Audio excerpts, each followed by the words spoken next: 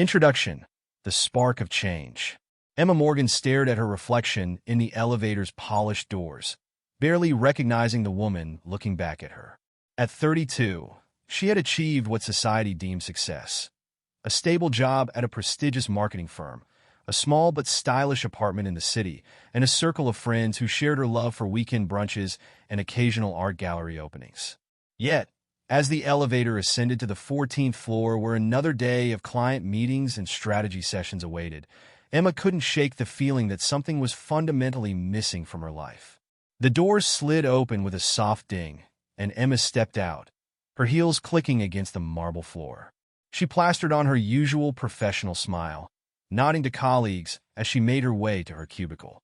It was a smile that had become second nature, a mask that hid the growing restlessness and dissatisfaction bubbling beneath the surface. As she settled into her chair and booted up her computer, Emma's eyes fell on the framed photo on her desk. A younger version of herself, eyes bright with ambition, standing proudly in front of her college dormitory. She remembered that day vividly, the excitement of new beginnings, the belief that she could conquer the world. When had that fire dimmed? When had she started to feel like she was merely existing rather than truly living? The day proceeded like countless others before it, a blur of meetings, emails, and deadlines. By the time 6 p.m. rolled around, Emma felt drained, not just physically but emotionally and spiritually. She gathered her things, said good night to the few colleagues still hunched over their desks, and headed for the elevator. As she waited for the car to arrive, a voice behind her broke through her tired haze. "Excuse me, do you have the time?" Emma turned to find an older woman standing there, her silver hair neatly coiffed, her eyes twinkling with an energy that seemed at odds with her age. "Oh, yes." Emma fumbled with her phone. "It's 6:12. The woman smiled warmly. "Thank you, dear. You know, time is such a fascinating concept, isn't it? We're always chasing it. Yet it's the one thing we can never truly possess." Something about the woman's words and the knowing look in her eyes made Emma pause. Instead of her usual polite nod and retreat into her phone, she found herself engaging. "I suppose you're right. Lately, it feels like time is just slipping away." The woman's smile deepened, as if Emma had said exactly what she expected to hear. "Ah, but that's where you're wrong, my dear. Time doesn't slip away. It's a river we swim in, and we can choose to float aimlessly or to swim with purpose." The elevator arrived with its familiar ding, but Emma hesitated. The woman gestured for her to enter first, following her inside. As the doors closed, Emma felt a strange shift in the atmosphere, as if the small elevator car had become a bubble outside of normal time and space. "I'm Vivian," the woman said, extending her hand. Emma shook it, noting the surprising strength in the older woman's grip. "And you, my dear, look like someone who's ready for a change."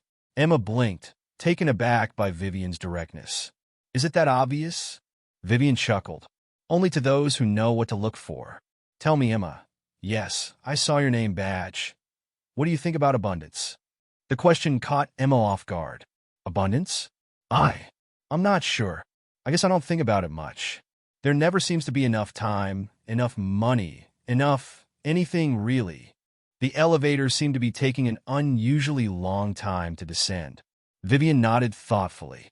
"And that, my dear, is the root of your discontent.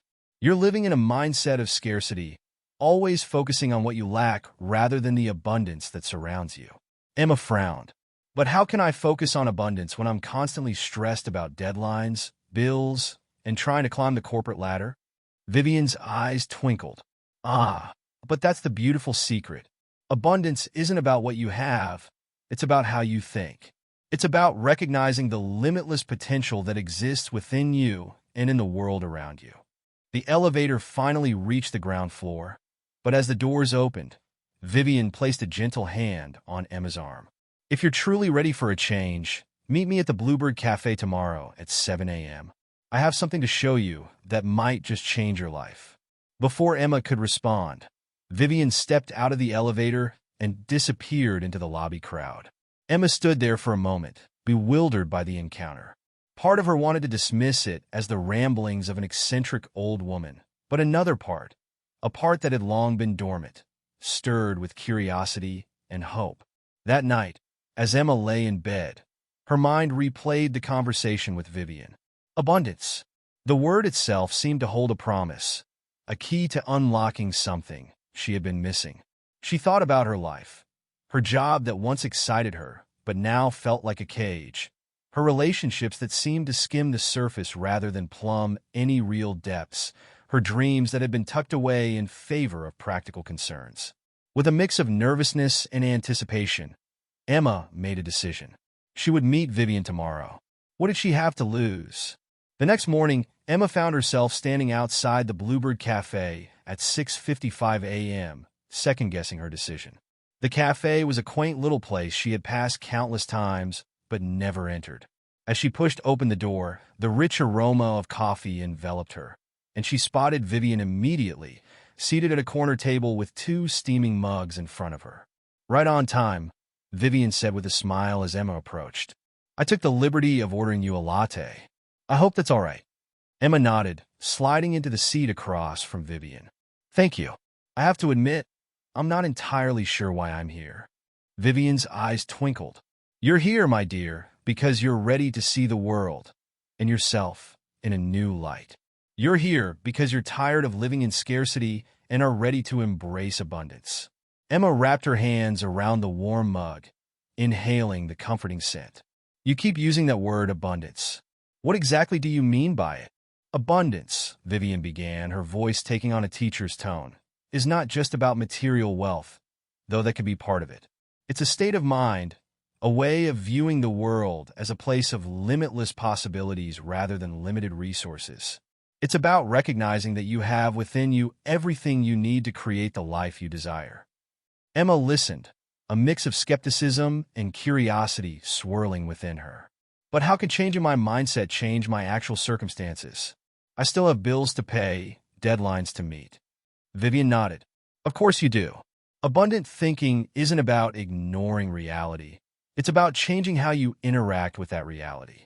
When you shift from a scarcity mindset to one of abundance, you start to see opportunities where before you only saw obstacles. You begin to approach challenges with creativity and optimism rather than fear and resignation. As Vivian spoke, Emma felt something stir within her, a recognition, perhaps, of a truth she had always known but somehow forgotten.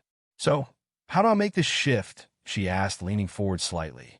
Vivian smiled, reaching in her bag and pulling out a small, leather-bound journal. She slid it across the table to Emma. This is where your journey begins.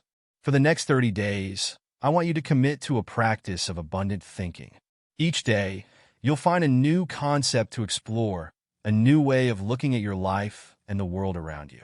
Emma picked up the journal, running her fingers over the soft leather cover. And this will change my life? No, my dear, Vivian said gently. You will change your life. This journal is simply a tool to help you unlock the power that already exists within you. As Emma opened the journal, she saw that the first page was titled Day 1, Gratitude, the Foundation of Abundance. Vivian continued, We begin with gratitude because it is the cornerstone of abundant thinking. When you focus on what you're grateful for, you train your mind to see the good in your life. This doesn't mean ignoring problems or challenges, but it does mean putting them in perspective. Emma nodded slowly, memories of her younger, more optimistic self flooding back. I used to keep a gratitude journal in college, she admitted. I guess I let that practice slip away over the years. Many of us do, Vivian said with understanding. We get caught up in the day-to-day struggles and forget to appreciate the good that surrounds us. But it's never too late to start again. As they continued to talk, Emma felt a spark of excitement growing within her. The idea that she could change her life simply by changing her thoughts seemed almost too good to be true, but something about Vivian's words resonated deeply with her. I want you to commit to this practice fully, Vivian said as their meeting drew to a close. Each morning, read the day's entry, reflect on it, and complete the associated exercise. Then, throughout the day, be mindful of how that concept applies to your life. In the evening, Journal about your experiences and insights. Emma clutched the journal to her chest, feeling as if she had been given a precious gift. Thank you, Vivian. I think I needed this more than I realized. Vivian reached across the table, patting Emma's hand. Remember, dear, abundance isn't something you acquire. It's something you tune into. It's always there, waiting for you to notice it. As Emma left the cafe and headed to work, she felt different, lighter somehow, as if a weight she hadn't even known she was carrying had been lifted. The city around her, which had seemed gray and oppressive just yesterday, now held a hint of possibility. She noticed things she had overlooked before: the vibrant colors of a flower stand on the corner, the genuine smile of the barista handing a coffee to a customer, the sound of children's laughter drifting from a nearby park. At her desk, before diving into her emails, Emma opened the journal to the first page and began to write. As she listed the things she was grateful for, her health, her job, despite its frustrations, her cozy apartment, the unexpected meeting with Vivian, she felt a shift within her. It was subtle, but undeniable, a softening of her usual tension, a widening of her perspective. Throughout the day, Emma found herself returning to the concept of gratitude. When a client meeting went poorly, instead of dwelling on the criticism, she focused on gratitude for the opportunity to learn and improve. When a coworker brought in homemade cookies to share, instead of worrying about the extra calories, she savored the taste and felt grateful for the moment of sweetness in her day. By the time Emma left work that evening, she felt different. Not dramatically so, but as if something had shifted ever so slightly on its axis. The world looked the same, but she was beginning to see it through new eyes. As she settled into bed that night, Emma opened the journal once more, reflecting on her day. She wrote about the moments of gratitude she had experienced, the subtle shifts in her perception, and the glimmer of hope she now felt for what the coming days might bring. Closing the journal, Emma realized that this was just the beginning. She had 29 more days of exploration ahead of her, 29 more opportunities to shift her mindset from scarcity to abundance. For the first time in a long time, she felt genuinely excited about what tomorrow might bring. As she drifted off to sleep, Vivian's words echoed in her mind. Abundance isn't something you acquire. It's something you tune into. Emma smiled to herself, realizing that she had taken the first step in tuning into a whole new frequency of life. And so began Emma's journey into the world of abundant thinking, a journey that would challenge her perceptions, expand her horizons, and ultimately lead her to discover the limitless potential that had been within her all along. The path ahead was uncertain, but for once, that uncertainty felt more like adventure than anxiety. Emma was ready to embrace the abundance that awaited her, one day at a time. Chapter 1. The Mirror of Truth. Emma's alarm blared at 6 a.m., jolting her from a fitful sleep. For a moment, she lay there, the weight of another day pressing down on her chest. Then, her eyes fell on the leather-bound journal on her nightstand, and a small spark of hope flickered to life. She reached for the journal, running her fingers over its soft cover before opening it to the first page. Day 1. Identifying and Challenging Limiting Beliefs, it read. Emma took a deep breath, remembering Vivian's words from the day before. Abundance isn't just about what you have, it's about how you think. As she made her way through her morning routine, Emma found herself more aware of her thoughts. The usual litany of worries and self-doubts that typically accompanied her shower and breakfast now stood out in stark relief. I'm not cut out for this job, she thought as she struggled to decide what to wear. I'll never be able to afford a place of my own, as she glanced around her small rented apartment. On the subway ride to work, Emma opened the journal again, this time reading the instructions for the day's reflection. Our beliefs shape our reality. Today, pay attention to the thoughts that limit you. What stories do you tell yourself about what you can and cannot do? Write them down, no matter how uncomfortable it may feel. Remember, recognizing these beliefs is the first step to challenging them. Emma pulled out a pen and, with a slightly trembling hand, began to write. 1. I'm not smart enough to advance in my career. 2. I'm too awkward to form meaningful relationships. 3. I'll never be financially stable. 4. I'm not disciplined enough to maintain a healthy lifestyle. 5. It's too late for me to pursue my real passions. As the train lurched to a stop at her station, Emma closed the journal, feeling a mix of relief and unease.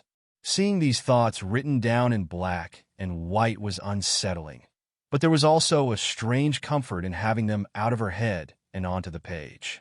The marketing firm where Emma worked was already buzzing with activity when she arrived. As she settled into her cubicle, her boss, Mark, stopped by. "Emma, I need you to take the lead on the new Hartley account," he said, dropping a thick file on her desk. "The client meeting is next week. Think you can handle it?" Emma felt her heart rate spike. The Hartley account was huge, easily the biggest client their firm had landed in years.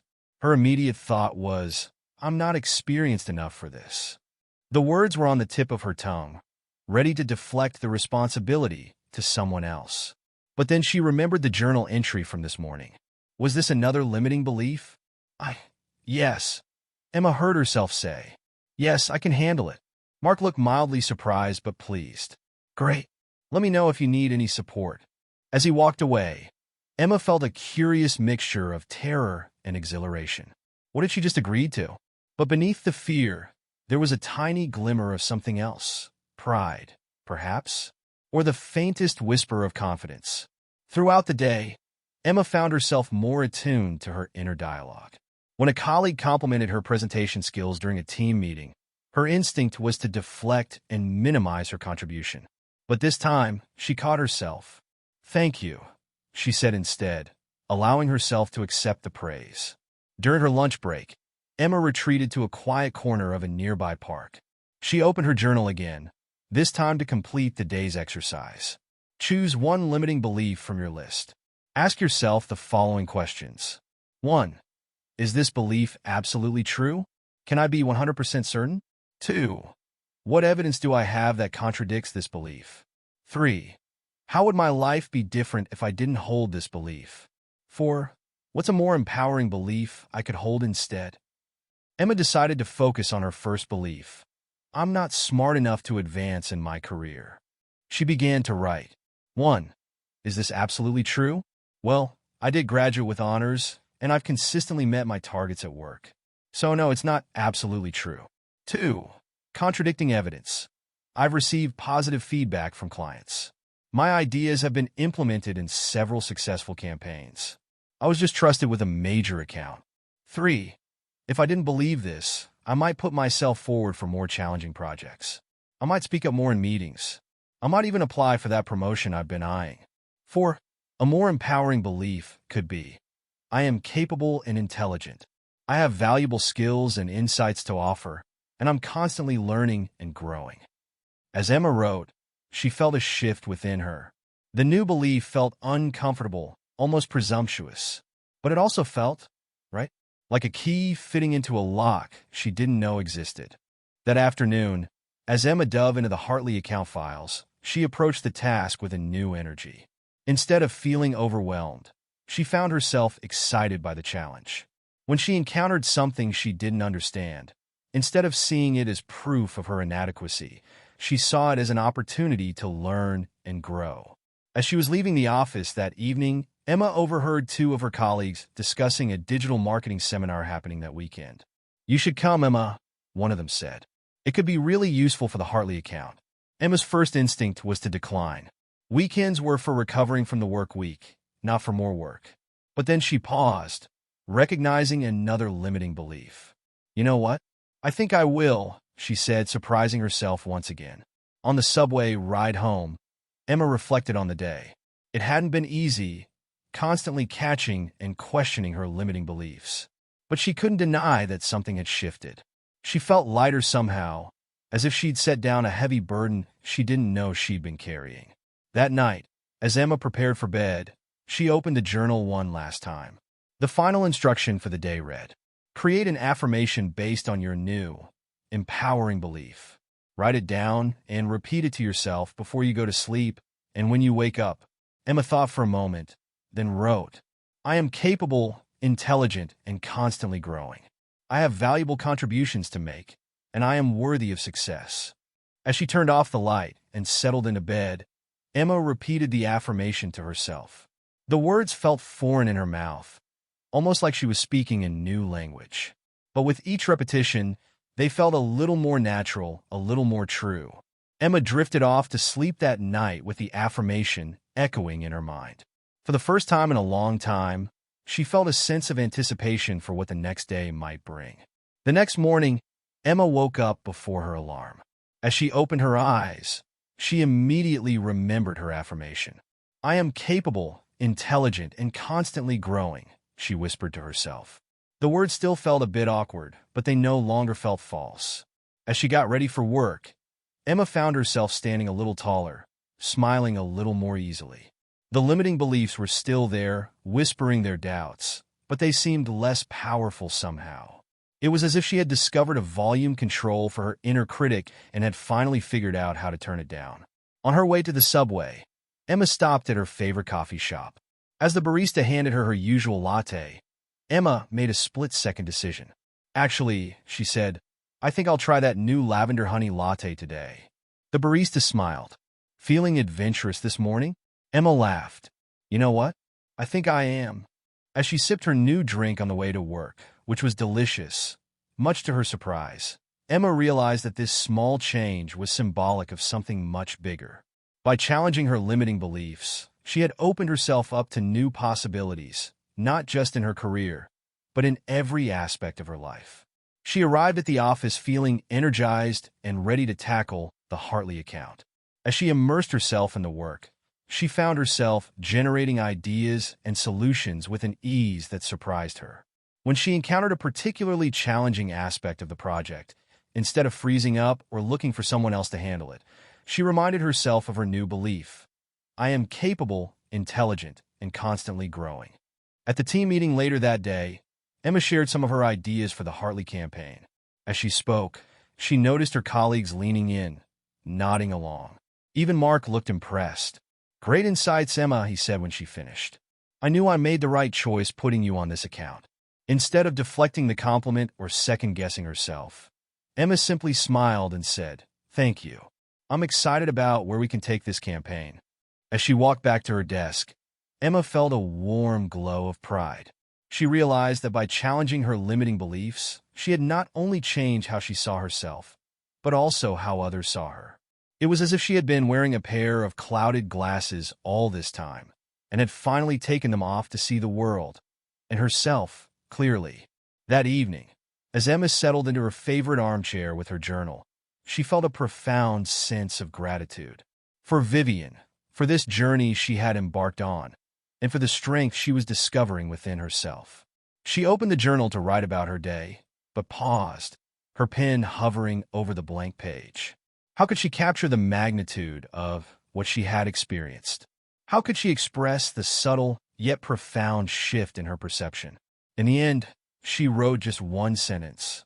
"Today, I began to see myself clearly, and the view is beautiful." As Emma closed the journal and prepared for bed, she knew that this was just the beginning. There would be more limiting beliefs to uncover and challenge, more affirmations to internalize, more growth to experience. But for the first time in a long time, she felt ready, excited for the journey ahead. She fell asleep that night with a smile on her face, eagerly anticipating what the next day's journal entry would bring, and what new aspects of herself she would discover. The path to abundance had only just begun, but already, Emma's world felt richer, fuller, and brimming with possibility. Chapter 2. The Gratitude Shift. Emma's eyes fluttered open as the first rays of sunlight peeked through her curtains. For a moment, she lay still, savoring the unusual feeling of waking up naturally before her alarm. As she stretched, her gaze fell on the leather-bound journal on her nightstand, and a smile tugged at her lips. She reached for the journal, eager to see what today's lesson would bring. Opening it to the next unmarked page, she read the title, Day 2, Cultivating Gratitude, the Soil of Abundance. As Emma prepared for her day, she pondered the concept of gratitude. Sure, she was thankful for things in her life, but how often did she actively express that thankfulness? And what did gratitude have to do with abundance? On her commute to work, Emma delved deeper into the day's entry. Gratitude is more than just saying thank you. It's a state of being, a lens through which we view the world. When we cultivate gratitude, we train our minds to focus on the abundance that already exists in our lives, rather than on what we lack. Today, challenge yourself to find gratitude in both the extraordinary and the mundane. The exercise for the day was simple yet profound. Write down 3 things you're grateful for each morning and each evening, being as specific as possible. Emma hesitated, pen hovering over the page. What was she truly grateful for? After a moment's reflection, she began to write. 1. The quiet moments this morning before the city woke up. 2. The barista who remembers my usual order and always has a smile. 3. The opportunity to lead the Hartley account, even if it scares me a little. As she closed the journal, Emma felt a subtle shift in her mood. The crowded subway car, which usually irritated her, now seemed less bothersome. She found herself noticing small details she'd overlooked before. The way an elderly man offered his seat to a pregnant woman, the infectious laughter of a child, the vibrant street art visible through the train windows. At work, Emma dove into the Hartley account with renewed energy. As she pored over market research and brainstormed campaign ideas, she made a conscious effort to approach each task with gratitude. Instead of feeling overwhelmed by the workload, she focused on being thankful for the challenge and the opportunity to grow. Midway through the morning, Mark stopped by her desk. "How's the Hartley project coming along?" "The client wants to move up the presentation by 2 days." Emma felt a familiar surge of panic. 2 days less? How could she possibly be ready? But before the spiral of negative thoughts could take hold, she took a deep breath, remembering her morning gratitude practice. "It's coming along well," she heard herself say. "Thank you for trusting me with this project. I'm grateful for the opportunity to stretch myself. I'll make sure we're ready for the new deadline." Mark looked pleasantly surprised. "That's great, Emma. Let me know if you need any support." As he walked away, Emma marveled at her own response. Where had that confidence come from? She realized that by focusing on gratitude for the opportunity rather than fear of failure, she had accessed a wellspring of strength she didn't know she possessed. Throughout the day, Emma found herself naturally noticing things to be grateful for. The colleague who offered to grab her lunch when she was too busy to leave her desk. The client who sent an email praising her last campaign. Even the temperamental office printer, which for once didn't jam when she had an urgent deadline. As she rode the subway home that evening, Emma opened her journal again. The prompt asked her to reflect on how focusing on gratitude had affected her day. She began to write, the words flowing easily. Today, gratitude felt like a superpower. It was as if I put on a pair of glasses that allowed me to see the good in everything around me. Challenges became opportunities. Annoyances became reminders of things I usually take for granted. I felt lighter somehow, more connected to the world around me. Emma paused, tapping her pen against her chin as she considered what else to write. Then she continued, "I'm starting to understand what Vivian meant about abundance being a state of mind. When I focus on what I'm grateful for, I realize how much I already have. It's not that my circumstances have changed, but my perception of them has. And that change in perception feels like the first step towards something bigger." As she finished writing, Emma noticed an elderly woman struggling with a heavy shopping bag. In the past, she might have been too absorbed in her own thoughts to notice. Today, she stood up. "Let me help you with that," Emma said, reaching for the bag. The woman's face lit up with a grateful smile. "Oh, thank you, dear. These old bones aren't what they used to be." As Emma helped the woman off the train and up the stairs to the street, they chatted amiably. The woman, Martha, told Emma about her grandchildren, her love of gardening, and her weekly bridge game. "You know," Martha said as they reached the street level, "it's not often these days that a young person takes the time to help an old lady like me. Thank you for your kindness." Emma felt a warm glow in her chest. "I'm grateful for the chance to help," she said, surprising herself with how genuinely she meant it. As she waved goodbye to Martha and turned towards home, Emma realized that her simple act of kindness had filled her with a joy she hadn't experienced in a long time. Was this another facet of gratitude? Not just appreciating what she had, but appreciating her ability to give to others? That night, as Emma prepared for bed, she opened her journal one last time to complete her evening gratitude list. 1. The opportunity to help Martha and the lovely conversation we had. 2. The delicious smell of freshly baked bread from the bakery near my apartment. 3. My cozy bed and the quiet moments before sleep. As she wrote, Emma felt a deep sense of contentment wash over her. The day hadn't been perfect.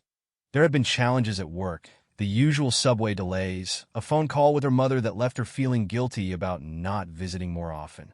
But somehow, these challenges didn't weigh on her as heavily as they usually did. By focusing on gratitude, Emma had begun to see her life through a new lens. The world hadn't changed, but her perception of it had. And that shift in perception was changing how she interacted with the world around her. As she drifted off to sleep, Emma's mind wandered to the Hartley account. Instead of the usual anxiety about the upcoming presentation, she felt a quiet excitement. She was grateful for the challenge, for the trust her boss had placed in her, for the opportunity to prove herself. Her last thought before sleep claimed her was a realization. Gratitude wasn't just about appreciating the good things in life. It was about finding the good in all things, even the challenges and difficulties. And that ability to find the good, to focus on abundance rather than scarcity, felt like a superpower she was just beginning to unlock. The next morning, Emma woke up before her alarm again. As she opened her eyes, her first thought wasn't the usual litany of worries and to-do lists. Instead, she found herself automatically thinking of things she was grateful for. The soft morning light, the comfort of her bed, the quiet of the early hour. As she went about her morning routine, Emma found herself moving with a new sense of purpose. She wasn't just going through the motions. She was actively appreciating each moment. The warmth of the shower, the rich aroma of her coffee, even the familiar route to the subway station. All of these became opportunities for gratitude. On her way to work, Emma noticed a street musician playing a violin. In the past, she might have hurried by, too focused on getting to the office to pay attention. Today, she stopped to listen, dropping a few dollars in the open violin case. The musician's smile of thanks filled Emma with a warmth that stayed with her all the way to the office. As she settled into her desk and prepared to dive back into the Hartley account, Emma realized something profound. Gratitude wasn't just making her appreciate what she had more. It was changing how she approached everything in her life. Challenges seemed less daunting. Opportunities seemed more abundant. And most importantly, she felt more connected to her work, to the people around her, to the world at large. Emma opened her journal and wrote one last reflection before immersing herself in her work. Gratitude is like a muscle. The more I exercise it, the stronger it becomes. And as it grows stronger, it's changing how I see everything. I'm starting to understand that abundance isn't about having more. It's about appreciating more. And in appreciating more, somehow, I end up having more joy, more connection, more purpose. This journey is just beginning, but already I can feel it changing me in ways I never expected. With a smile, Emma closed her journal and turned to her computer. The Hartley account awaited, and for the first time in a long time, she felt truly ready to rise to the challenge. Gratitude had shifted her perspective, and with that shift, a world of possibilities had opened up before her. Chapter 3. The Power of Words and Vision. Emma's eyes snapped open, her heart racing. The familiar knot of anxiety tightened in her stomach as she remembered the Hartley presentation was just 2 days away. For a moment, the old doubts threatened to overwhelm her. Then her gaze fell on the leather-bound journal, and she took a deep breath, centering herself. Reaching for the journal, Emma opened it to the next unmarked page. The title read, Day 3, Harnessing the Power of Affirmations and Visualization. As she read through the day's entry, Emma's brow furrowed. Positive affirmations? Visualization? It all sounded a bit, well, woo-woo. But then again, she reflected, she would have said the same thing about gratitude practice just a few days ago, and look how that had already begun to change her perspective. The journal explained that affirmations were positive statements designed to challenge and overcome self-sabotaging thoughts, while visualization was the practice of creating vivid mental images of desired outcomes. Both were tools to reshape one's mindset and align thoughts with goals. The first exercise of the day was to create 3 positive affirmations related to her current challenges or goals. Emma hesitated, then began to write. 1. I am confident and well-prepared for the Hartley presentation. 2. I attract abundance and success in all areas of my life. 3. I am worthy of love, happiness, and fulfillment. As she wrote these words, Emma felt a mixture of hope and skepticism. Could simply repeating these phrases really make a difference? The journal instructed her to repeat these affirmations out loud, with conviction, several times throughout the day. Feeling slightly self-conscious, Emma cleared her throat and spoke the words aloud. I am confident and well-prepared for the Hartley presentation, she said, her voice barely above a whisper. As she continued her morning routine, Emma made an effort to repeat the affirmations, gradually speaking with more confidence. By the time she left for work, the words felt less foreign on her tongue. On the subway, Emma closed her eyes and attempted the visualization exercise described in the journal. She imagined herself standing in the conference room, delivering the Hartley presentation with poise and confidence. In her mind's eye, she saw her colleagues nodding appreciatively, the clients leaning forward with interest. She visualized herself answering questions with ease, her voice steady and assured. When Emma opened her eyes, she was surprised to find that her anxiety had lessened. The presentation still loomed large, but it no longer felt insurmountable. There was a glimmer of excitement beneath the nervousness, a quiet belief that maybe, just maybe, she could pull this off. At the office, Emma dove into her preparation for the Hartley presentation with renewed focus. As she worked, she made a conscious effort to repeat her affirmations whenever self-doubt crept in. I am confident and well-prepared, she would murmur, feeling a small surge of strength each time. Midway through the morning, Mark called her into his office. Emma, I wanted to check in on the Hartley presentation. How are you feeling about it? In the past, Emma might have downplayed her readiness or expressed her anxiety. Today, she took a deep breath and recalled her visualization. I'm feeling good about it, she said, surprising herself with the conviction in her voice. The team has put together some strong concepts, and I'm confident we'll deliver a presentation that will impress the clients. Mark raised an eyebrow, a small smile playing at his lips. That's great to hear, Emma. Your confidence is reassuring. Keep up the good work. As Emma left Mark's office, she felt a warm glow of pride. Her response hadn't been an act. In that moment, she had genuinely felt the confidence she expressed. Was this the power of affirmations and visualization at work? Throughout the day, Emma continued to practice her affirmations and take moments to visualize success. She noticed that the more she repeated her affirmations, the more natural they felt. The visualization became more vivid each time she practiced it, with new details emerging: the color of her blouse, the smell of coffee in the conference room, the feeling of the smooth presentation clicker in her hand. As she worked on refining the presentation, Emma found herself approaching the task with a new sense of purpose and creativity. Ideas flowed more freely, and solutions to problems seemed to present themselves with surprising ease. It was as if, by visualizing success, she had opened up a channel to her own untapped potential. On her way home that evening, Emma reflected on the day. The change was subtle but undeniable.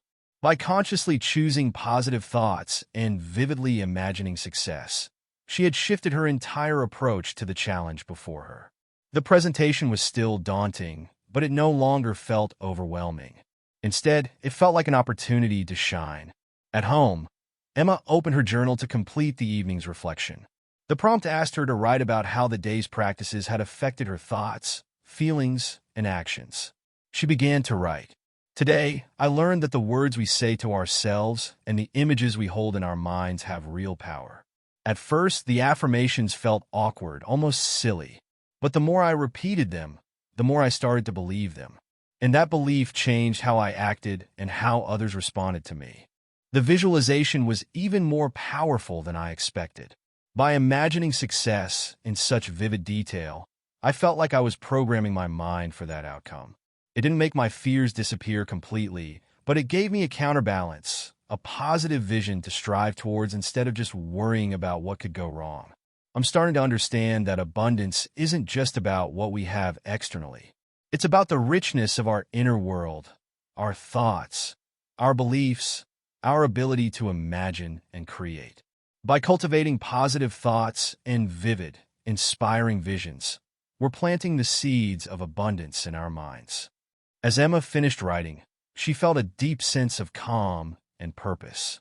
The journey she had embarked on was changing her in ways she hadn't anticipated. It wasn't just about achieving specific goals. It was about transforming her entire approach to life. That night, as she prepared for bed, Emma decided to try one more visualization exercise.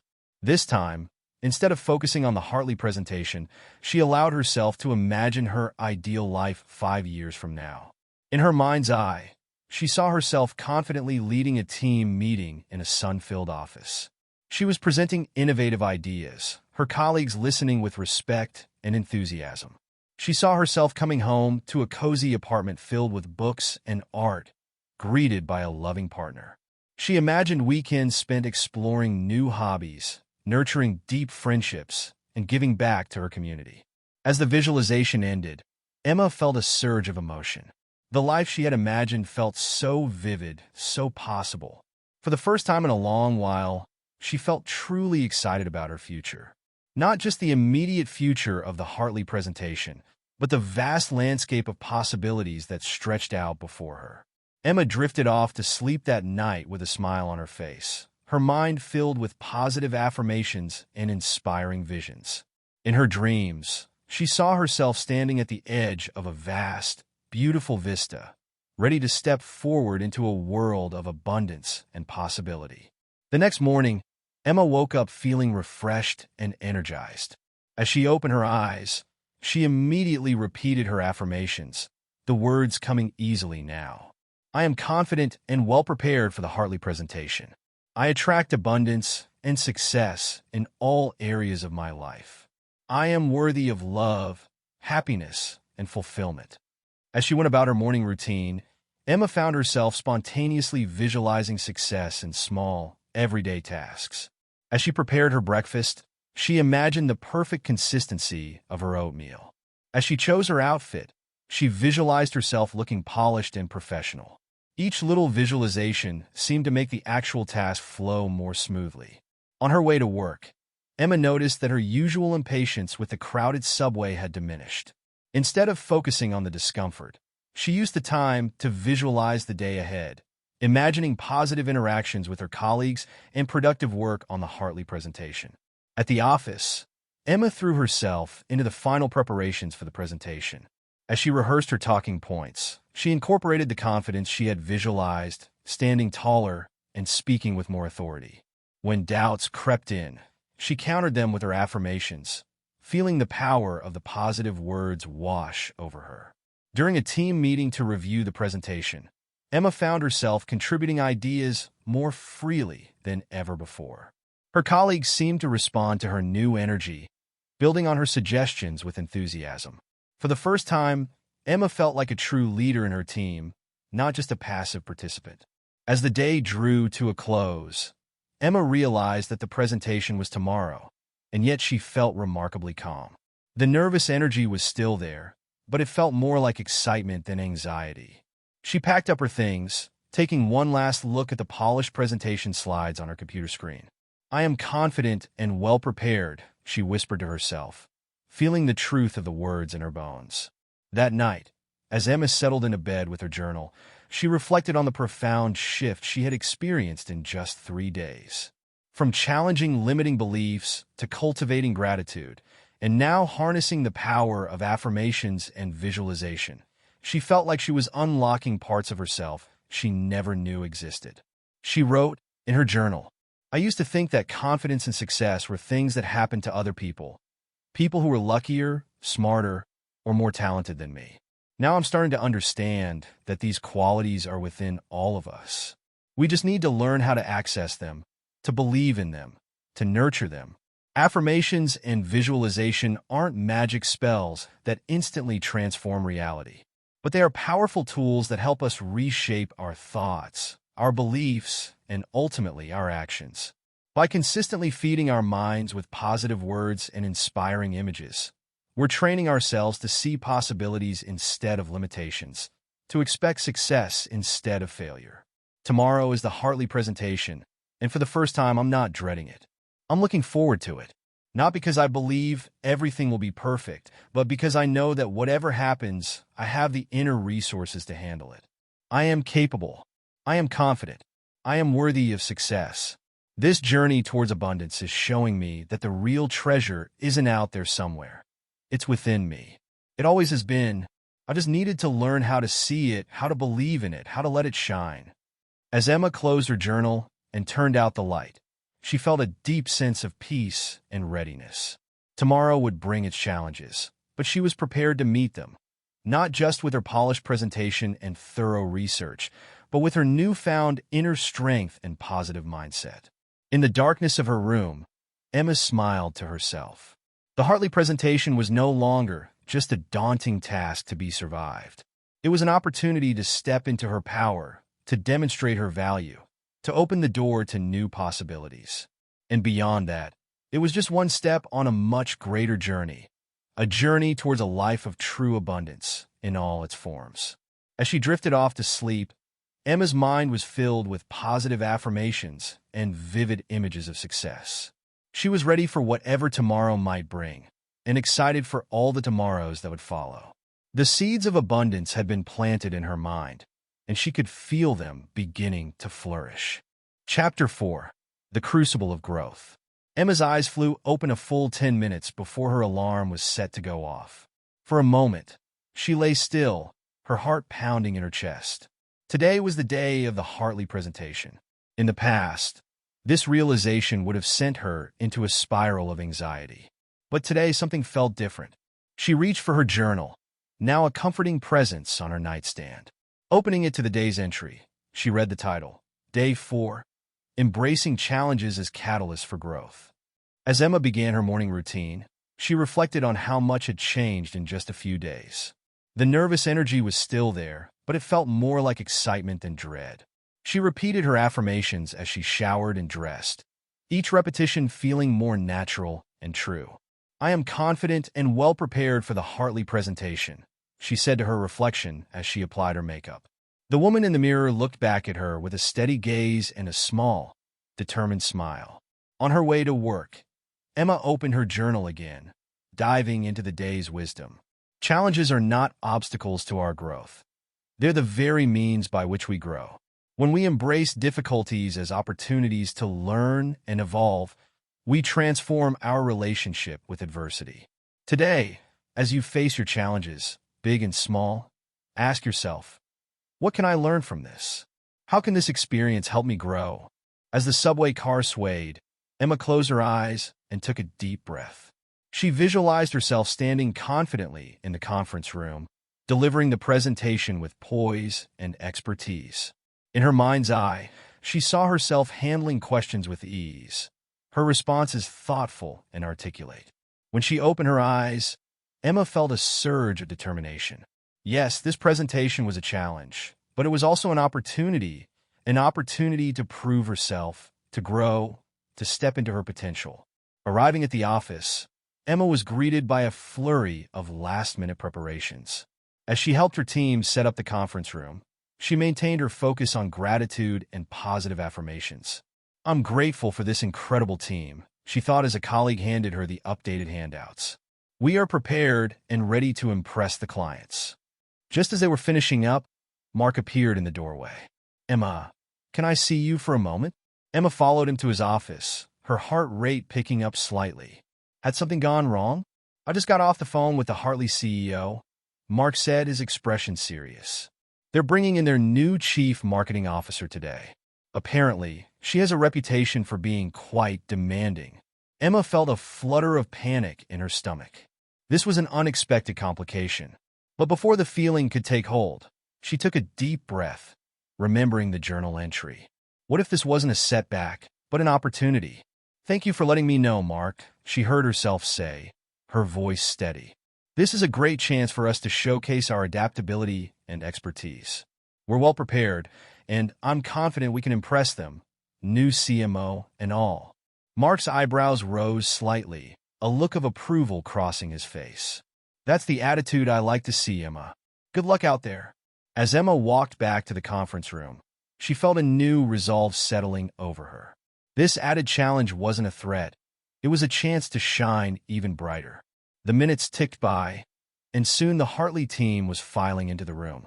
Emma greeted each of them warmly, her handshake firm, her smile genuine. When the new CMO entered, a sharp-eyed woman with an aura of authority, Emma met her gaze confidently. "Thank you all for coming," Emma began, her voice clear and strong. "We're excited to share our ideas with you today." As Emma launched into the presentation, she felt a sense of flow she had never experienced before. The words came easily, her passion for the project evident in every sentence. She moved through the slides with grace, her body language open and engaging. When she opened the floor for questions, the new CMO leaned forward. "Your ideas are interesting," she said, her tone neutral. "But how do you plan to measure the ROI on this campaign? I'm not seeing concrete metrics in your proposal." In the past, such a direct challenge might have thrown Emma off balance. But today, she saw it as an opportunity to demonstrate her knowledge and quick thinking. "Excellent question," Emma replied, her mind quickly sifting through the data they had prepared. "If you'll turn to page 15 of your handouts, you'll see a detailed breakdown of our proposed metrics." As Emma delved into the specifics, she saw the CMO's expression shift from skepticism to interest. By the time she finished her explanation, the entire room was nodding along. The rest of the presentation flew by, with Emma and her team fielding questions with confidence and expertise. When it was over, the Hartley CEO stood up, a broad smile on his face.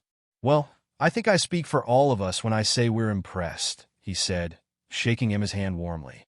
"You've given us a lot to think about. We'll be in touch very soon." As the Hartley team filed out, Emma felt a wave of elation wash over her. They had done it. More than that, she had done it. She had faced a significant challenge and not just survived, but thrived. The rest of the day passed in a blur of congratulations from colleagues and a celebratory team lunch. Through it all, Emma maintained a sense of grateful amazement. She had tapped into a wellspring of confidence and capability she never knew she possessed.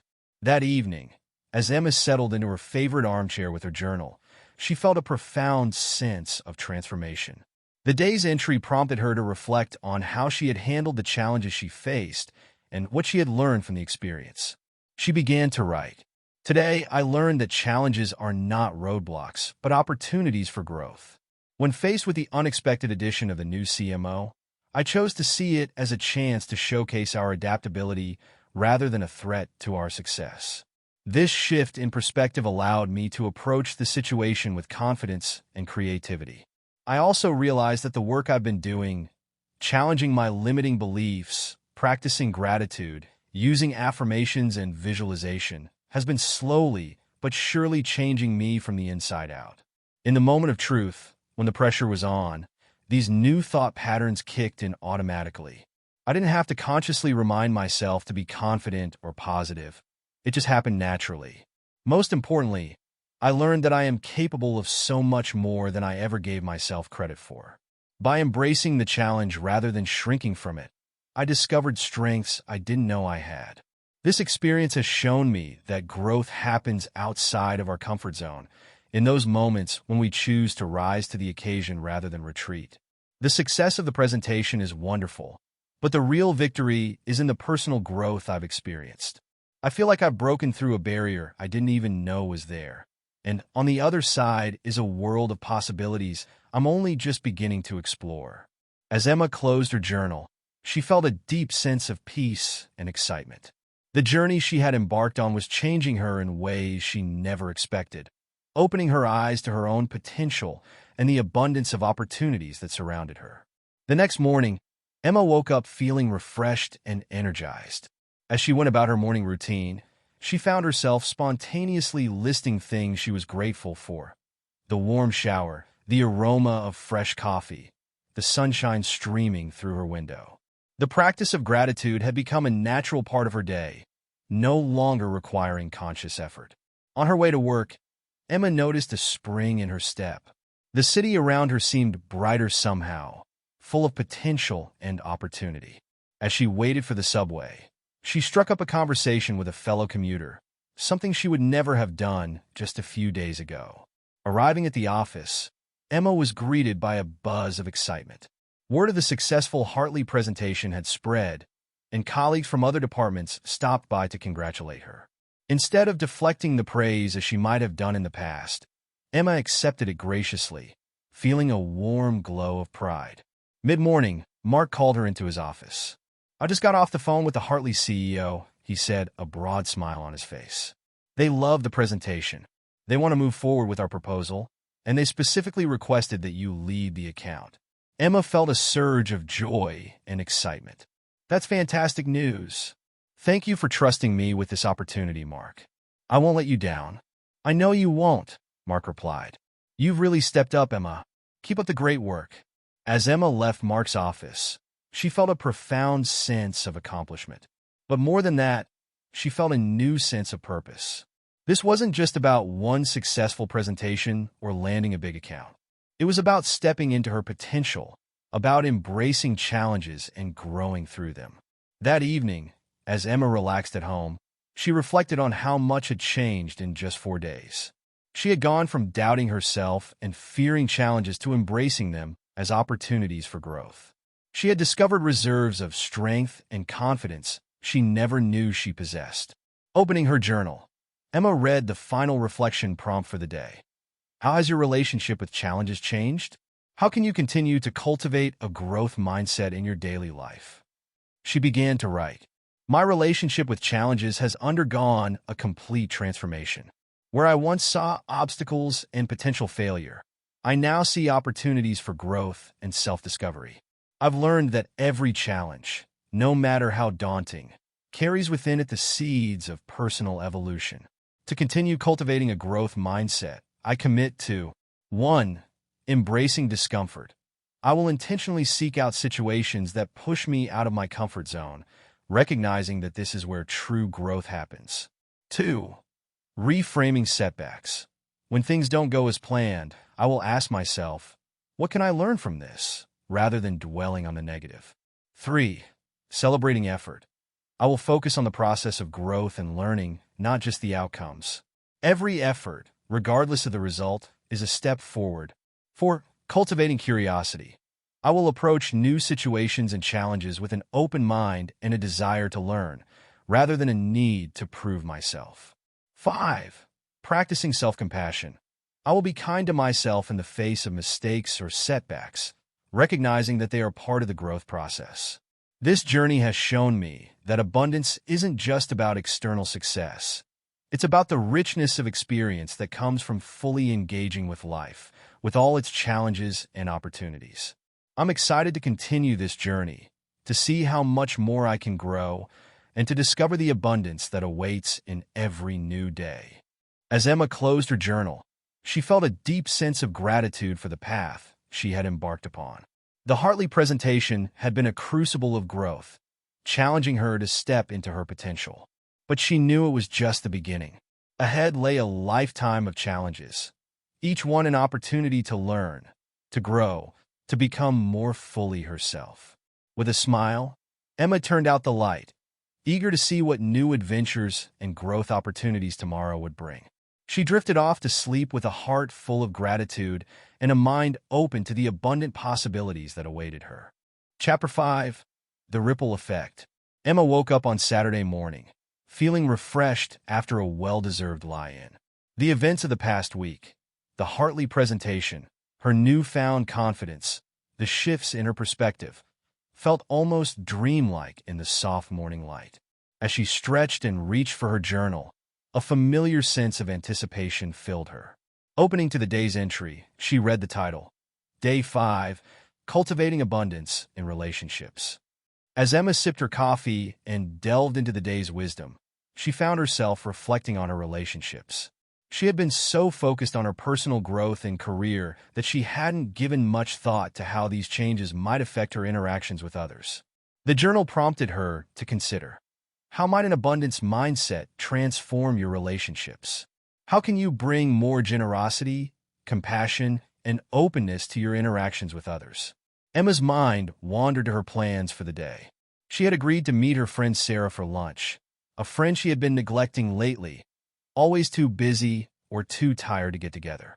With a pang of guilt, Emma realized how often she had approached her friendships from a place of scarcity of time, of energy, of attention. But what if she approached this lunch with an abundance mindset? What if, instead of worrying about how long it would take or what else she could be doing, she focused on the richness of connection, the joy of shared experiences?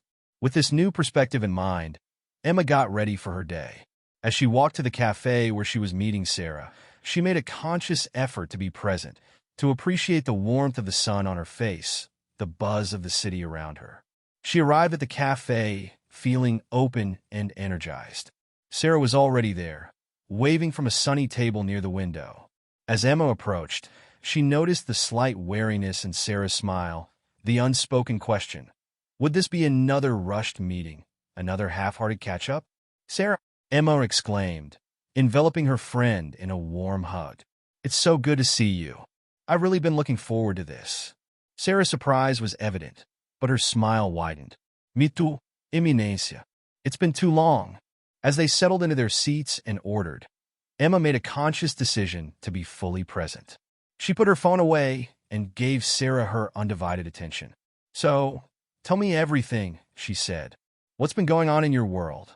Sarah hesitated for a moment, as if not quite believing this engaged version of her friend. But as Emma listened attentively, asking thoughtful questions and responding with genuine interest, Sarah began to open up. Emma learned that Sarah had been going through a tough time at work, feeling undervalued and considering a career change. In the past, Emma might have offered quick reassurances or changed the subject to something less heavy. But today, she leaned in.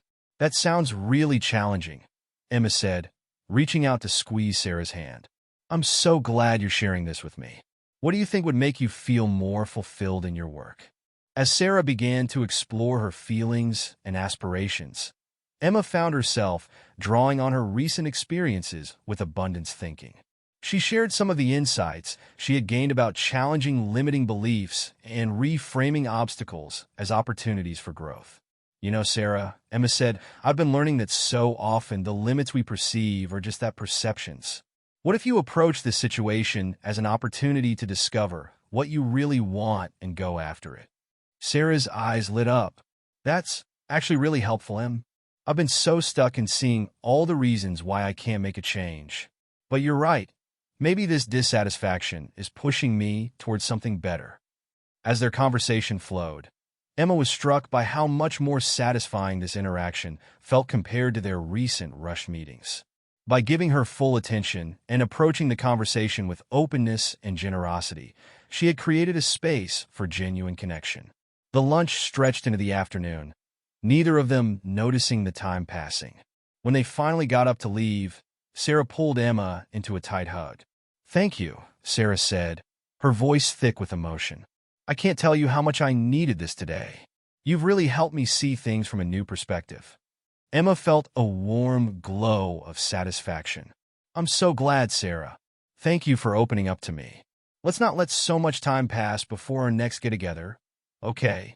As Emma walked home, she felt a sense of lightness and joy.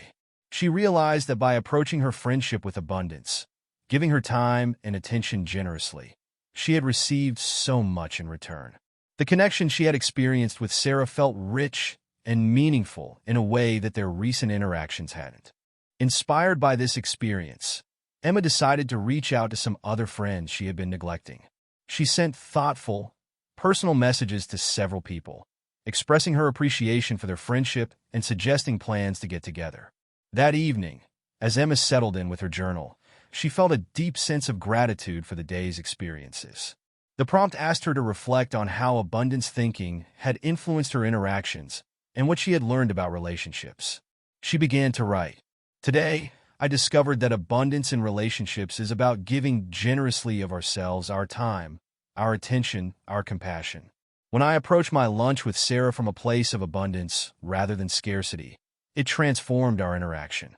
I wasn't watching the clock or thinking about what else I could be doing. I was fully present, and that presence created a space for real connection. I realized that in recent months, I've been approaching many of my relationships from a place of scarcity, always feeling like I didn't have enough time, energy, or attention to give. But today showed me that when we give generously, we often receive even more in return. The richness of connection I experienced with Sarah filled me up in a way that no amount of productive alone time could have. I'm beginning to see that abundance in relationships isn't about having a packed social calendar or hundreds of friends. It's about the quality of our connections, the depth of our presence with others. It's about approaching each interaction with an open heart and a generous spirit. This abundance ripples out too. By sharing some of what I've learned about abundance thinking with Sarah, I may have helped her see her own situation in a new light. Our abundant connections have the power to positively impact not just our own lives, but the lives of those around us. As Emma continued to write, she found herself setting intentions for how she wanted to approach her relationships moving forward. 1. I will prioritize quality time with loved ones, approaching these interactions with full presence and attention. 2. I will listen more deeply, seeking to understand rather than just respond. 3. I will express gratitude and appreciation for the people in my life more often. 4.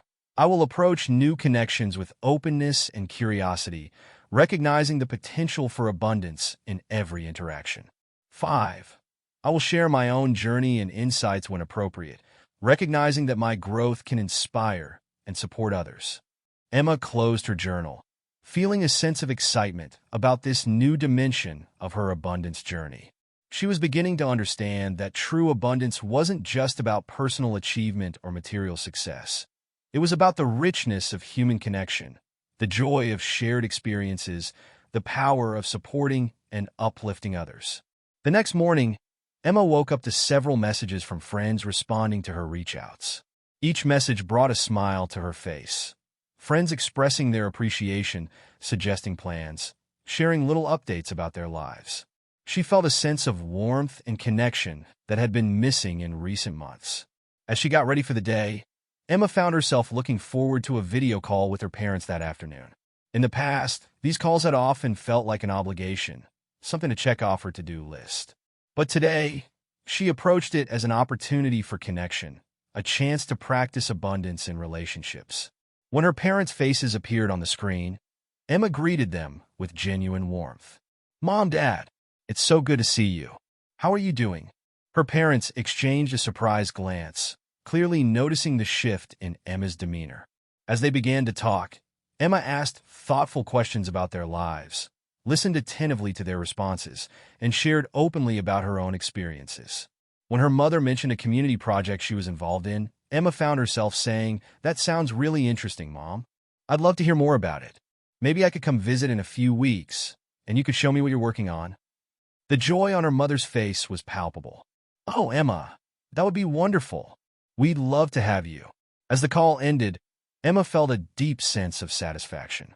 By approaching the interaction with abundance, giving her time and attention generously, she had created a meaningful connection with her parents.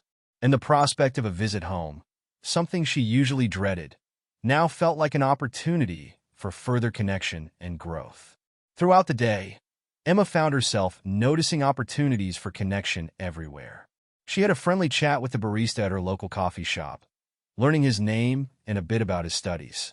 She exchanged smiles with strangers on the street, feeling a sense of connection to the broader human community around her. That evening, Emma received a text from Sarah. "Hey, Em, I've been thinking a lot about our conversation yesterday. I've decided to sign up for a career coaching session. Thank you for helping me see that I have options. Your friendship means so much to me." Emma felt a rush of warmth as she read the message. Her abundance mindset wasn't just changing her own life. It was having a ripple effect, positively impacting the lives of those around her. As she settled in with her journal that night, Emma reflected on how this new approach to relationships was changing her perspective on life in general. The prompt asked her to consider how abundant relationships contribute to overall life satisfaction and personal growth. She began to write, "I'm beginning to understand that abundance isn't a solo journey. While personal growth and self-reflection are crucial, true abundance flourishes in the context of our relationships and communities. When we approach our connections with others from a place of abundance, giving generously of our time, attention, and compassion, we create a network of support and inspiration that elevates everyone involved. Today, I experienced how this abundance in relationships can transform even routine interactions. My call with my parents, usually a source of stress, became a genuine opportunity for connection. My brief interaction with the barista left me feeling more connected to my community. These moments of connection, small and large, weave together to create a life that feels richer and more meaningful. I'm also seeing how abundance in relationships fuels personal growth. By opening up to Sarah about my own journey, I not only deepened our friendship but also reinforced my own learning. And her message about taking action on her career goals reminds me that our growth can inspire others to grow too. Perhaps most importantly, I'm learning that an abundance mindset in relationships helps us navigate challenges and setbacks. Knowing that we have a network of supportive, genuine connections gives us resilience. It reminds us that we're not alone, that we have resources beyond just our own internal reserves. Moving forward, I want to continue cultivating this abundance in my relationships. I want to approach each interaction, whether with a close friend or a stranger, as an opportunity for genuine connection. I want to give generously of myself, trusting that this generosity will ripple out in ways I might not even imagine. In doing so, I believe I'll be co-creating a more abundant world, not just for myself, but for everyone whose life I touch. And isn't that the truest form of abundance? Not just having enough for oneself, but creating a flow of generosity and connection that enriches everyone it reaches. As Emma closed her journal, she felt a profound sense of purpose and connection. She was beginning to see that her journey into abundant thinking wasn't just about personal success or happiness. It was about creating a life rich in meaning, connection, and positive impact.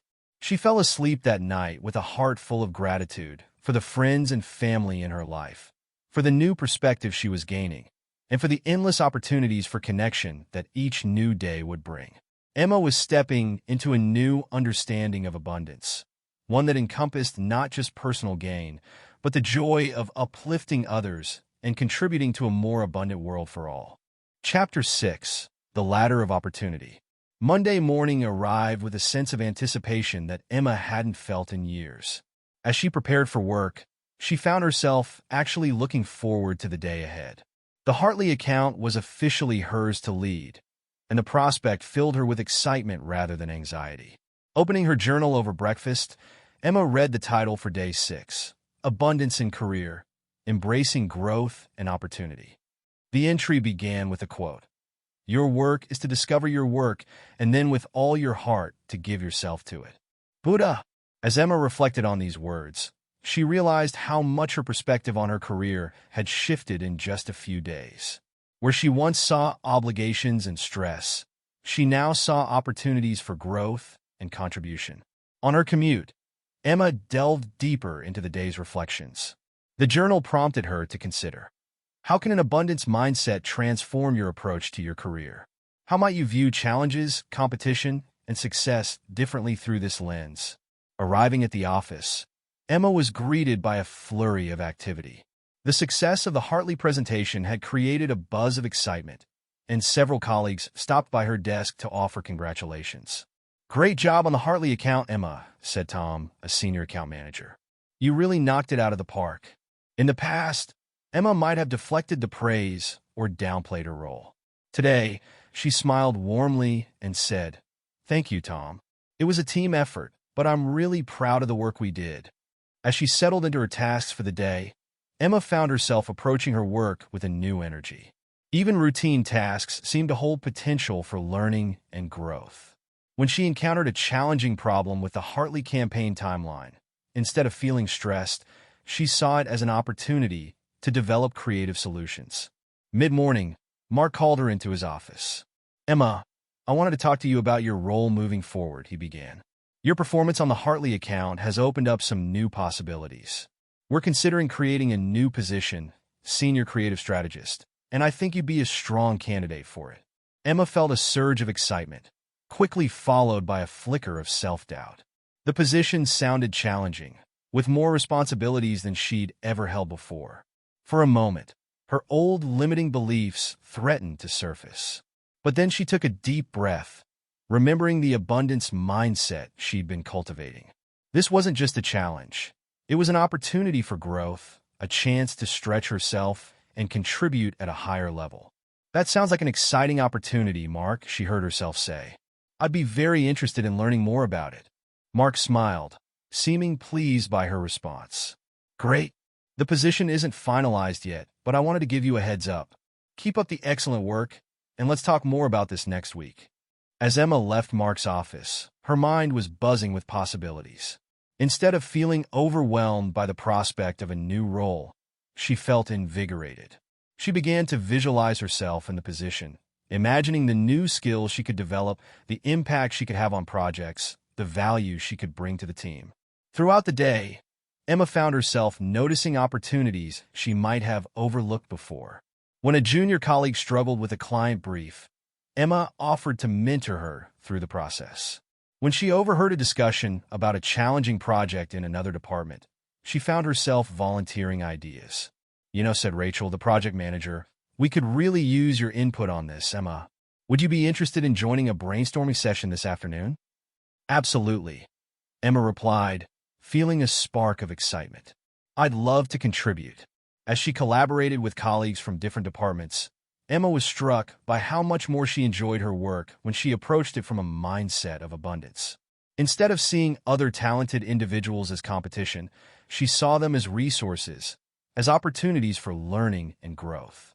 The exchange of ideas felt energizing, each person's contribution building on the others to create something greater than any of them could have achieved alone.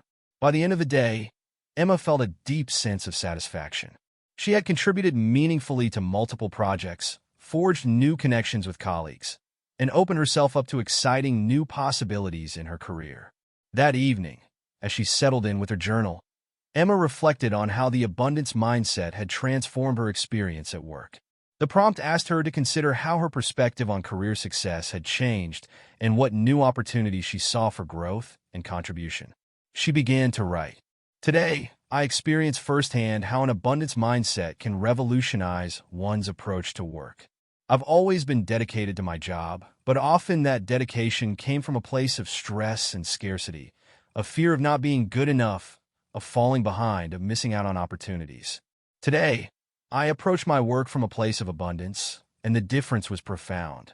I'm beginning to understand that true career abundance isn't just about promotions or accolades. It's about seeing every task, every interaction, every challenge as an opportunity for growth and contribution. When I stopped focusing on what I might lose or what might go wrong, I was able to see the wealth of opportunities around me. The potential new role that Mark mentioned is exciting, but what's even more exciting is how differently I'm approaching it. Instead of doubting my abilities or worrying about the increased responsibility, I'm eager to rise to the challenge. I'm seeing it as a chance to grow, to develop new skills, to make a bigger impact. I'm also realizing that abundance in career isn't a solo endeavor. By offering to mentor a colleague, by contributing ideas to other departments, I'm not just helping others. I'm enriching my own experience and creating a more abundant work environment for everyone. It's as if by giving more of myself, I'm actually gaining more in return. Moving forward, I want to continue cultivating this abundance mindset in my career. I commit to 1. Approaching each task, no matter how small, as an opportunity for learning and excellence. 2. Seeking out chances to collaborate and contribute beyond my defined role. 3. Viewing challenges as opportunities for growth rather than obstacles to success. 4. Celebrating the successes of others, knowing that their achievements don't diminish my own. 5. Continually expanding my skills and knowledge, trusting that every new capability creates new opportunities. I'm beginning to see my career not as a finite game with limited resources and opportunities, but as an ever-expanding universe of potential. The more I grow, the more I can contribute. The more I contribute, the more opportunities arise. It's a beautiful, abundant cycle. As Emma closed her journal, she felt a sense of excitement about the future of her career that she hadn't experienced in years. She was no longer just going through the motions or climbing a predetermined ladder. She was actively co-creating her professional journey, open to the abundance of possibilities that each day might bring. The next morning, Emma woke up early, eager to get to the office. As she went about her morning routine, she found herself brainstorming ideas for the Hartley campaign. By the time she arrived at work, she had filled several pages of her notebook with creative concepts. In the team meeting that morning, Emma shared some of her ideas. She was surprised by how easily the words flowed, how confidently she presented her thoughts. Her colleagues responded with enthusiasm, building on her concepts and adding their own insights. "This is fantastic, Emma," said Mark, who had stopped by the meeting. "This is exactly the kind of innovative thinking we need. I'd like you to lead a workshop next week to develop these ideas further." In the past, the prospect of leading a workshop might have filled Emma with anxiety. Today, she felt a thrill of excitement. "I'd be happy to," she said. "I have some ideas for making it a really collaborative, creative session." As she went about her day, Emma found herself noticing the abundance of opportunities around her. A chance conversation in the break room led to a potential collaboration with the digital marketing team. An email about an industry conference sparked ideas for a presentation she could propose. Emma also noticed how her abundance mindset was influencing her interactions with colleagues. When a team member made a mistake on a report, instead of feeling frustrated, Emma saw it as a chance to improve their processes. She worked with the colleague to not only fix the error, but to develop a system to prevent similar mistakes in the future. "Thanks for being so understanding, Emma," her colleague said. "I was worried you'd be upset, but you've turned this into a learning opportunity for all of us." Emma smiled, realizing how much her approach had changed. "We're all here to learn and grow," she said. "Every challenge is a chance to improve." That afternoon, Emma received an email about a mentorship program the company was launching. In the past, she might have ignored it, feeling too busy or not qualified enough to participate. Today, she saw it as another opportunity for growth and contribution. She replied immediately, volunteering to be both a mentor and a mentee. The idea of learning from a more experienced colleague while also sharing her own knowledge with someone just starting out filled her with excitement. As the day drew to a close, Emma felt a deep sense of fulfillment. She had contributed meaningfully to her work, connected with colleagues in new ways, and opened herself up to new opportunities for growth. She realized that she was no longer just doing a job. She was building a career, one rich with purpose and potential. That evening, as Emma settled in with her journal, she reflected on how this new approach to her career was changing her overall sense of purpose and fulfillment.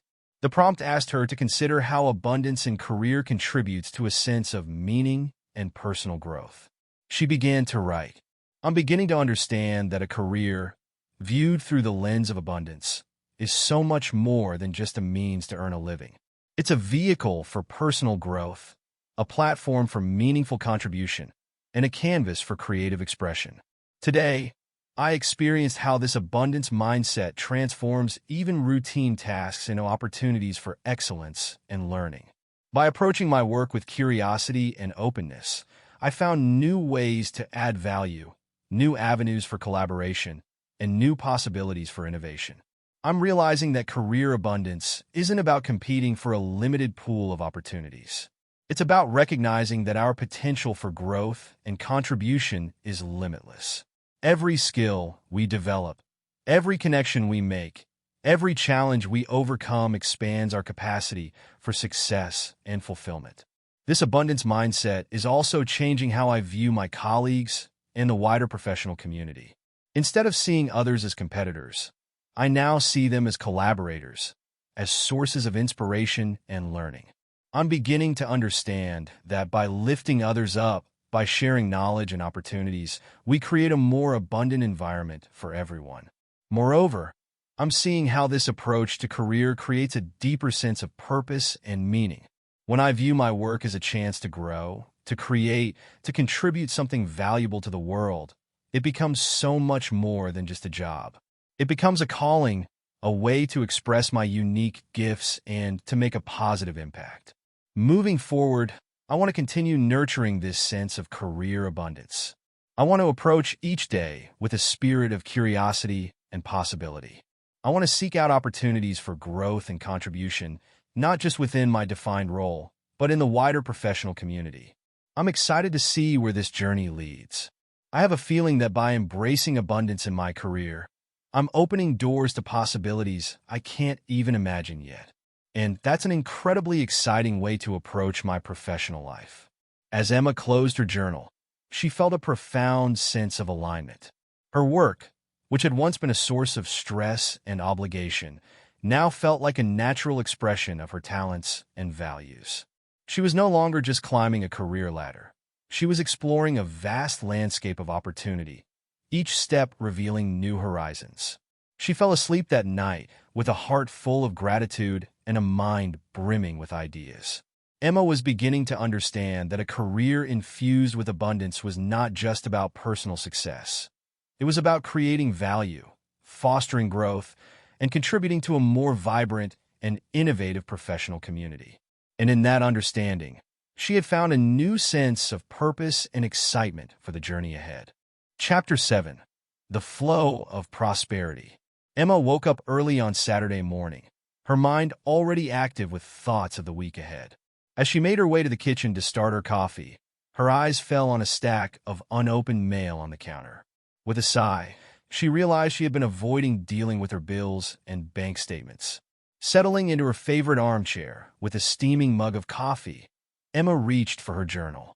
The title for Day 7 read, Abundance and Wealth, Transforming Your Relationship with Money. As she began to read, Emma felt a familiar knot of anxiety in her stomach.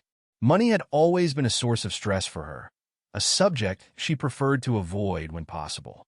But as she delved deeper into the day's wisdom, she realized that this avoidance was another manifestation of a scarcity mindset. The journal entry began with a quote, Money is only a tool. It will take you wherever you wish, but it will not replace you as the driver. Ayn Rand. Emma pondered these words, realizing how often she had viewed money as something outside of her control, a force that drove her life rather than a tool she could use to shape it. The first exercise of the day asked her to examine her beliefs about money. Emma began to write. 1. Money is hard to come by. 2. There's never enough. 3. Wanting more money is selfish. 4. I'm not good with finances. 5. Rich people are greedy. As she looked at these beliefs written out, Emma was struck by how limiting they were. She realized that these thoughts had been shaping her financial reality, keeping her in a cycle of scarcity and avoidance. The next part of the exercise challenged her to reframe these beliefs from an abundance perspective. Emma took a deep breath and began to write again. 1. Money flows into my life through multiple channels. 2. There is always enough for my needs and goals. 3. Desiring financial abundance allows me to take care of myself and others. 4. I am capable of learning and improving my financial skills. 5. Wealth can be a tool for positive change in the world. As she wrote these new beliefs, Emma felt a shift in her energy. The knot of anxiety in her stomach began to loosen, replaced by a sense of possibility. With this new perspective, Emma decided to face her avoided mail. She opened each envelope, carefully noting the contents. To her surprise, along with the expected bills, there was a letter from her bank about a new high-yield savings account opportunity and a notification of a small pay raise that would take effect next month. In the past, Emma might have focused on the bills, feeling stressed about the outflow of money. Today, she found herself feeling grateful for the services these bills represented: electricity that powered her home, internet that connected her to the world, a phone plan that kept her in touch with loved ones. And she felt a spark of excitement about the new savings opportunity and the unexpected raise. Inspired by this new outlook, Emma decided to take a closer look at her overall financial picture. She pulled up her online banking and began to review her spending and saving habits. As she did so, she realized how little attention she had been paying to her finances, often operating on autopilot and hoping for the best. The journal suggested creating a prosperity plan, a roadmap for financial abundance. Emma began to sketch out her goals. 1. Build an emergency fund. 2. Start investing for the future. 3. Save for a dream vacation. 4.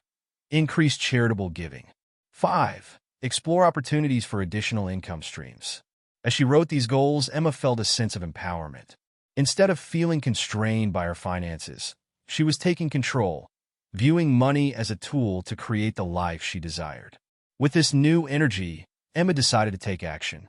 She researched the high-yield savings account and decided to open one for her emergency fund. She downloaded a budgeting app to help her track her spending and saving more effectively. And she made a list of skills she could potentially monetize as a side hustle. As she worked, Emma was surprised to find that thinking about money and planning for her financial future didn't fill her with dread as it once had. Instead, she felt a sense of excitement and possibility.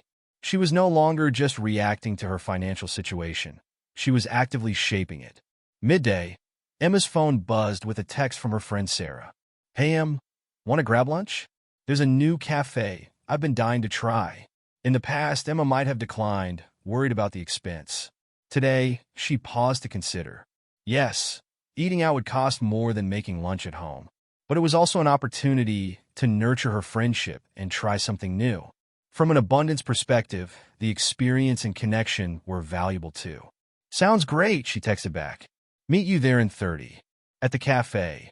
As they settled into a sunny window seat, Sarah commented on Emma's upbeat mood. "You seem different lately, Em. More positive somehow." Emma smiled, realizing how much her newfound abundance mindset had been influencing all aspects of her life. She shared a bit about her journey with Sarah, including her new approach to finances. "That's really inspiring," Sarah said. "I've always been so stressed about money. I never thought about approaching it from a perspective of abundance." As they enjoyed their meal, the conversation flowed freely, touching on their dreams, goals, and the possibilities that lay ahead. When the bill came, Emma treated it not as a burden, but as an investment in her friendship and well-being. Returning home, Emma felt energized by the combination of her productive morning and the enjoyable lunch with Sarah. She decided to take her abundance practice a step further by looking for ways to give back financially. She researched local charities and chose one that resonated with her values. Setting up a small monthly donation, Emma felt a deep sense of satisfaction. She was beginning to understand that true financial abundance wasn't just about accumulating wealth for oneself, but about creating a flow of prosperity that could benefit others too. That evening, as Emma settled in with her journal, she reflected on how this new approach to finances was changing her overall sense of security and possibility. The prompt asked her to consider how abundance in finances contributes to freedom, generosity, and personal growth. She began to write, "Today, I've discovered that my relationship with money is a reflection of my relationship with abundance itself. For so long, I've approached finances from a place of fear and scarcity, always worried about not having enough. But by shifting to an abundance mindset, I'm beginning to see money as a tool for creation and growth rather than a source of stress. I'm realizing that financial abundance isn't just about the numbers in my bank account. It's about feeling secure enough to pursue my dreams, generous enough to help others, and open enough to receive the prosperity that life offers. It's about viewing money as energy that flows, rather than a limited resource to be hoarded. This new perspective is already changing how I interact with money. Instead of avoiding my finances, I'm engaging with them actively and positively. I'm setting goals that excite me, making plans that align with my values, and taking actions that empower me. I'm starting to see opportunities for abundance where before I only saw limitations. Moreover, I'm understanding that financial abundance is deeply connected to abundance in other areas of life. By feeling more secure financially, I'm more able to invest in my personal growth, my relationships, and my community. It's creating a positive cycle.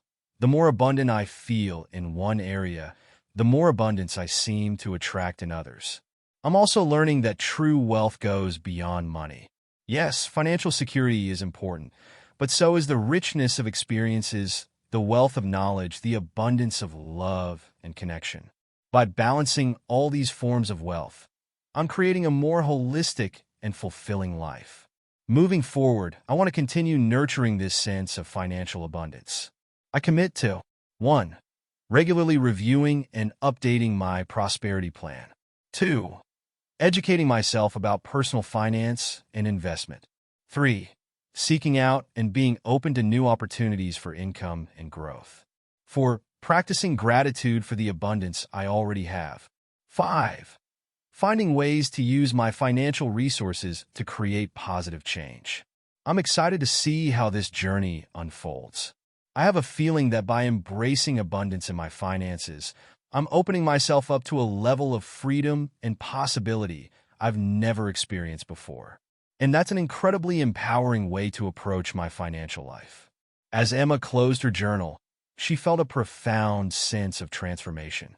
Her relationship with money, which had once been a source of anxiety and avoidance, now felt like a source of empowerment and possibility. She was no longer just managing her finances. She was actively co-creating her financial future. She fell asleep that night with a heart full of gratitude and a mind brimming with ideas for creating and sharing prosperity. Emma was beginning to understand that financial abundance was not just about personal wealth. It was about creating a flow of prosperity that could enrich her life and the lives of those around her.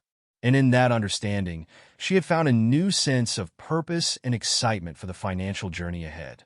The next morning, Emma woke up with a renewed sense of purpose. As she went about her Sunday routine, she found herself noticing the abundance that already existed in her life. The comfort of her home, the nourishing food in her fridge, the technology that connected her to a world of information and opportunities. Inspired by her new financial mindset, Emma decided to spend some time exploring potential side hustles. She made a list of her skills and interests, brainstorming ways she could potentially monetize them. As she did so, she realized that many of these ideas not only had the potential to increase her income, but also to bring her joy and fulfillment. One idea particularly excited her: offering creative strategy workshops for small businesses.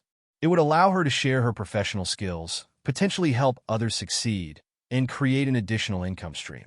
The prospect filled her with a sense of possibility and purpose. As she researched how to get started, Emma was struck by how different this felt from her usual approach to finances. Instead of focusing on cutting back or doing without, she was actively looking for ways to expand and create. It was a fundamental shift from a mindset of scarcity to one of abundance and opportunity. Later that day, Emma met up with a group of friends for a walk in the park. As they strolled and chatted, the conversation turned to finances. In the past, Emma would have stayed quiet, embarrassed by her financial anxieties. Today, she found herself sharing some of what she had learned about abundance mindset. It's not about ignoring financial realities, she explained. It's about approaching them with a sense of possibility rather than limitation. It's changed how I think about everything: spending, saving, earning, giving. Her friends listened with interest, asking questions and sharing their own experiences. Emma realized that by opening up about her journey, she was creating a space for honest, empowering conversations about money, something that had always felt taboo before. As the day drew to a close, Emma felt a deep sense of alignment. Her new approach to finances wasn't just about money. It was about creating a life of purpose, possibility, and positive impact. She was beginning to see that true abundance was a way of being, a lens through which to view the world and one's place in it. That night, as she prepared for the week ahead, Emma added a new item to her to-do list: research financial literacy workshops. She realized that sharing what she was learning about financial abundance could be another way to create value and contribute to her community. As she drifted off to sleep, Emma felt a sense of excitement about the future. She was no longer just working for a paycheck or saving out of fear. She was actively creating a financial life that aligned with her values, supported her dreams, and allowed her to make a positive impact in the world. The journey to financial abundance, Emma realized, was not just about accumulating wealth. It was about creating a life rich in experiences, relationships, and opportunities to grow and contribute. and that, she understood, was the truest form of prosperity. Chapter 8. The Wellspring of Vitality. Emma's alarm chirped softly, rousing her from sleep. For a moment, she lay still, taking stock of how she felt. A familiar dull ache pulsed at her temples, the herald of yet another stress headache. With a sigh, she reached for her phone to silence the alarm and noticed the date. It was time to open a new chapter in her journey of abundance. Pushing aside the covers, Emma padded to the kitchen to start her coffee maker before settling into her favorite armchair with her journal. The title for Day 8 read, Abundance in Health and Well-Being, Nurturing Your Body and Mind. As the aroma of fresh coffee filled the air, Emma began to read. The entry started with a quote from the ancient Greek physician Hippocrates. Health is the greatest of human blessings. Emma paused, reflecting on how often she had taken her health for granted, pushing her body to its limits and neglecting her well-being in pursuit of other goals. She realized that her approach to health had been rooted in the same scarcity mindset she was working to overcome in other areas of her life. The first exercise of the day asked her to reflect on her current health habits and beliefs. Emma began to write. 1. I don't have time for regular exercise. 2. Healthy food is too expensive and time-consuming to prepare. 3. I'll focus on my health when I'm less busy with work. 4. Stress is just part of life. I need to tough it out. 5. I'm not naturally athletic or healthy. Looking at these beliefs written out, Emma was struck by how limiting they were. She realized that these thoughts had been shaping her health reality, keeping her in a cycle of neglect and reactivity. The next part of the exercise challenged her to reframe these beliefs from an abundance perspective. Taking a deep breath, Emma began to write again. 1. I prioritize my health because it enables me to live fully and achieve my goals. 2. Investing in nutritious food is an investment in my well-being and long-term health. 3. My health is the foundation for all other aspects of my life, including my work. 4. I have the power to manage stress and create balance in my life. 5. My body is capable of strength, vitality, and resilience. As she wrote these new beliefs, Emma felt a shift in her energy. The headache that had been threatening to bloom began to recede, replaced by a sense of possibility. Inspired by this new perspective, Emma decided to start her day differently. Instead of rushing to check her emails, she changed into comfortable clothes and pulled up a beginner's yoga video on her phone. As she moved through the gentle poses, focusing on her breath and the sensations in her body, Emma felt a sense of connection and vitality she hadn't experienced in a long time. After her impromptu yoga session, Emma felt energized and clear-headed. She made herself a nutritious breakfast, a smoothie packed with fruits, vegetables, and protein, instead of her usual hurried coffee and toast. As she savored each sip, she realized how rarely she took the time to truly nourish her body. The journal suggested creating a vitality vision, a picture of optimal health and well-being. Emma began to sketch out her goals. 1. Establish a regular exercise routine that I enjoy. 2. Learn to cook nutritious, delicious meals. 3. Develop a consistent sleep schedule. 4. Practice stress reduction techniques daily. 5. Schedule regular checkups and preventive care. As she wrote these goals, Emma felt a sense of excitement. Instead of viewing health as a chore or an obligation, she was beginning to see it as a path to greater energy, clarity, and joy in her life. With this new energy, Emma decided to take action. She researched local fitness classes and signed up for a trial week at a nearby studio offering a variety of options. She downloaded a meal planning app to help her incorporate more healthy, home-cooked meals into her routine. And she set a recurring alarm on her phone as a reminder to start winding down for bed at a reasonable hour. As she worked, Emma was surprised to find that thinking about her health and planning for her well-being filled her with enthusiasm rather than dread. She was no longer just reacting to health issues as they arose. She was actively shaping her vitality. Midday, Emma's phone buzzed with a text from her colleague Tom. Crazy day at the office. Hope you're getting some rest this weekend. In the past, Emma might have felt guilty for not working on a Saturday, maybe even considered going into the office. Today, She paused to consider. Yes, there was always more work to be done. But from an abundance perspective, taking time to rest and recharge was essential for long-term productivity and creativity. Thanks, Tom. Taking some much-needed time for self-care today. We'll tackle everything fresh on Monday, she texted back. Later that afternoon, Emma decided to take a walk in the nearby park. As she strolled along the tree-lined paths, she found herself noticing details she usually missed: the vibrant colors of the flowers, the soothing sound of a small stream, the feeling of sunshine on her skin. She realized how rarely she took the time to simply be in nature, to allow her senses to drink in the world around her. As she walked, Emma encountered her neighbor, Mrs. Chun, a spry octogenarian who was out for her daily constitutional. "Hello, Emma," Mrs. Chin called out cheerfully. "Lovely day for a walk, isn't it?" Emma smiled, struck by Mrs. Chin's vitality. "It certainly is. I'm just realizing how much I've been missing by not doing this more often." Mrs. Chin nodded sagely.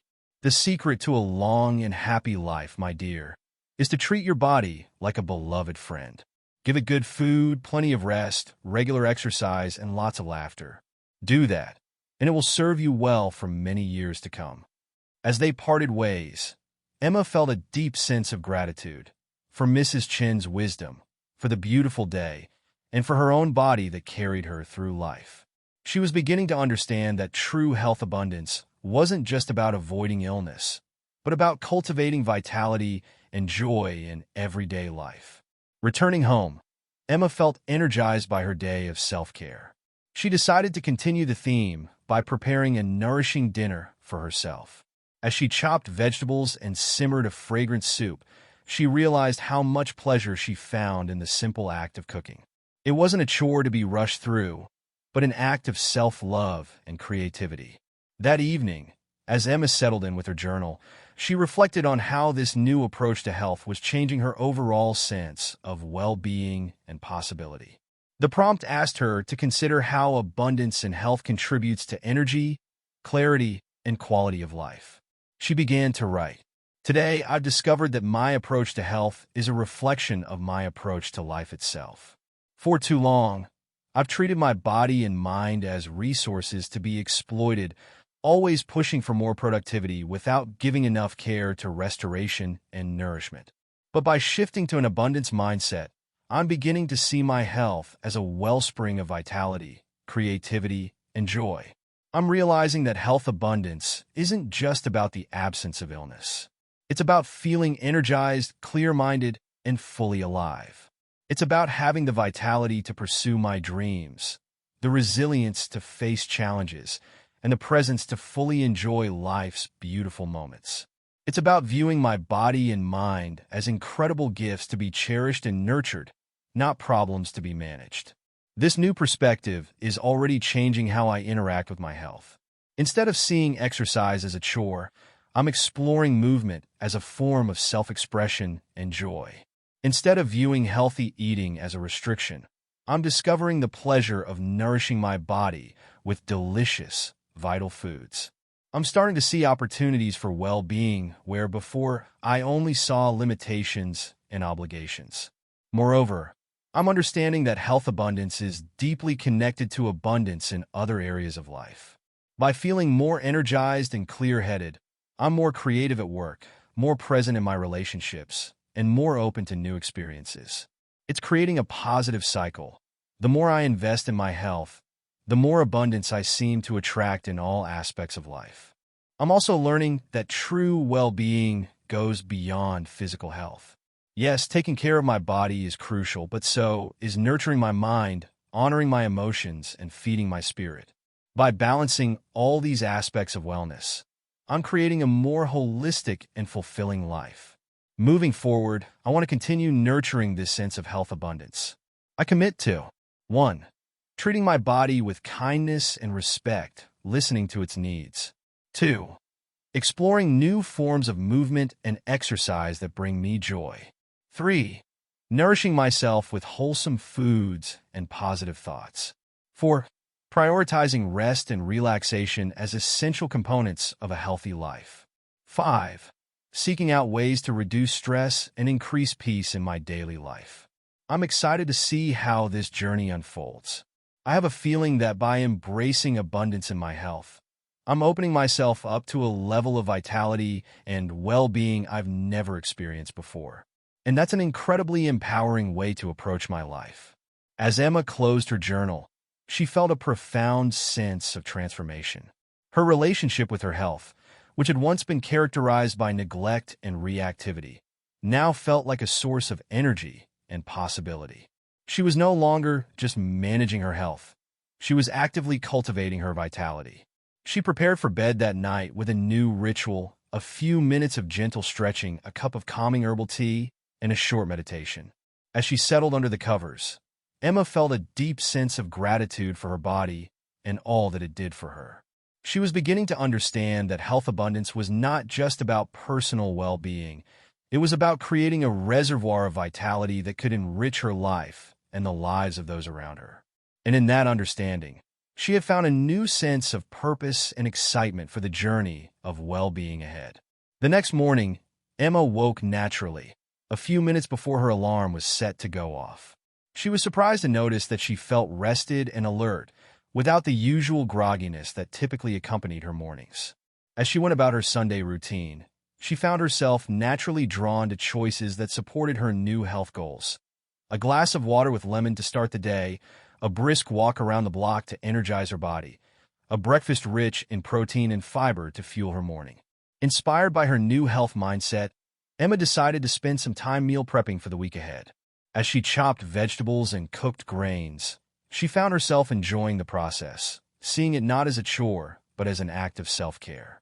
She realized that by investing this time now, she was setting herself up for a week of nourishing, stress-free meals. Later that day, Emma met up with Sarah for their weekly coffee date. As they settled into their favorite cafe, Sarah commented on Emma's glowing appearance. "You look great, Em. What's your secret?"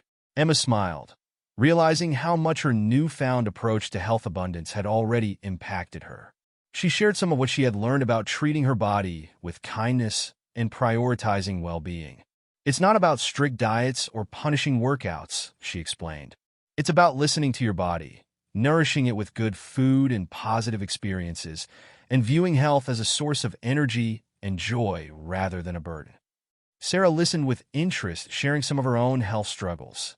As they talked, Emma realized that by openly discussing her journey, she was creating space for honest, supportive conversations about health and well-being, something that had often felt uncomfortable or judgmental in the past.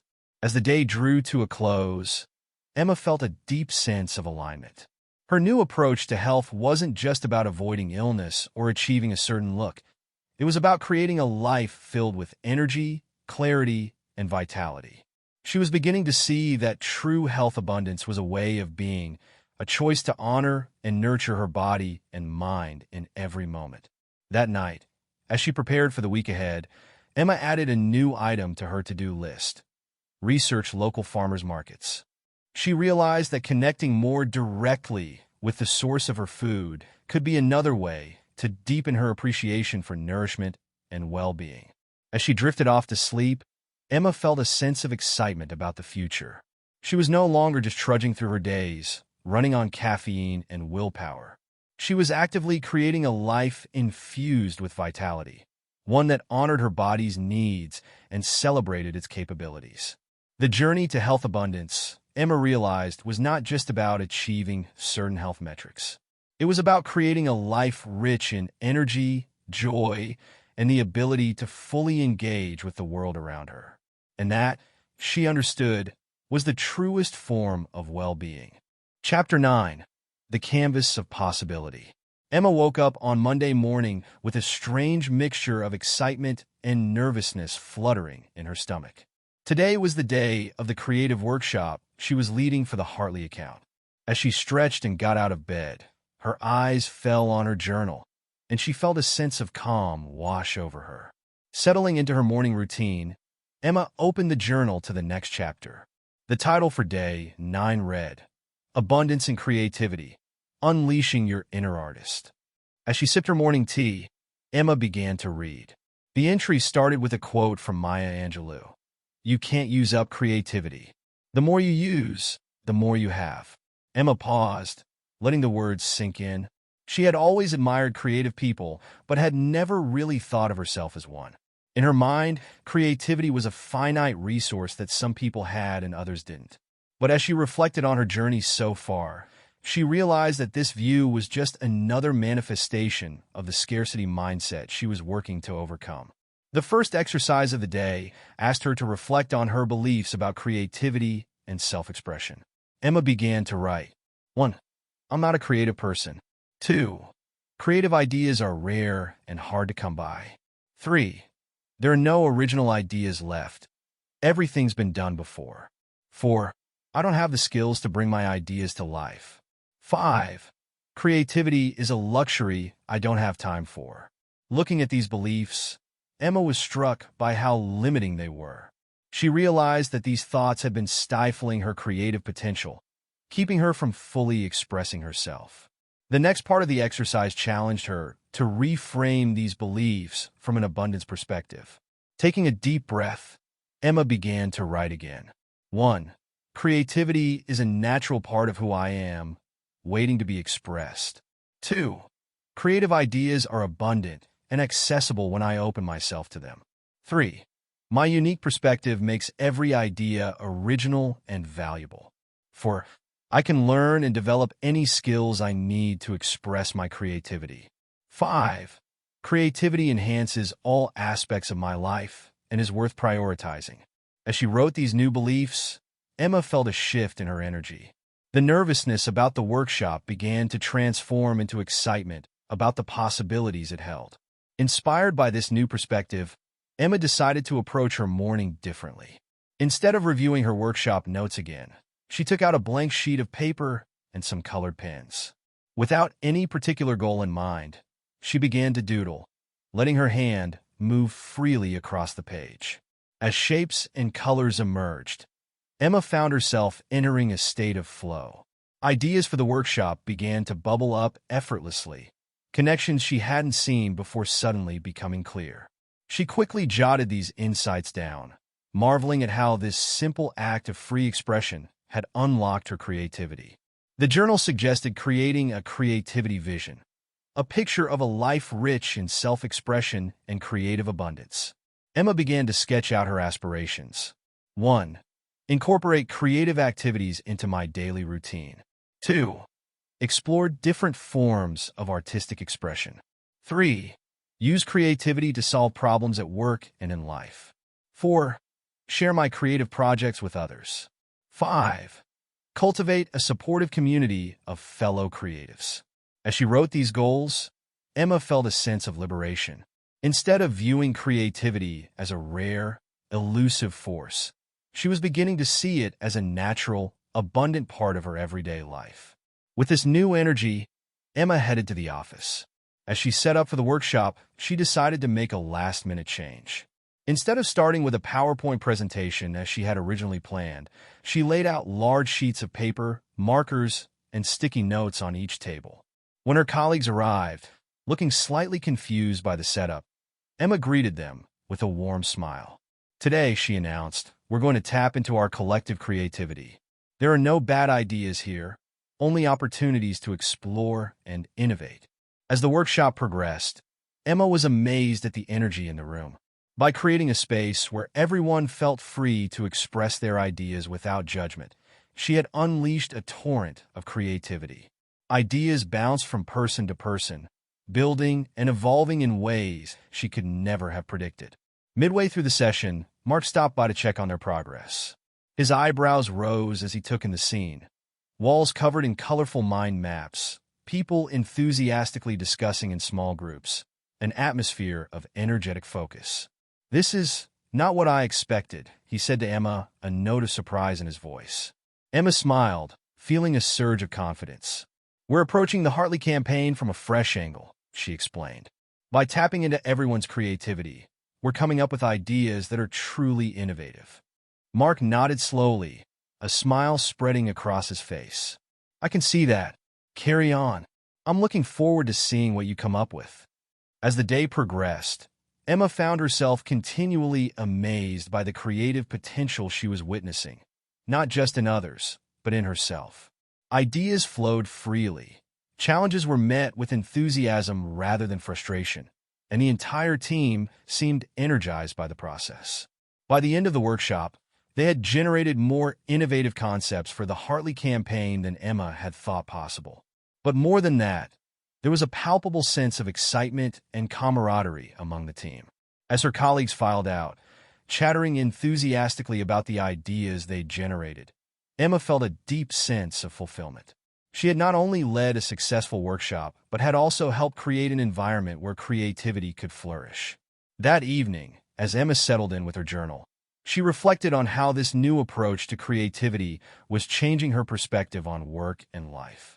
The prompt asked her to consider how abundance and creativity contributes to problem-solving, self-expression, and overall life satisfaction.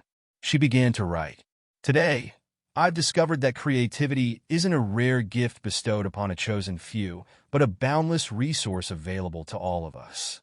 For so long, I've approached creativity as something outside of myself, something I lacked or had to struggle to access. But by shifting to an abundance mindset, I'm beginning to see creativity as an inherent part of who I am, a wellspring of ideas and expression just waiting to be tapped. I'm realizing that creative abundance isn't just about producing art or coming up with innovative ideas, though it certainly includes those things. It's about approaching life itself with a spirit of curiosity, playfulness, and openness. It's about seeing possibilities where others see obstacles, finding beauty in the ordinary, and expressing my unique perspective in everything I do. This new perspective is already changing how I approach my work and my life. Instead of fearing the blank page or the challenging problem, I'm starting to see them as invitations to explore and create. I'm discovering that when I open myself to the flow of creative energy, ideas come more easily, solutions present themselves more readily, and I feel more alive and engaged in every moment. Moreover, I'm understanding that creative abundance is deeply connected to abundance in other areas of life. By tapping into my creativity, I'm more innovative at work, more expressive in my relationships, and more attuned to the beauty and possibility in the world around me. It's creating a positive cycle. The more I express my creativity, the more abundance I seem to attract in all aspects of life. I'm also learning that true creative abundance goes beyond individual expression. Yes, personal creativity is important, but there's also incredible power in collaborative creativity. Today's workshop showed me that when we create an environment where everyone feels free to express their ideas, the collective creativity that emerges is far greater than the sum of its parts. Moving forward, I want to continue nurturing this sense of creative abundance. I commit to 1. Making time for creative expression every day, even if it's just for a few minutes. 2. Approaching challenges as opportunities for creative problem-solving. 3. Exploring new forms of creative expression and artistic media. 4. Sharing my creative projects and ideas with others. 5. Fostering environments that encourage and support creativity in others. I'm excited to see how this journey unfolds. I have a feeling that by embracing abundance in my creativity, I'm opening myself up to a level of self-expression and innovation I've never experienced before. And that's an incredibly empowering way to approach my life and work. As Emma closed her journal, she felt a profound sense of transformation. Her relationship with creativity, which had once been characterized by self-doubt and limitation, now felt like a source of endless possibility. She was no longer just consuming creativity. She was actively generating it in her work, her personal life, and her view of the world. She prepared for bed that night with a new ritual, sketching a small drawing that represented something she was grateful for from the day. As she put the final touches on her sketch of the workshop room, buzzing with creative energy, Emma felt a deep sense of connection to her own creative power and to the collective creativity she had witnessed. She was beginning to understand that creative abundance was not just about personal expression. It was about tapping into a universal source of inspiration and innovation that could enrich her life and the lives of those around her. And in that understanding, she had found a new sense of purpose and excitement for the creative journey ahead. The next morning, Emma woke up with a sense of anticipation. As she went about her morning routine, she found herself noticing details she had overlooked before. The way the light created patterns on her kitchen wall, the unexpected color combinations in her wardrobe, the rhythmic sounds of the city waking up outside her window. She realized that by opening herself to creative abundance, she was beginning to see the world through new eyes. At work, Emma found that her creative energy from the workshop was spilling over into other areas. In a meeting about a challenging client, she suggested an unconventional approach that got the whole team excited. During her lunch break, instead of scrolling through her phone, she took a walk around the block with a small notebook, jotting down observations and ideas as they came to her. As she worked on refining the concepts from the Hartley workshop, Emma noticed that she was approaching the task with a sense of play and curiosity rather than pressure and perfectionism. Ideas flowed more freely, and even when she hit a roadblock, she found herself viewing it as an interesting puzzle to solve rather than a frustrating obstacle. That evening, inspired by her new commitment to daily creative expression, Emma decided to try something she had always wanted to do but had never made time for: learning to paint. She set up a small space in her living room with some basic acrylic paints and a canvas she had impulsively purchased months ago. As she stood in front of the blank canvas, Emma felt a momentary twinge of her old self-doubt. But then she remembered her new beliefs about creative abundance. Taking a deep breath, she picked up a brush and began to paint, letting her intuition guide her. The result was far from a masterpiece, but as Emma stepped back to look at her creation, a swirl of colors that somehow captured the energy she had felt during the workshop, she felt a deep sense of satisfaction. It wasn't about creating a perfect piece of art. It was about expressing herself, about bringing something new into the world that hadn't existed before. As she cleaned her brushes, Emma realized that this approach to creativity, focusing on the joy of the process rather than the perfection of the outcome, could be applied to so many areas of her life. It was about being fully present in the act of creation, whatever form that might take. Before bed, as Emma made her daily gratitude sketch in her journal, she reflected on how much her life had changed in just 9 days. She had gone from seeing herself as decidedly non-creative to recognizing the abundant creativity within and around her. She had shifted from a mindset of scarcity and limitation to one of possibility and abundance. And yet, she knew this was just the beginning. As she drifted off to sleep, Emma felt a sense of excitement about what the next day might bring. What new ideas would she have? What beauty would she notice? What creative solutions would she find to the challenges that arose? The journey to creative abundance, Emma realized, was not about reaching a destination. It was about embracing a new way of seeing and being in the world. It was about recognizing that every moment held the potential for creativity, for beauty, for innovation. And in that recognition, she had found a source of joy and fulfillment that she knew would continue to enrich her life in countless ways. Chapter 10: The Garden of Knowledge. Emma woke up on Saturday morning with a sense of anticipation. The past week had been a whirlwind of creativity and new experiences at work, and she was looking forward to a quiet weekend to reflect and recharge. As she made her way to the kitchen to start her coffee, her eyes fell on a flyer she had picked up at the local community center. It advertised a series of weekend workshops on various topics, from creative writing to basic coding. Settling in her favorite armchair with a steaming mug of coffee, Emma opened her journal to the next chapter. The title for Day 10 read, Abundance in Personal Growth, Embracing Lifelong Learning. As she began to read, Emma felt a familiar spark of excitement. The entry started with a quote from Michelangelo, "I am still learning." Emma smiled, thinking about how this Renaissance master, even in his later years, maintained a mindset of continuous growth and learning. The first exercise of the day asked her to reflect on her beliefs about personal growth and learning. Emma began to write. 1. I'm too old to learn new skills. 2. I don't have time for personal development. 3. I should already know everything I need for my job and life. 4. Learning is difficult and often frustrating. 5. My potential is limited by my natural talents and abilities. As she looked at these beliefs written out, Emma was struck by how restrictive they were. She realized that these thoughts had been holding her back from fully embracing opportunities for growth and learning. The next part of the exercise challenged her to reframe these beliefs from an abundance perspective. Taking a deep breath, Emma began to write again. 1. Every day presents new opportunities to learn and grow, regardless of age. 2. Investing time in personal development enriches all aspects of my life. 3. The world is constantly changing, and there's always more to learn and discover.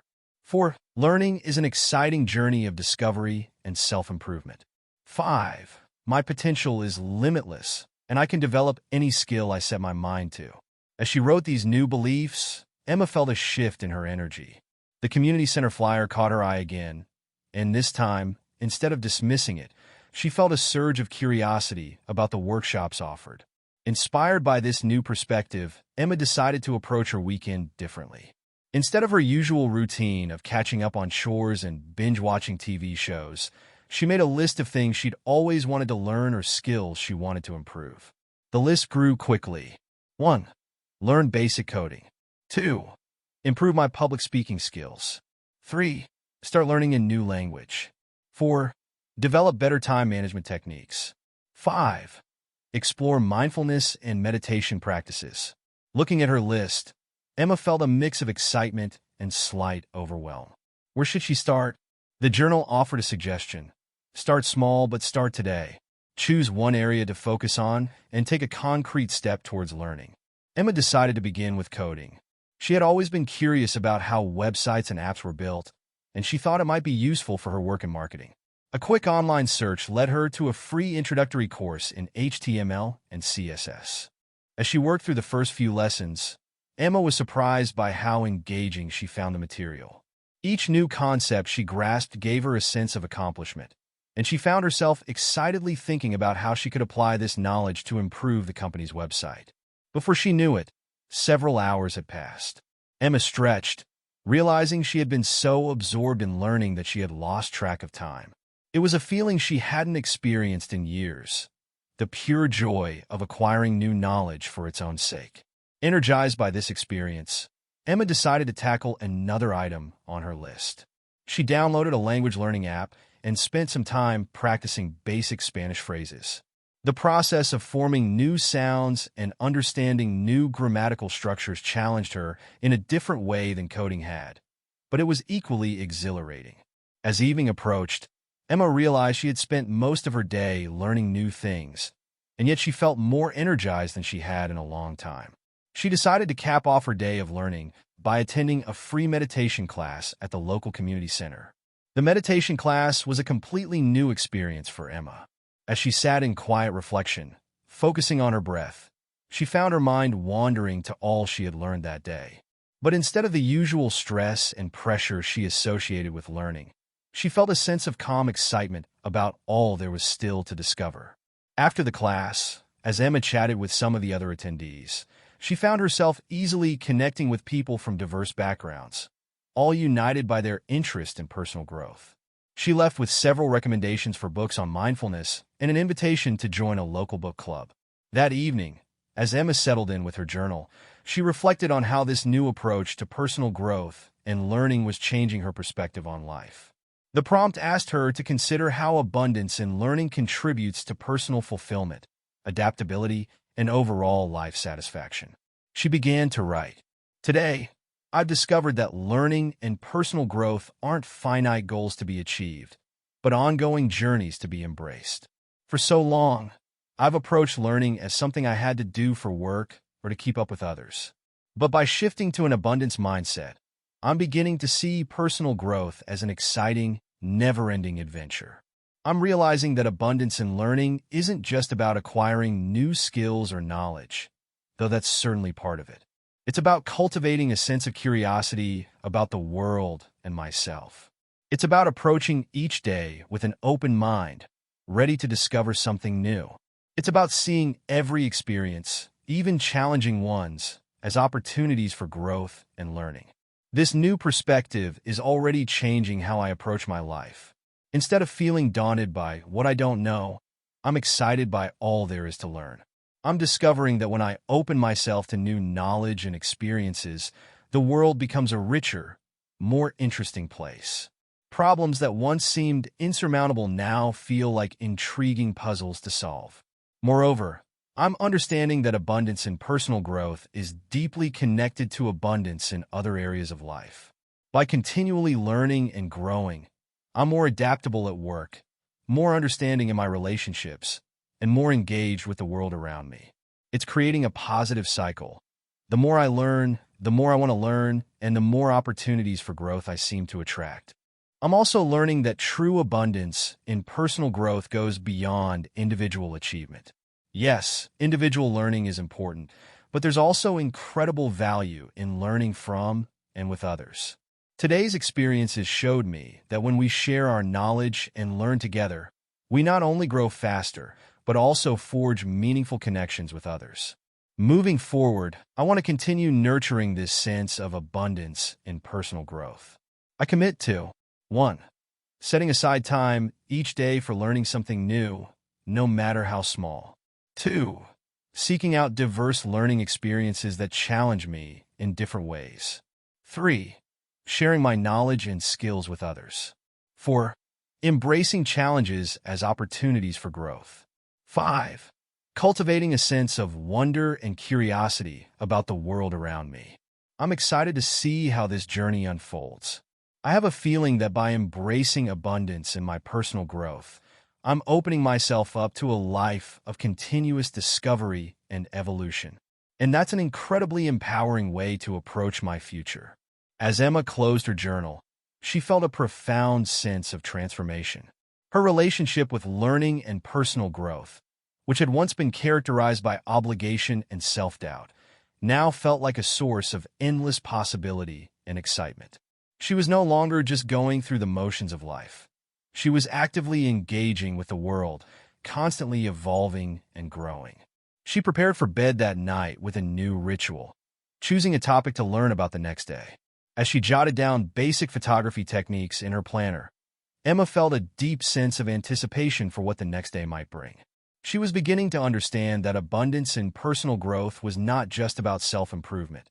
It was about enriching her experience of life, deepening her understanding of the world, and continually expanding her capacity to learn, adapt, and create. And in that understanding, she had found a new sense of purpose and excitement for the journey of lifelong learning ahead. The next morning, Emma woke up eager to start her day of learning. As she went about her morning routine, she found herself noticing details she had overlooked before, the way the light changed the appearance of objects throughout her apartment, the composition of everyday scenes. She realized that by deciding to learn about photography, she was already beginning to see the world differently. After breakfast, Emma headed to a nearby park with her smartphone, determined to practice some basic photography techniques she had read about online. As she experimented with different angles, lighting, and subjects, she found herself fully immersed in the process. Each photo was an opportunity to learn and improve. While she was photographing a particularly interesting tree, an older gentleman approached her. "You've got a good eye," he said, introducing himself as Robert, a retired professional photographer. What followed was an impromptu lesson in composition and lighting that left Emma buzzing with new knowledge and inspiration. As she thanked Robert for his time and insights, Emma realized how much richer her life could be if she approached every interaction as a potential learning opportunity. She had gained not only photography tips, but also a fascinating glimpse into Robert's life and career. Energized by this encounter, Emma decided to visit the local library. As she browsed the shelves, she found herself drawn to books on a wide range of topics, not just photography, but also philosophy, science, and even cookbooks featuring cuisines she had never tried. She left with a stack of books, excited by the worlds of knowledge they represented. That afternoon, as Emma experimented with a new recipe from one of her library books, she reflected on how different this Sunday felt compared to her usual weekends. Instead of feeling drained and anxious about the coming work week, she felt invigorated and inspired. As she sat down to enjoy her home-cooked meal, a dish she had never even heard of a day ago, Emma opened her journal for an evening reflection. The prompt asked her to consider how her new approach to learning and personal growth might impact her future. She began to write. It's amazing how much can change in just 2 days when you open yourself to learning and growth. I feel like I've expanded my world in ways I never expected. More than that, I feel like I've expanded my sense of what's possible for my future. I'm starting to see that by embracing lifelong learning, I'm not just acquiring new skills or knowledge.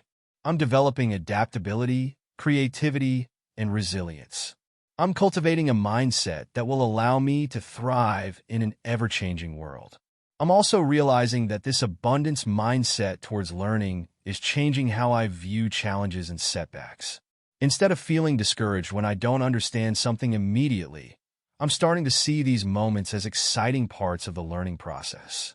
Every mistake is a lesson. Every struggle is growth. Moreover, I'm beginning to understand that learning isn't just about formal education or structured courses. It's about approaching life with curiosity and openness. It's about being willing to step out of my comfort zone, to try new things, to see the world from different perspectives. As I look to the future, I'm filled with a sense of excitement and possibility. I don't know exactly where this journey of lifelong learning will take me, but I know it will be an adventure. I'm no longer constrained by what I think I know or what I think I'm capable of.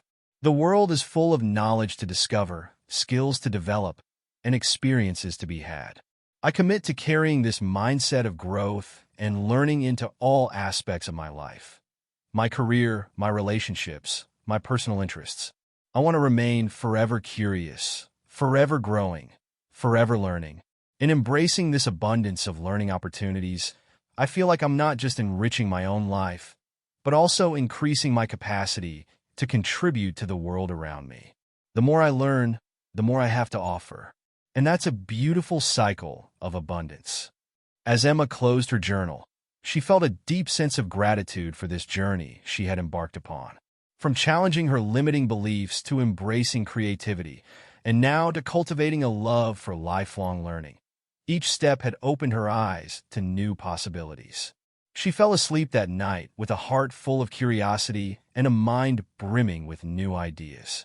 Emma was beginning to understand that the journey of personal growth and learning was not about reaching a destination, but about embracing the endless possibilities that each day brought. And in that understanding, she had found a source of joy and fulfillment that she knew would continue to enrich her life in countless ways. As she drifted off to sleep, Emma felt truly excited for Monday to come, not just for what she would accomplish, but for what she would learn. The world had become her classroom, and she was an eager, lifelong student. Chapter 11. The Wellspring Within. Emma stirred awake, the soft morning light filtering through her curtains. For a moment, she lay still, aware of a subtle but significant change within herself. The constant undercurrent of anxiety that had been her companion for so long seemed quieter, replaced by a sense of calm anticipation for the day ahead. As she made her way to the kitchen, Emma's gaze fell on her journal, now a familiar and comforting presence in her daily routine. She settled into her favorite armchair, a steaming mug of herbal tea in hand, and opened the journal to the next chapter. The title for day 11 read, Abundance in Spiritual and Emotional Well-Being, Nurturing the Inner Self. Emma paused, considering the words. Spirituality had never been a significant part of her life, and she'd often viewed emotions as something to be managed rather than nurtured. But her journey into abundance thinking had been full of surprises, and she felt a flutter of curiosity about what this day might bring. The entry began with a quote from Eckhart Tolle. The primary cause of unhappiness is never the situation, but your thoughts about it. Emma reflected on how much her own thoughts had shifted over the past days, and how those shifts had indeed changed her experience of life. The first exercise of the day asked her to reflect on her beliefs about spiritual and emotional well-being. Emma began to write. 1. Spirituality is for religious people, not for me. 2. Strong emotions are a sign of weakness. 3. I need to always be in control of my feelings. 4. There's no time for spiritual practices in my busy life. 5. My worth is determined by my achievements and productivity. As she looked at these beliefs, Emma realized how limiting they were. She had been closing herself off from entire dimensions of human experience, driven by misconceptions and fear. The next part of the exercise challenged her to reframe these beliefs from an abundance perspective. Taking a deep breath, Emma began to write again. 1. Spirituality is a personal journey of connecting with myself and the world around me. 2. Emotions are valuable signals that provide insight and depth to my experiences. 3. Acknowledging and understanding my feelings leads to greater emotional intelligence and well-being. 4. Spiritual practices can enhance my daily life and bring greater peace and clarity. 5. My worth is inherent and not dependent on external achievements. As she wrote these new beliefs, Emma felt a sense of expansion, as if she were opening doors within herself that had long been closed. Inspired by this new perspective, Emma decided to start her day differently. Instead of immediately checking her phone or planning her to-do list, she found a guided meditation app and settled in for a 10-minute session. At first, sitting in silence felt uncomfortable. Emma's mind raced with thoughts about work, errands, and the week ahead. But as she focused on her breath and listened to the gentle guidance of the app, she began to feel a sense of spaciousness within herself. By the end of the session, she felt more centered and calm than she had in years. Energized by this experience, Emma decided to take a walk in the nearby park before starting her day's tasks. As she strolled along the paths, she made a conscious effort to engage all her senses, feeling the breeze on her skin, listening to the rustle of leaves and chirping of birds, observing the play of light and shadow on the grass. As she walked, Emma found herself reflecting on her emotional patterns. She realized how often she had pushed aside feelings of sadness, fear, or anger, believing they were unproductive or inappropriate. But now, she wondered what insights these emotions might offer if she allowed herself to fully experience them. Returning home, Emma felt a newfound sense of connection to herself, to nature, and to the world around her. She decided to continue this exploration by journaling about a recent emotional experience she had pushed aside. As she wrote about a conflict with a colleague, allowing herself to really feel and examine the emotions involved, Emma had a revelation. Her anger, which she had dismissed as unprofessional, was actually highlighting a valid concern about the project they were working on. By acknowledging and understanding her emotion, she gained valuable insight that could potentially improve their work. Excited by this discovery, Emma decided to incorporate more emotional awareness into her daily life. She set reminders on her phone to do quick emotional check-ins throughout the day, taking a moment to identify and acknowledge what she was feeling without judgment. As the day progressed, Emma found herself approaching her tasks with a new sense of presence and purpose. Even mundane chores like laundry became opportunities for mindfulness, as she focused on the sensations and movements involved instead of rushing through them on autopilot. In the afternoon, Emma received a call from her mother. Usually, these calls left her feeling drained and slightly irritated. But today, Emma approached the conversation differently. She listened more deeply, trying to understand the emotions behind her mother's words. When she felt frustration rising, she acknowledged it internally without letting it drive her responses. To her surprise, the call ended on a warm note, with both Emma and her mother feeling more connected than they had in months. Emma realized that by being more present and emotionally aware, she had changed the dynamic of their interaction. That evening, as Emma settled in with her journal, she reflected on how this new approach to spiritual and emotional well-being was changing her perspective on life. The prompt asked her to consider how abundance in these areas contributes to overall life satisfaction, relationships, and self-understanding. She began to write, "Today, I've discovered that spiritual and emotional abundance isn't about adhering to a specific religion or always feeling happy. It's about cultivating a deeper connection with myself, others, and the world around me. It's about being present in each moment and allowing myself to fully experience the rich tapestry of human emotions. I'm realizing that by embracing my emotional life rather than suppressing it, I'm gaining valuable insights and deepening my relationships." Emotions aren't obstacles to be overcome, but signposts guiding me towards greater understanding and authenticity. This new perspective is already changing how I approach my daily life. Instead of rushing through my days on autopilot, I'm finding moments of presence and meaning in even the simplest activities. I'm listening more deeply to myself, to others, and to the world around me. Moreover, I'm understanding that spiritual and emotional abundance is deeply connected to abundance in other areas of life. By cultivating inner peace and emotional intelligence, I'm more resilient in the face of challenges, more creative in my work, and more open to the beauty and opportunities that surround me. I'm also learning that true spiritual and emotional abundance isn't about achieving a constant state of bliss or enlightenment.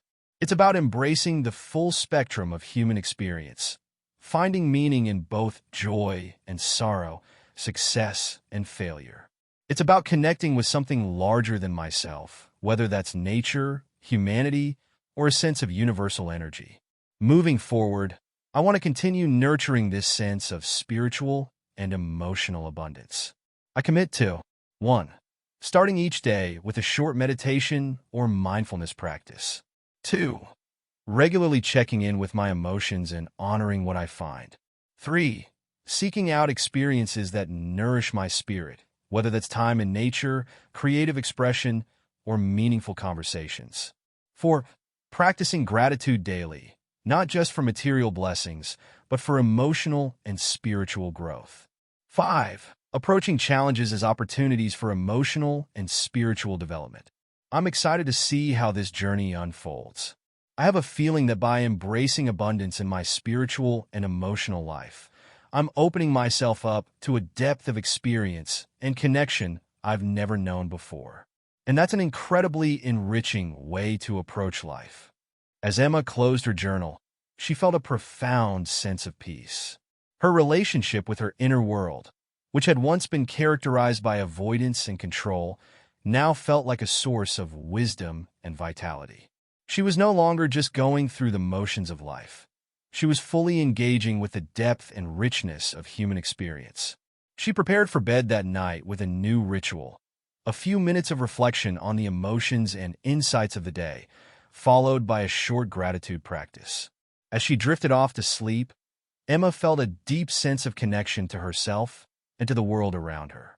She was beginning to understand that abundance in spiritual and emotional well-being was not just about feeling good. It was about living fully, embracing all aspects of the human experience, and connecting with something larger than herself. And in that understanding, she had found a new sense of purpose and meaning in her life. The next morning, Emma woke up feeling refreshed and centered. As she went about her morning routine, she found herself naturally pausing to appreciate small moments. The warmth of the shower, the aroma of her coffee, the soft light of dawn. Each sensation felt like a gift, a reminder of the abundance of experience available in every moment. On her commute to work, instead of scrolling through her phone, Emma decided to practice a loving-kindness meditation she had learned. As she mentally extended wishes of well-being to herself, her loved ones, and even to strangers on the train, she felt a warm sense of connection to those around her. Arriving at the office, Emma felt prepared to face the day's challenges with a new sense of emotional resilience. When a client called with a last-minute change to a project, instead of feeling stressed and resentful, Emma took a moment to acknowledge her frustration.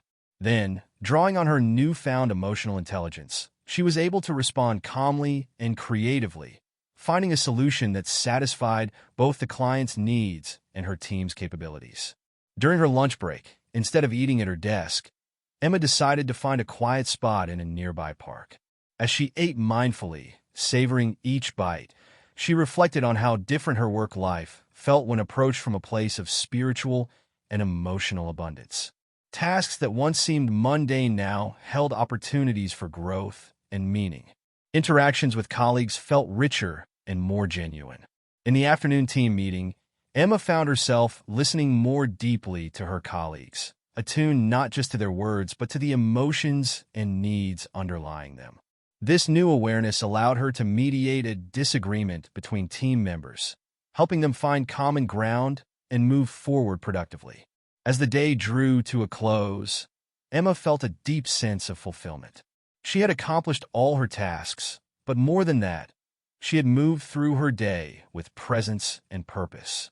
She had connected authentically with others, navigated challenges with grace, and found moments of joy and meaning throughout the day.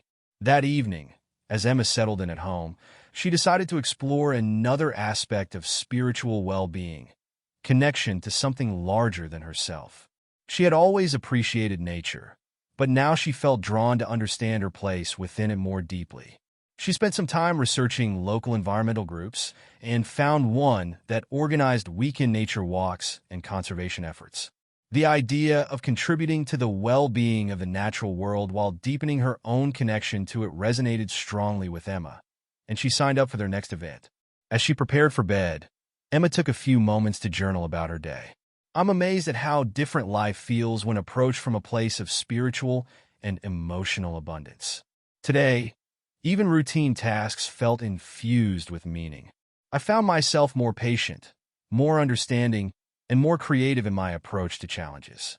I'm realizing that spiritual and emotional well-being isn't separate from real life. It's the foundation that allows me to engage more fully and authentically with every aspect of life.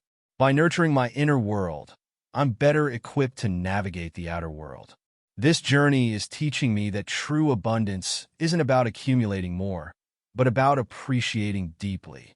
It's about finding the extraordinary in the ordinary, connecting genuinely with others, and recognizing my place within the larger web of life.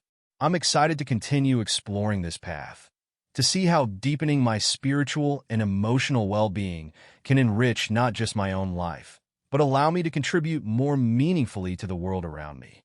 As Emma drifted off to sleep that night, she felt a profound sense of gratitude.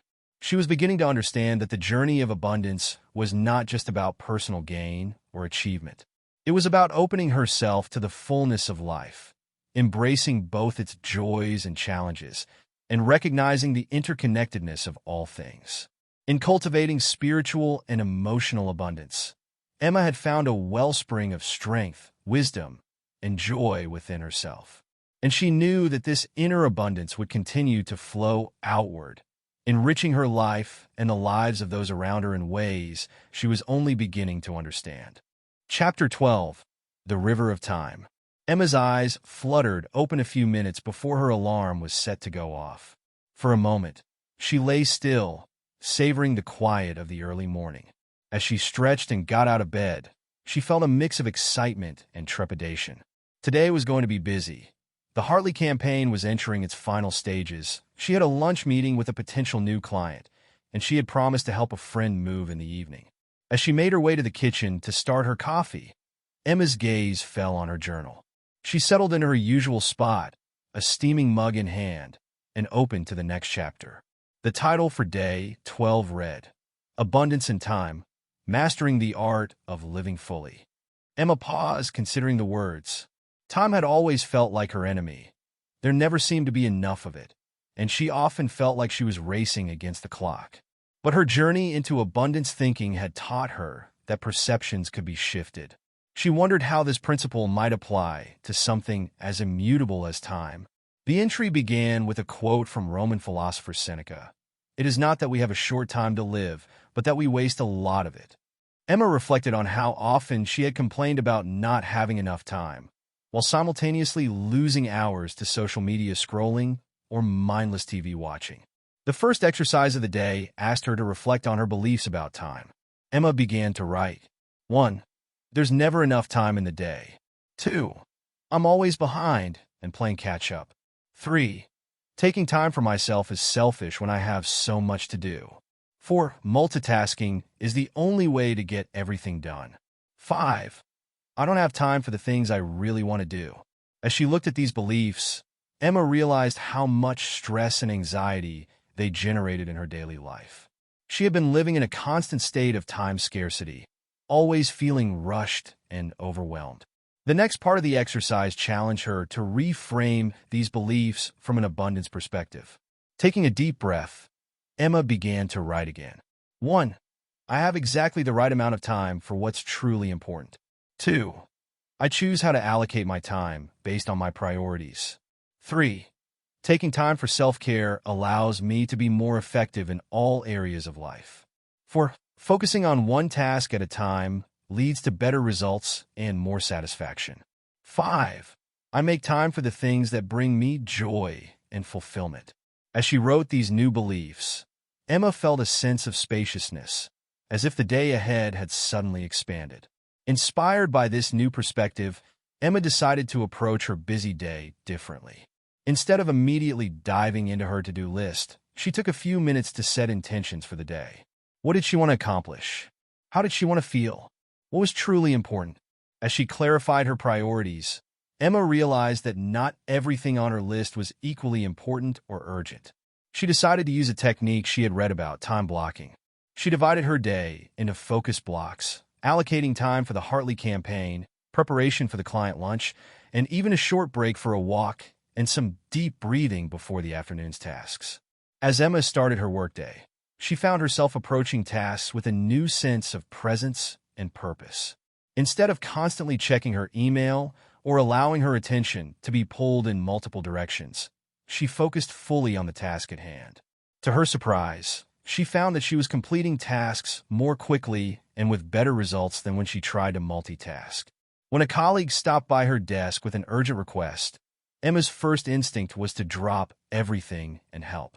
But then she paused, remembering her new approach to time abundance.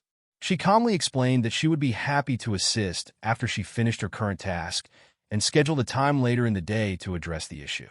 Her colleague, rather than being upset, appreciated her clear communication and commitment.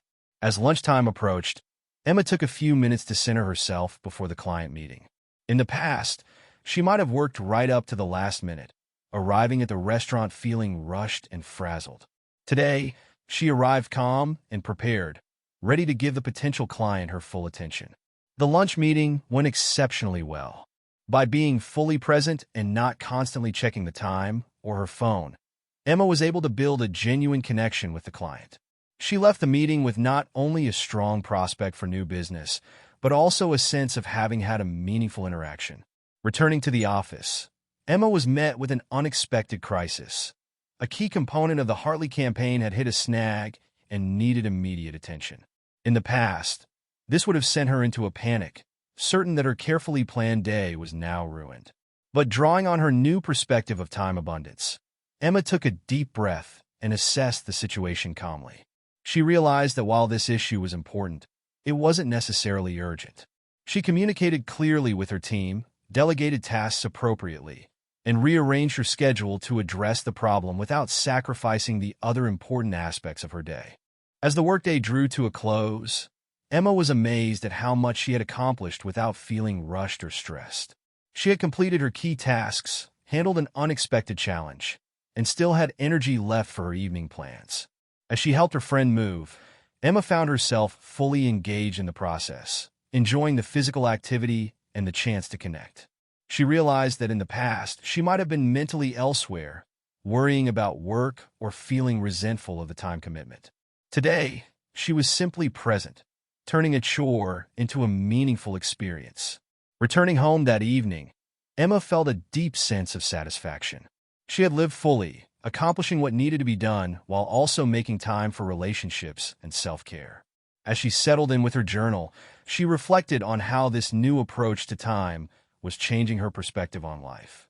She began to write, "Today, I've discovered that time abundance isn't about having more hours in the day, but about changing my relationship with the time I have. It's about being fully present in each moment, prioritizing what truly matters, and letting go of the constant rush and pressure I've been putting on myself. I'm realizing that when I approach time from a mindset of abundance rather than scarcity, I actually seem to have more of it. By focusing on one thing at a time and being fully present, I'm more efficient and effective. More importantly, I'm enjoying my experiences more fully, whether it's a work task, a social interaction, or even just a quiet moment to myself. This new perspective is changing how I approach my days. Instead of seeing my schedule as a series of burdens or obligations, I'm starting to view it as a flow of opportunities. Opportunities to create, to connect, to learn, to rest. I'm learning to say no to things that don't align with my priorities, which paradoxically gives me more time for what's truly important. I'm also understanding that time abundance is deeply connected to abundance in other areas of life. When I feel time rich rather than time poor, I'm more creative, more generous, more open to new experiences. It's creating a positive cycle. The more abundant I feel with my time, the more abundance I seem to attract in all aspects of life. Moving forward, I want to continue nurturing this sense of time abundance. I commit to 1. Starting each day by setting clear intentions and priorities. 2. Practicing mindfulness to stay present in each moment. 3. Saying no to commitments that don't align with my values and goals. 4. Making time for rest, play, and self-care without guilt. 5. Regularly reassessing how I'm spending my time to ensure it reflects my true priorities. I'm excited to see how this journey unfolds. I have a feeling that by embracing abundance in my relationship with time, I'm opening myself up to a richer, more fulfilling way of living. And that's an incredibly liberating way to approach each day. As Emma closed her journal, she felt a profound sense of peace. Her relationship with time, which had once been a source of constant stress and anxiety, now felt like a source of possibility and freedom. She was no longer a victim of the clock, but a conscious creator of her days. She prepared for bed that night with a new ritual, reviewing her day with gratitude, acknowledging how she had used her time, and setting gentle intentions for tomorrow. As she drifted off to sleep, Emma felt a deep sense of alignment with the natural rhythms of life. She was beginning to understand that abundance and time management was not just about productivity or efficiency. It was about living fully, savoring each moment, and aligning her use of time with her deepest values and aspirations.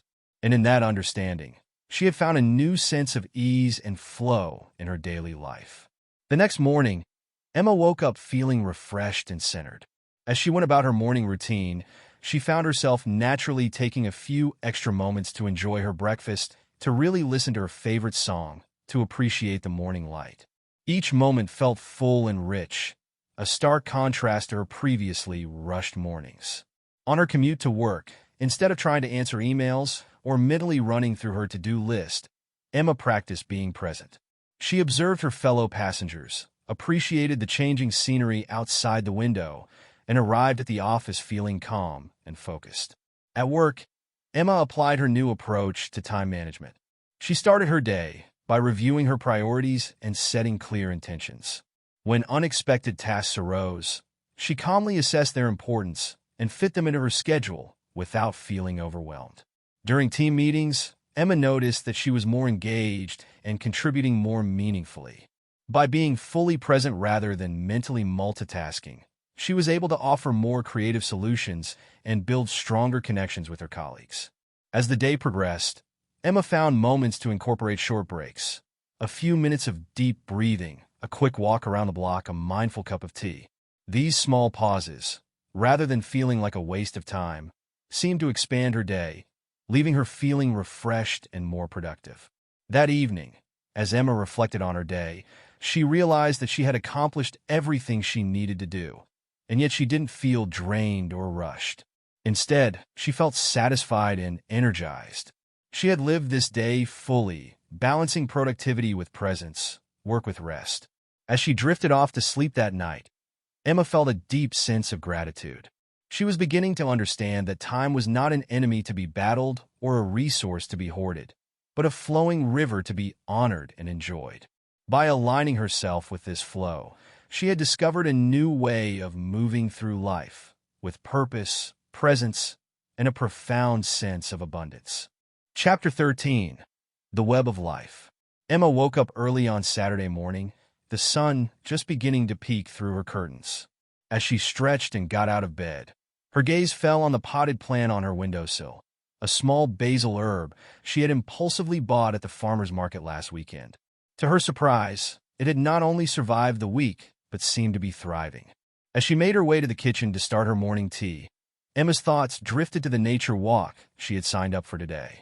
It was organized by the local environmental group she had discovered during her exploration of spiritual well-being. The idea of spending a day in nature, learning about local ecosystems, both excited and slightly intimidated her. Settling into her favorite armchair with a steaming mug of green tea, Emma opened her journal to the next chapter. The title for Day 13 read, Environmental Abundance, Cultivating a Sustainable Relationship with Nature. Emma paused, considering the words. Environmental issues had always seemed overwhelming to her, problems too big for one person to make a difference. But her journey into abundance thinking had taught her that small actions could create ripple effects. She wondered how this principle might apply to her relationship with the natural world. The entry began with a quote from Chief Seattle. Humankind has not woven the web of life. We are but one thread within it. Whatever we do to the web, we do to ourselves. All things are bound together. All things connect. Emma reflected on how disconnected she had felt from nature, living in the midst of a bustling city. The first exercise of the day asked her to reflect on her beliefs about the environment and sustainability. Emma began to write. 1.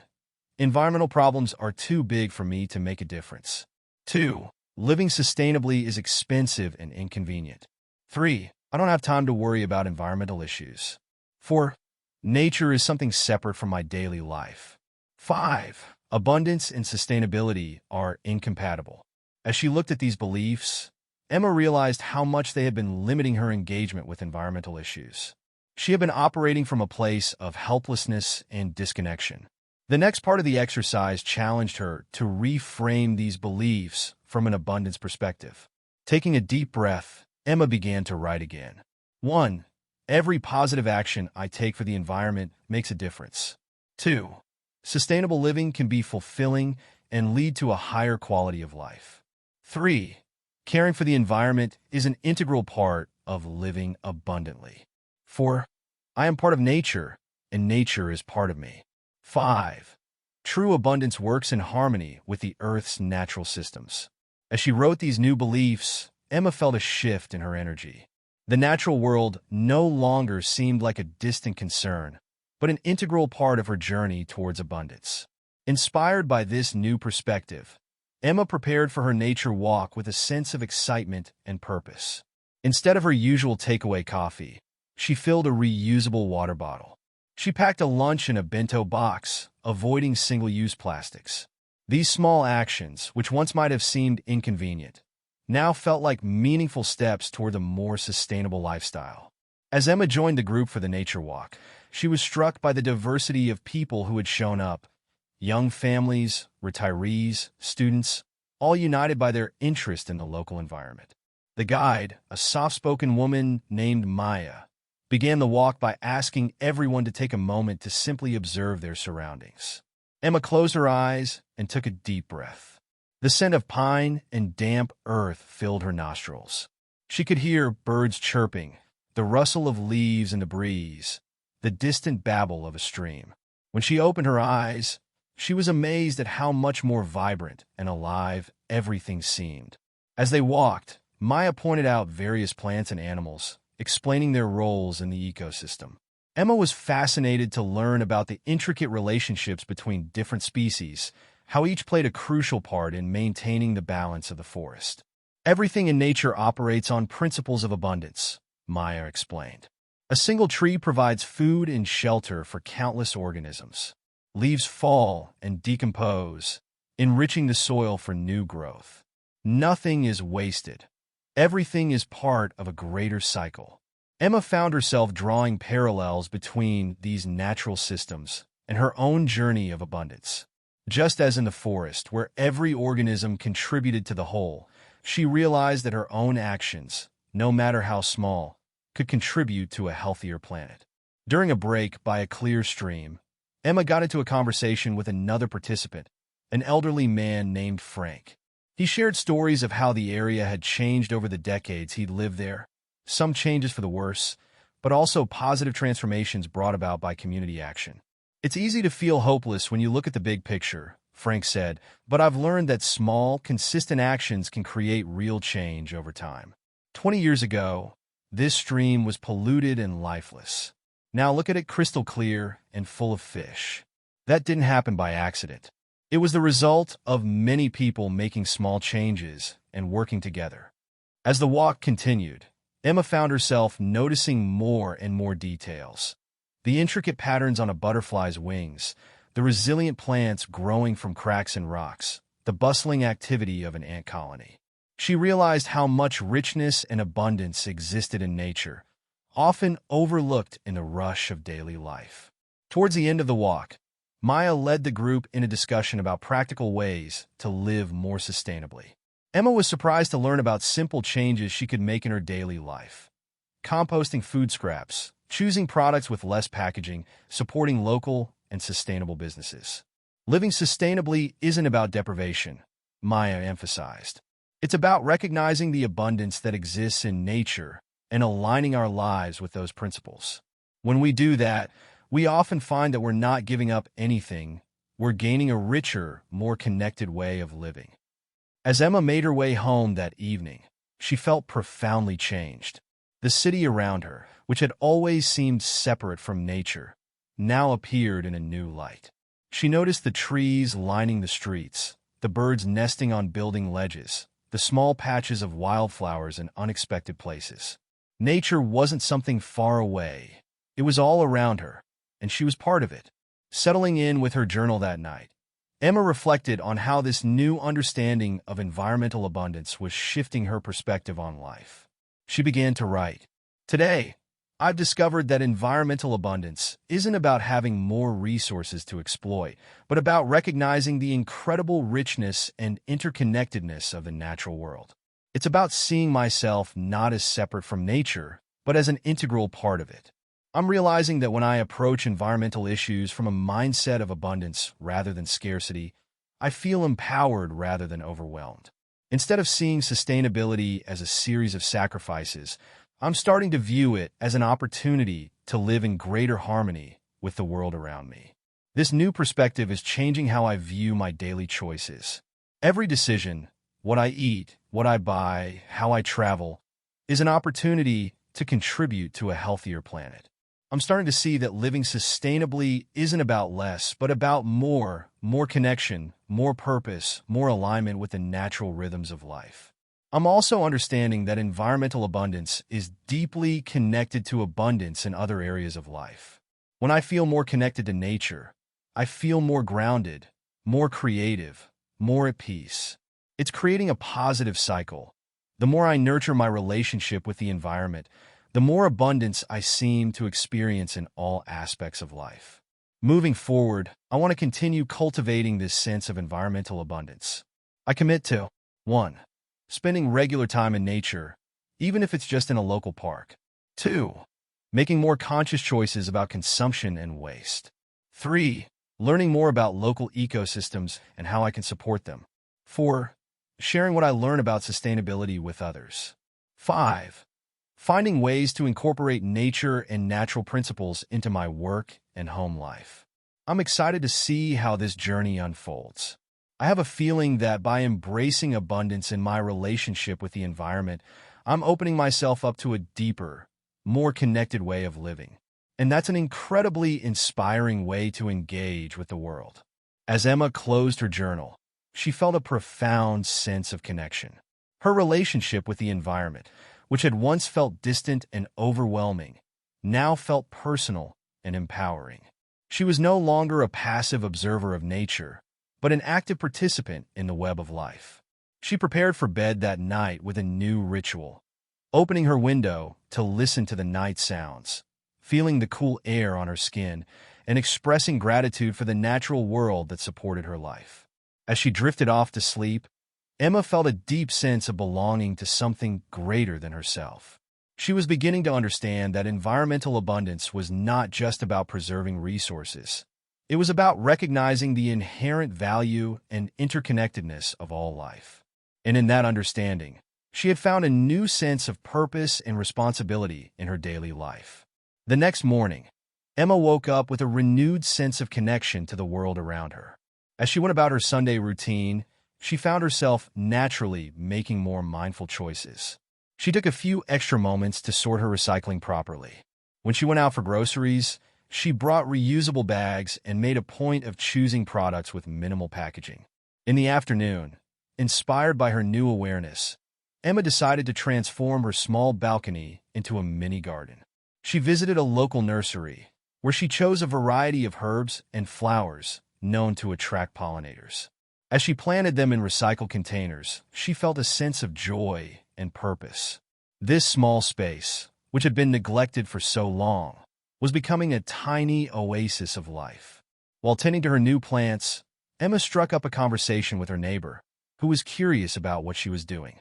As she shared her newfound enthusiasm for environmental stewardship, she was surprised to find her neighbor equally interested. They ended up exchanging tips on composting and water conservation, and even made plans to start a small community garden project in their building. That evening, as Emma prepared a meal using some of the herbs from her balcony, she reflected on how different her weekend had been compared to her usual routine. Instead of feeling drained by mindless consumption or entertainment, she felt energized and connected. By aligning her actions with her new understanding of environmental abundance, she had created experiences that were not only sustainable, but deeply fulfilling. As she settled in a bed that night, Emma felt a sense of excitement about the week ahead. She was eager to bring this new awareness into her work and daily life. She drifted off to sleep with visions of how she might incorporate sustainable practices into the Heartly campaign, and how she could inspire her colleagues to think more about environmental impact in their projects. Emma was beginning to understand that living in harmony with the environment wasn't a constraint, but a pathway to a richer, more meaningful life. By recognizing the abundance inherent in nature, she had discovered a new source of creativity, connection, and purpose. And she knew that this was just the beginning of a lifelong journey towards a more sustainable and abundant way of living. Chapter 14, The Ripple Effect. Emma woke up on Monday morning with a renewed sense of purpose. The weekend's experiences with environmental abundance had sparked something within her, a desire to extend her newfound awareness beyond her personal life. As she prepared for work, her mind buzzed with ideas about how she could bring these principles into her professional realm and wider community. Settling into her morning routine with a cup of fair trade coffee, Emma opened her journal to the next chapter. The title for Day 14 read, Abundance in Community, Creating Positive Social Impact. Emma paused, considering the words. She had always admired people who seemed to effortlessly contribute to their communities, but had often felt too busy or overwhelmed to engage deeply herself. But her journey into abundance thinking had shown her that perceived limitations could often be transformed into opportunities.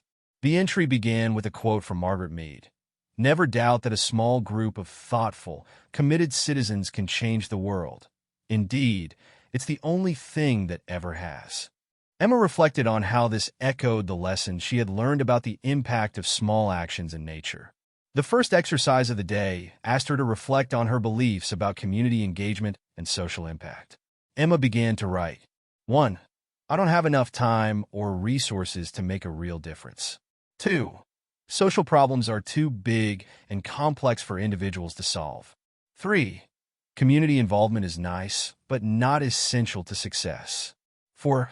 I need to be an expert to contribute meaningfully to social causes. 5.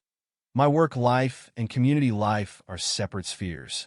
As she looked at these beliefs, Emma realized how much they had been limiting her engagement with her community. She had been operating from a place of separation and scarcity.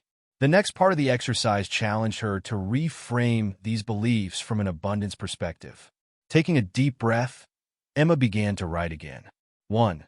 Every positive action I take in my community creates ripples of change. 2. By collaborating with others, we can tackle even the most complex social issues. 3. Community involvement enriches my life and contributes to my overall success. 4. My unique skills and perspective are valuable in addressing social challenges. 5. My work and community life can align to create greater positive impact. As she wrote these new beliefs, Emma felt a surge of energy and possibility. Her community no longer seemed like a separate entity, but a vibrant network of which she was an integral part. Inspired by this new perspective, Emma decided to approach her workday differently. In the team meeting that morning, when discussing the Hartley campaign, she raised the question of how they could incorporate social responsibility into the project. What if we suggested that Hartley sponsor a community garden initiative? Emma proposed. It aligns with their health-focused brand, and it could make a real difference in food-insecure neighborhoods. Her colleagues looked surprised but intrigued. Mark, her boss, nodded thoughtfully. That's an interesting angle, Emma. Can you flesh out that idea a bit more for our next meeting? Energized by this positive response, Emma threw herself into researching community garden initiatives. She reached out to local nonprofits, learning about the impact of these projects on community health, social cohesion, and even crime reduction. The more she learned, the more excited she became about the potential of this idea. During her lunch break, instead of eating at her desk as usual, Emma decided to take a walk around the neighborhood. She found herself noticing things she had overlooked before: a struggling local business, a group of teens with nowhere to hang out after school, an elderly neighbor struggling with grocery bags. As she walked, Emma struck up a conversation with the owner of a small bookstore. She learned about the challenges facing local businesses and the efforts to create a merchants association. Intrigued, Emma found herself offering to help design a flyer for their next meeting, using her marketing skills in a new context. Returning to the office, Emma felt a new sense of connection to her community. She realized that her skills and resources, which she had always thought of in terms of her career, could have a much wider impact. In the afternoon, Emma had a breakthrough idea for the Hartley campaign. What if, instead of just sponsoring community gardens, they created a program that connected Hartley's health professionals with these community initiatives? It could provide health education, nutrition advice, and basic checkups in underserved areas. Excited, she stayed late to draft a proposal. As she worked, Emma realized that this project wasn't just good marketing, it had the potential to make a real difference in people's lives. For the first time in a long while, she felt a deep sense of purpose in her work. On her way home, Emma passed a community center with a sign advertising a neighborhood council meeting. On impulse, she decided to attend. As she listened to her neighbors discuss local issues, from traffic concerns to the need for more youth programs, Emma found herself drawn into the conversation. When the topic of the struggling local businesses came up, Emma shared what she had learned from the bookstore owner. To her surprise, her marketing perspective offered a fresh take on the issue, and soon she found herself volunteered onto a committee to support local businesses. As she walked home from the meeting, Emma felt a mix of excitement and nervousness. She had just committed to something that would take time and energy, resources she had always felt were in short supply. But instead of feeling overwhelmed, she felt invigorated. She was beginning to understand that engaging with her community wasn't a drain on her resources, but a source of energy and fulfillment. That night, as Emma settled in with her journal, she reflected on how this new approach to community engagement was changing her perspective on her role in the world. She began to write. Today, I've discovered that abundance in community isn't about having more to give away, but about recognizing the incredible wealth of resources that exist when people come together. It's about seeing myself not as an isolated individual, but as part of an interconnected network of people with the power to create positive change. I'm realizing that when I approach community engagement from a mindset of abundance rather than scarcity, I feel energized rather than drained. Instead of seeing community involvement as another obligation, I'm starting to view it as an opportunity to create meaning, build connections, and contribute to something larger than myself. This new perspective is changing how I view my daily choices and my work. Every interaction, every project is an opportunity to create positive ripples in my community. I'm starting to see that my skills and resources aren't just for my personal benefit, but can be leveraged to uplift others and address social challenges. I'm also understanding that community abundance is deeply connected to abundance in other areas of life. When I feel more connected to my community, I feel more grounded, more inspired, more purposeful. It's creating a positive cycle. The more I engage with my community, the more abundance I seem to experience in all aspects of life. Moving forward, I want to continue cultivating this sense of community abundance. I commit to 1. Regularly participating in community events and initiatives. 2. looking for ways to align my work with positive social impact. 3. Sharing my skills and resources to support local causes. 4. Building connections with diverse members of my community. 5. Staying informed about local issues and actively contributing to solutions. I'm excited to see how this journey unfolds. I have a feeling that by embracing abundance in my relationship with my community, I'm opening myself up to a more meaningful and impactful way of living. And that's an incredibly inspiring way to engage with the world. As Emma closed her journal, she felt a profound sense of connection and purpose. Her relationship with her community, which had once felt distant and peripheral to her life, now felt central and energizing. She was no longer just a resident of her neighborhood, but an active participant in shaping its future. She prepared for bed that night with a new ritual, reviewing the day's interactions and identifying one small action she could take tomorrow to positively impact her community. As she drifted off to sleep, Emma felt a deep sense of belonging and purpose.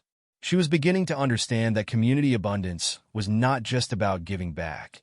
It was about creating a network of mutual support and shared purpose that enriched everyone involved. And in that understanding, she had found a new dimension of meaning and fulfillment in her daily life. The next morning, Emma woke up eager to continue exploring this new aspect of abundance. As she went about her morning routine, she found herself thinking about how she could bring more community-mindedness into her day. At work, Emma shared her expanded proposal for the Heartly campaign with her team. To her delight, her colleagues were enthusiastic about the idea of combining marketing with genuine social impact. Even those who were initially skeptical began to see the potential benefits, not just for Heartly's brand, but for the communities they could serve. "This is more than a campaign," Mark said, his eyes alight with excitement. "This could be the start of a whole new direction for our agency. Imagine if we could bring this kind of social impact focus to all our clients." As the team brainstormed, Emma felt a surge of joy. She was using her professional skills not just to sell products, but to create real, positive change in people's lives. The line between her work life and her community engagement was beginning to blur in the most beautiful way. During her lunch break, Emma made good on her promise to help the local bookstore. She worked on designing a flyer for the Merchants Association meeting, feeling a sense of satisfaction as she applied her skills to support local businesses. When she dropped off the finished flyer at the bookstore, the owner's grateful smile gave Emma a warm glow that lasted all afternoon. After work, instead of heading straight home, Emma stopped by a local community garden she had discovered during her research. As she walked among the thriving plants, she struck up a conversation with one of the gardeners, an elderly woman named Rose. Rose shared stories of how the garden had transformed the neighborhood, providing fresh produce to families in need and creating a space for community connection. As they talked, Emma found herself offering to help Rose set up a simple website for the garden to help them share their story and attract more support. "Oh, honey, that would be wonderful," Rose said, squeezing Emma's hand. "You know, it's not just the vegetables that grow here. It's hope, it's community, it's the knowledge that we can make a difference. And now you're part of that too." As Emma walked home that evening, she felt a deep sense of contentment. Her day had been full and busy, but instead of feeling drained, she felt energized and fulfilled.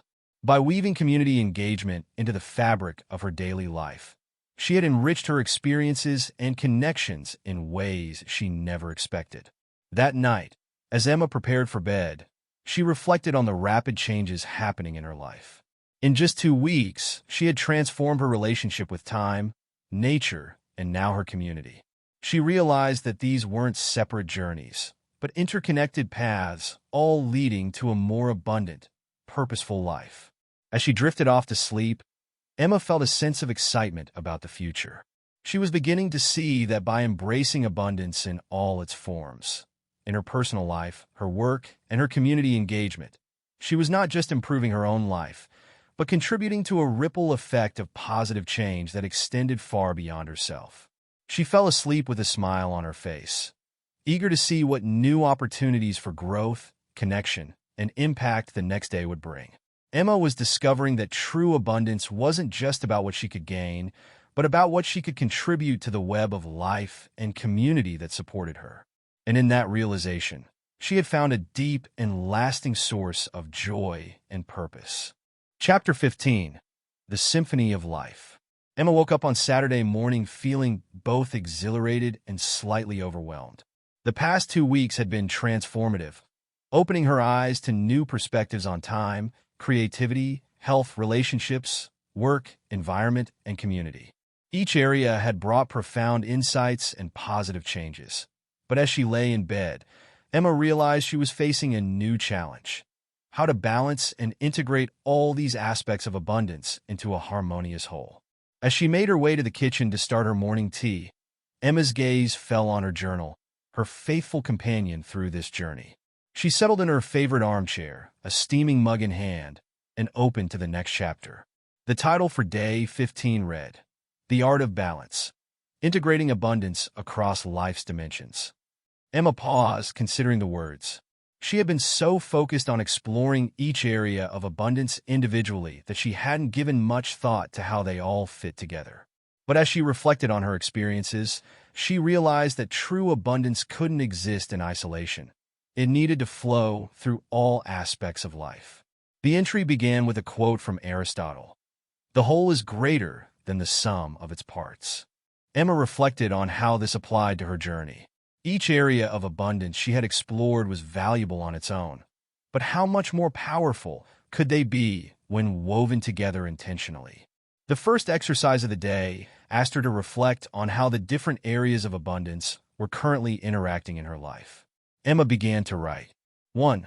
My new approach to time management sometimes clashes with my desire for spontaneity in relationships. 2. My commitment to environmental sustainability occasionally feels at odds with my career goals. 3. My focus on personal growth sometimes makes me neglect my community engagement. 4. My pursuit of financial abundance doesn't always align with my values of simplicity and sustainability. 5. My dedication to work sometimes overshadows my need for spiritual and emotional well-being. As she looked at these reflections, Emma realized that while she had made progress in each area, she was still struggling to create a cohesive, balanced approach to abundance. The next part of the exercise challenged her to envision how these areas could support and enhance each other. Taking a deep breath, Emma began to write again. 1. Mindful time management can create space for deeper, more meaningful relationships. 2.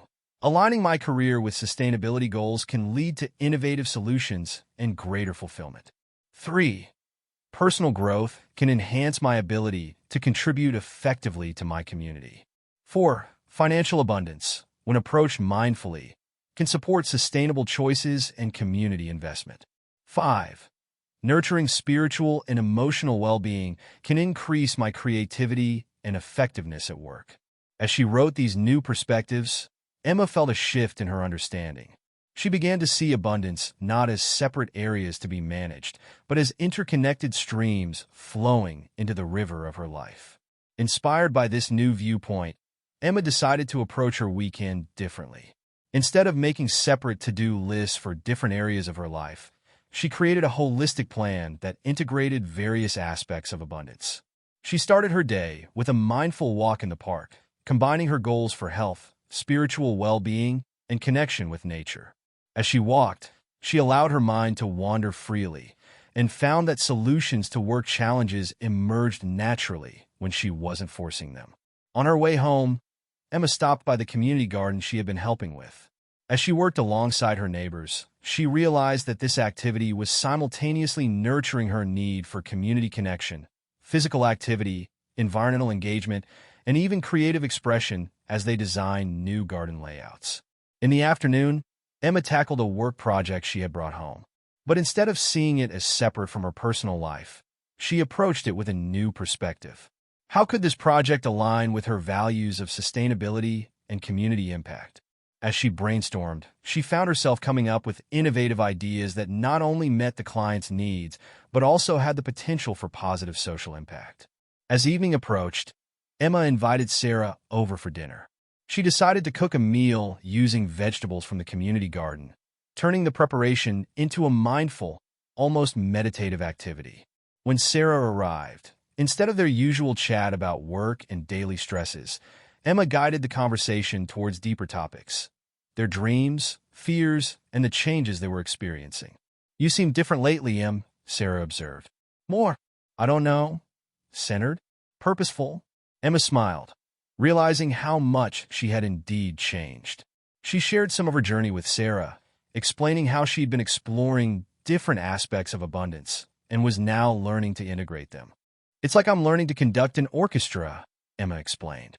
"Each instrument, time, health, work, relationships, community, is beautiful on its own. But when they all play together in harmony, that's when the real magic happens."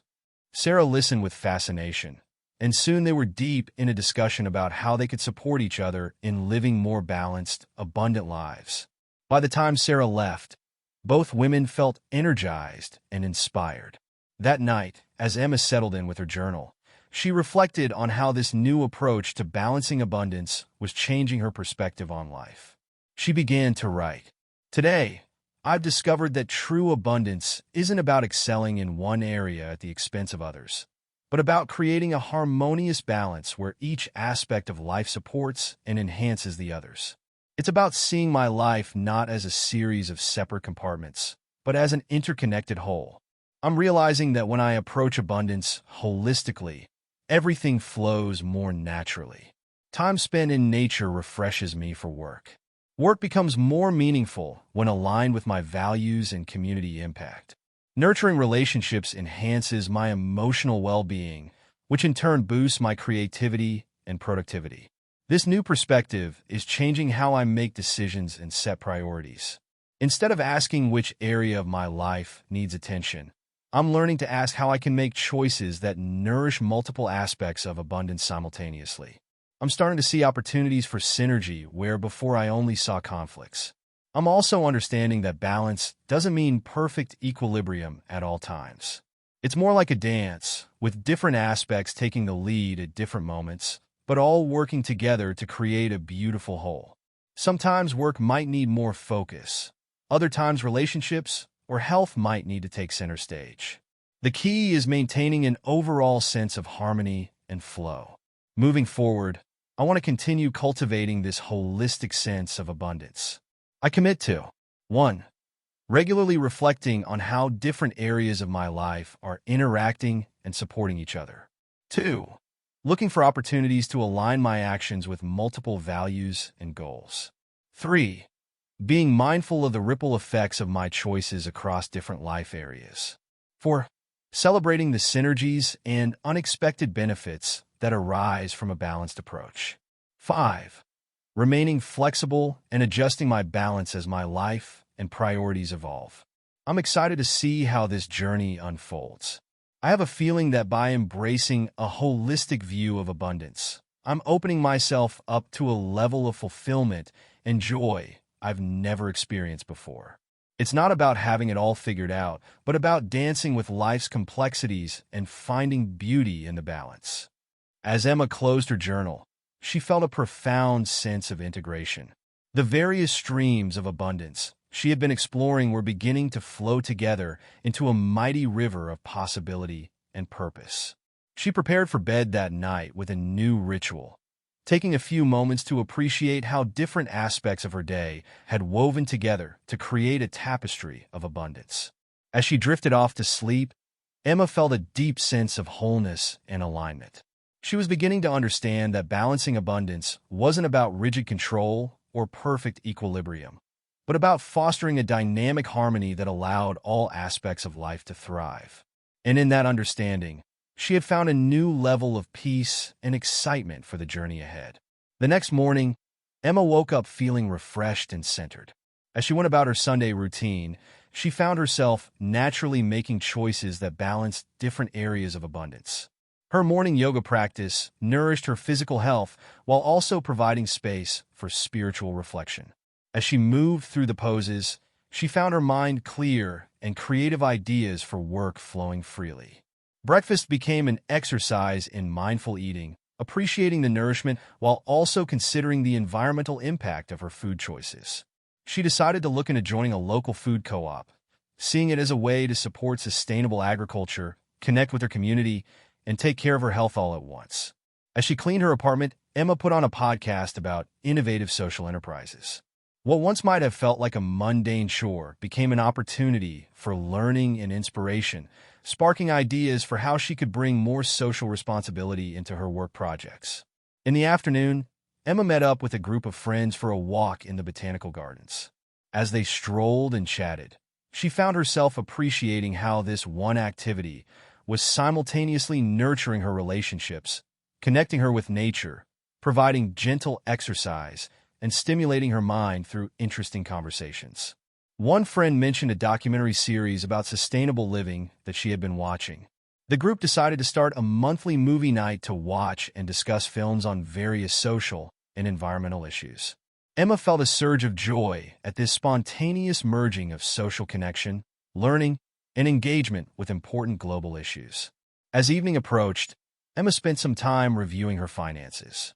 But instead of seeing it as a separate, often stressful task, she approached it as an integral part of her abundant life. She looked for ways her spending could better align with her values, setting up automatic donations to causes she cared about and researching ethical investment options. Before bed, as Emma sat down to plan her week ahead, she realized how different her approach was now. Instead of creating separate to-do lists for work, personal life, and community engagement, she found herself crafting a holistic schedule that allowed different areas of abundance to support and enhance each other. She blocked out time for focused work, but also made sure to include breaks for short meditation or nature connection to keep her creativity flowing. She scheduled a meeting with a client at a local park, combining work with time outdoors.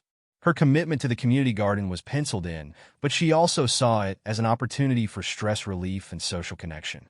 As she finished her planning, Emma felt a sense of excitement rather than overwhelm.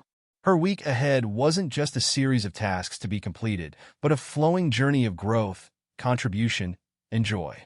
That night, as Emma drifted off to sleep, she reflected on how much her life had changed in just 2 weeks. The boundaries between different areas of her life had softened, allowing abundance to flow freely between them.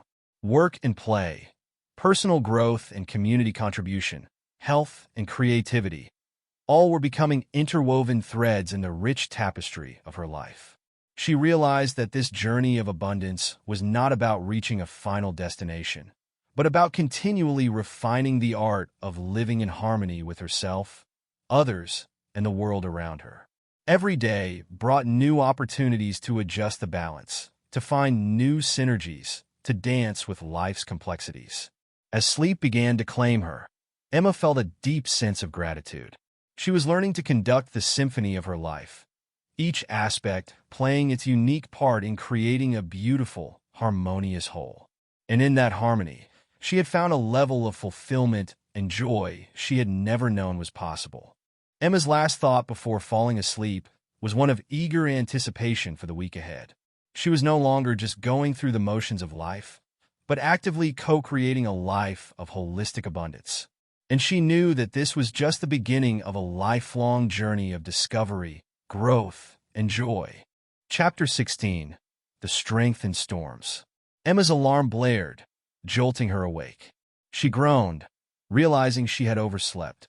The calm, centered feeling she had cultivated over the weekend evaporated as she rushed to get ready for work, her mind racing with all the tasks she needed to accomplish that day. As she hurried out the door, Emma caught a glimpse of her journal on the coffee table. She hesitated, torn between her usual morning ritual and the urgent need to get to the office. With a sigh, she grabbed the journal and stuffed it into her bag, hoping to find a moment to read it later. The day seemed determined to test Emma's newfound abundance mindset. She arrived at work to find that a key client was unhappy with the latest campaign proposal. Her inbox was overflowing with urgent messages, and her calendar was packed with back-to-back meetings. To top it off, she had a throbbing headache that made it hard to concentrate. As she struggled to keep up with the mounting pressures, Emma felt her old patterns of stress and scarcity thinking creeping back in. She found herself snapping at a junior colleague who made a minor mistake, then immediately felt guilty for her harsh reaction. During a brief lull between meetings, Emma remembered her journal. She pulled it out, turned to the next chapter. The title for day 16 read, Navigating Challenges, Finding Abundance in Adversity. Emma almost laughed out loud at the irony. Here she was feeling anything but abundant, and the universe seemed to be asking her to find abundance in this mess. She began to read, her skepticism slowly giving way to curiosity.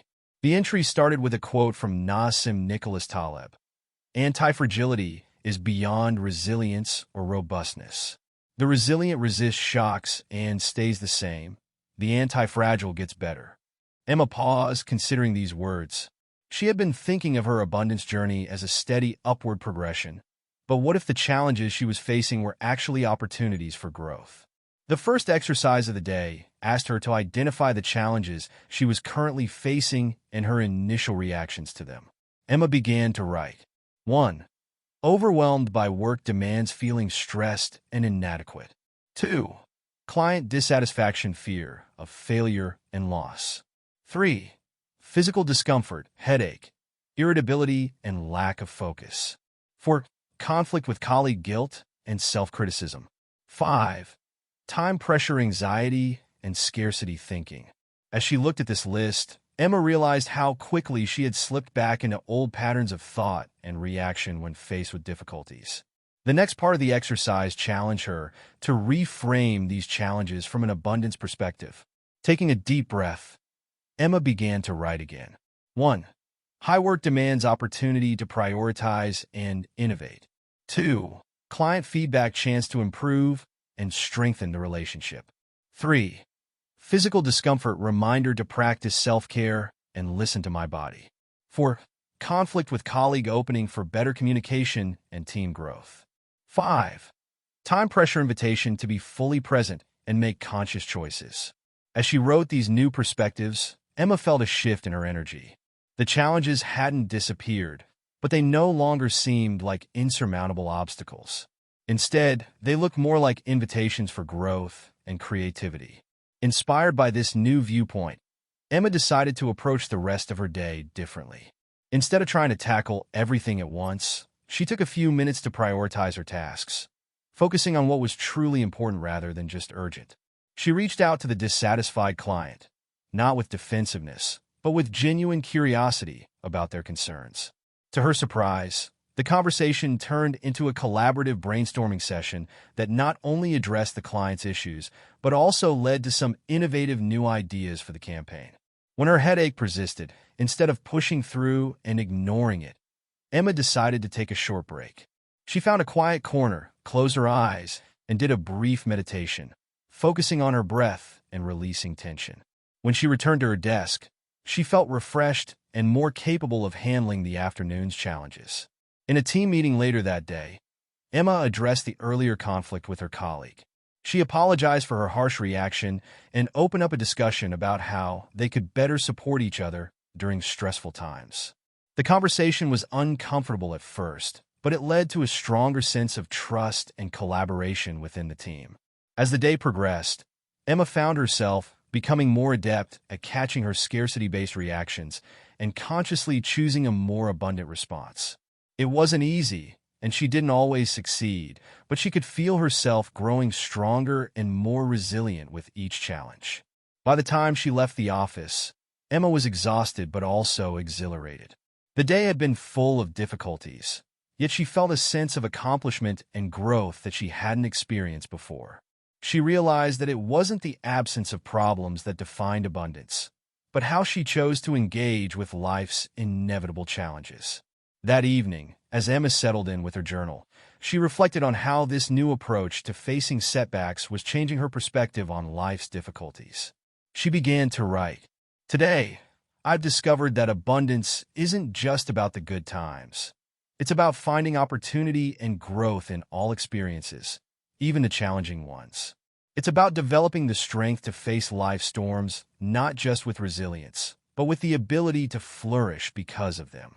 I'm realizing that when I approach setbacks from a mindset of abundance rather than scarcity, I unlock creative solutions and hidden opportunities. Instead of being diminished by challenges, I can use them as catalysts for growth and innovation." This new perspective is changing how I view the obstacles in my life. Every problem becomes a chance to learn. Every conflict an opportunity to deepen understanding. Every limitation an invitation to think creatively. I'm starting to see that the path to abundance isn't a smooth, straight line, but a winding journey with ups and downs. And that's where the real growth happens. I'm also understanding that overcoming setbacks with an abundance mindset doesn't mean ignoring negative emotions or pretending everything is fine. It's about acknowledging the difficulty, feeling what I need to feel, and then consciously choosing a response that aligns with my values and goals. Moving forward, I want to continue cultivating this resilient abundance. I commit to 1. Viewing challenges as opportunities for growth and learning. 2. Practicing self-compassion when facing setbacks. 3. Seeking the hidden benefits or lessons in difficult situations. 4. Using obstacles as catalysts for creativity and innovation. 5. Celebrating my ability to overcome challenges as much as the outcomes themselves. I'm excited to see how this journey unfolds. I have a feeling that by embracing abundance, even in the face of adversity, I'm developing a kind of strength and wisdom that will serve me in all aspects of life. And that's an incredibly empowering way to approach life's inevitable ups and downs. As Emma closed her journal, she felt a profound sense of growth. Her relationship with challenges, which had once been characterized by stress and avoidance, now felt like a source of strength and opportunity. She was no longer just enduring life's difficulties. She was actively engaging with them as part of her journey of growth. She prepared for bed that night with a new ritual, reflecting on the day's challenges and acknowledging how she had grown through them. As she drifted off to sleep, Emma felt a deep sense of confidence in her ability to handle whatever life might bring. She was beginning to understand that true abundance wasn't about avoiding difficulties, but about developing the capacity to find opportunity and growth in all of life's experiences. And in that understanding, she had found a new level of strength and resilience that she never knew she possessed. The next morning, Emma woke up feeling surprisingly refreshed. As she went about her morning routine, she found herself actually looking forward to the day ahead, curious about what challenges and growth opportunities it might bring. On her commute to work, Emma overheard 2 fellow passengers complaining about the crowded train. In the past, she might have joined in or let their negativity affect her mood. Today, she chose to see the situation differently. She struck up a friendly conversation with the woman next to her, turning the cramped commute into an opportunity for human connection. Arriving at the office, Emma was greeted with news that a major presentation had been moved up by 2 days. Her initial reaction was panic, but she caught herself, took a deep breath, and reframed the situation. This was a chance to demonstrate her ability to perform under pressure, to rally her team, and to exceed expectations. As she gathered her team to break the news, Emma was surprised by her own calm and confidence. She openly acknowledged the challenge they faced, but also expressed her belief in their collective ability to rise to the occasion. Her positive attitude was contagious, and soon the team was buzzing with energy and ideas. Throughout the day, Emma found herself naturally applying the abundance mindset to various situations. When a technical glitch threatened to derail an important video call, she quickly pivoted to a creative solution that actually improved the meeting's effectiveness. When she received critical feedback on a project, instead of feeling defensive, she approached it as valuable input for improvement. By late afternoon, Emma and her team had made significant progress on the presentation. As they wrapped up for the day, one of her colleagues remarked, "I don't know how you do it, Emma. You always seem to thrive under pressure." Emma smiled, realizing how much she had indeed changed. "It's all about perspective," she replied. "Every challenge is an opportunity if you choose to see it that way." That evening, as Emma left the office, she noticed dark clouds gathering. Just as she stepped outside, the skies opened up in a sudden downpour. She had forgotten her umbrella, and for a moment, she felt a flash of frustration. But then she laughed, remembering the day's lessons. She decided to embrace the rain, tilting her face up to feel the cool drops on her skin. As she walked home in the rain, Emma reflected on how different her response to this small setback was compared to just a day ago. She realized that the strength she was developing in facing big challenges was spilling over into all aspects of her life, helping her find joy and abundance even in small inconveniences. At home, as Emma changed out of her wet clothes, she caught sight of herself in the mirror. She was surprised to see a woman looking back at her who seemed stronger, more confident, and somehow more alive than she had ever been. The challenges she had faced hadn't diminished her. They had helped her grow. Before bed, Emma opened her journal one last time. She wrote, "Today, I truly understood what it means to be anti-fragile. It's not just about bouncing back from setbacks, but about becoming stronger because of them. Every challenge I faced today made me more creative, more resilient, and more alive. I'm beginning to see that abundance isn't a state to achieve, but a way of engaging with life. All of life, including its difficulties. It's about finding the opportunity in every situation, the lesson in every mistake, the strength in every struggle.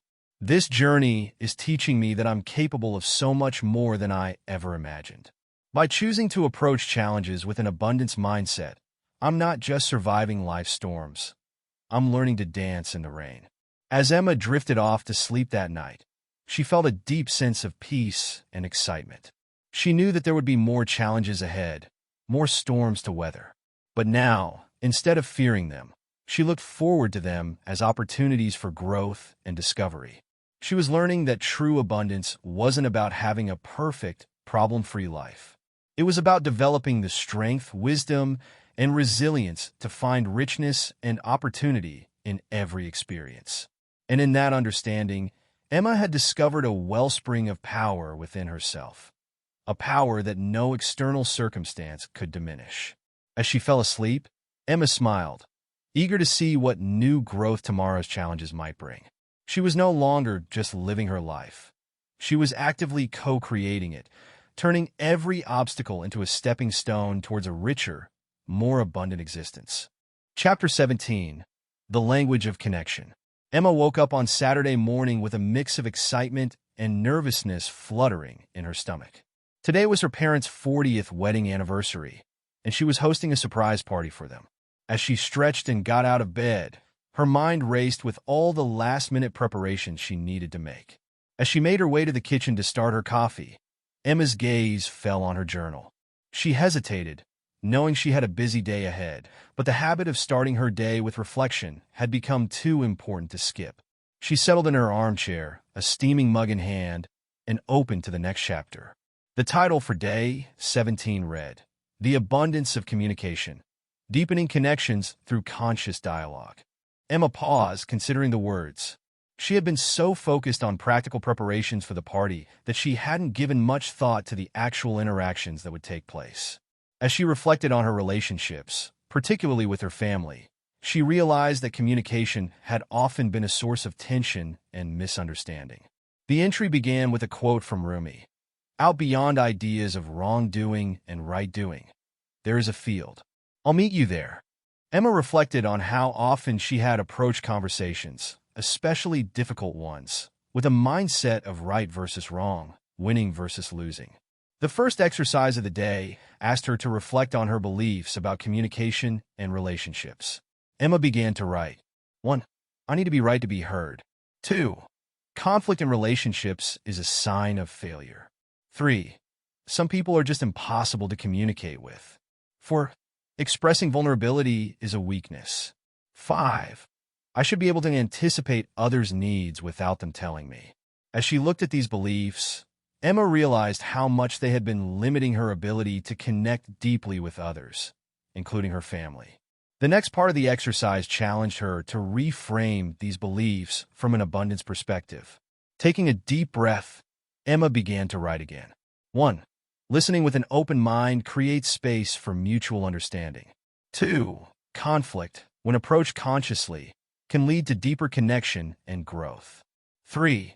Every person has a unique way of communicating that I can learn to understand. 4. Sharing vulnerably allows for authentic connection and intimacy. 5. Clear, loving communication of needs and boundaries strengthens relationships. As she wrote these new perspectives, Emma felt a shift in her energy. The party ahead no longer seemed like just a logistical challenge, but an opportunity for meaningful connection and celebration. Inspired by this new viewpoint, Emma decided to approach her day differently. As she went about her preparations, she made a conscious effort to communicate more openly and appreciatively with everyone involved. She called her sister, who was helping with the arrangements, and instead of just running through the to-do list, she took time to express her gratitude for her sister's help and share her excitement about celebrating their parents. When she went to pick up the cake and found that there had been a small mistake in the decoration, instead of getting frustrated, Emma engaged in a calm, constructive dialogue with the baker. Together, they came up with a creative solution that actually improved the original design. As guests began to arrive for the party, Emma made a point of greeting each person with genuine attention, asking thoughtful questions and listening deeply to their responses.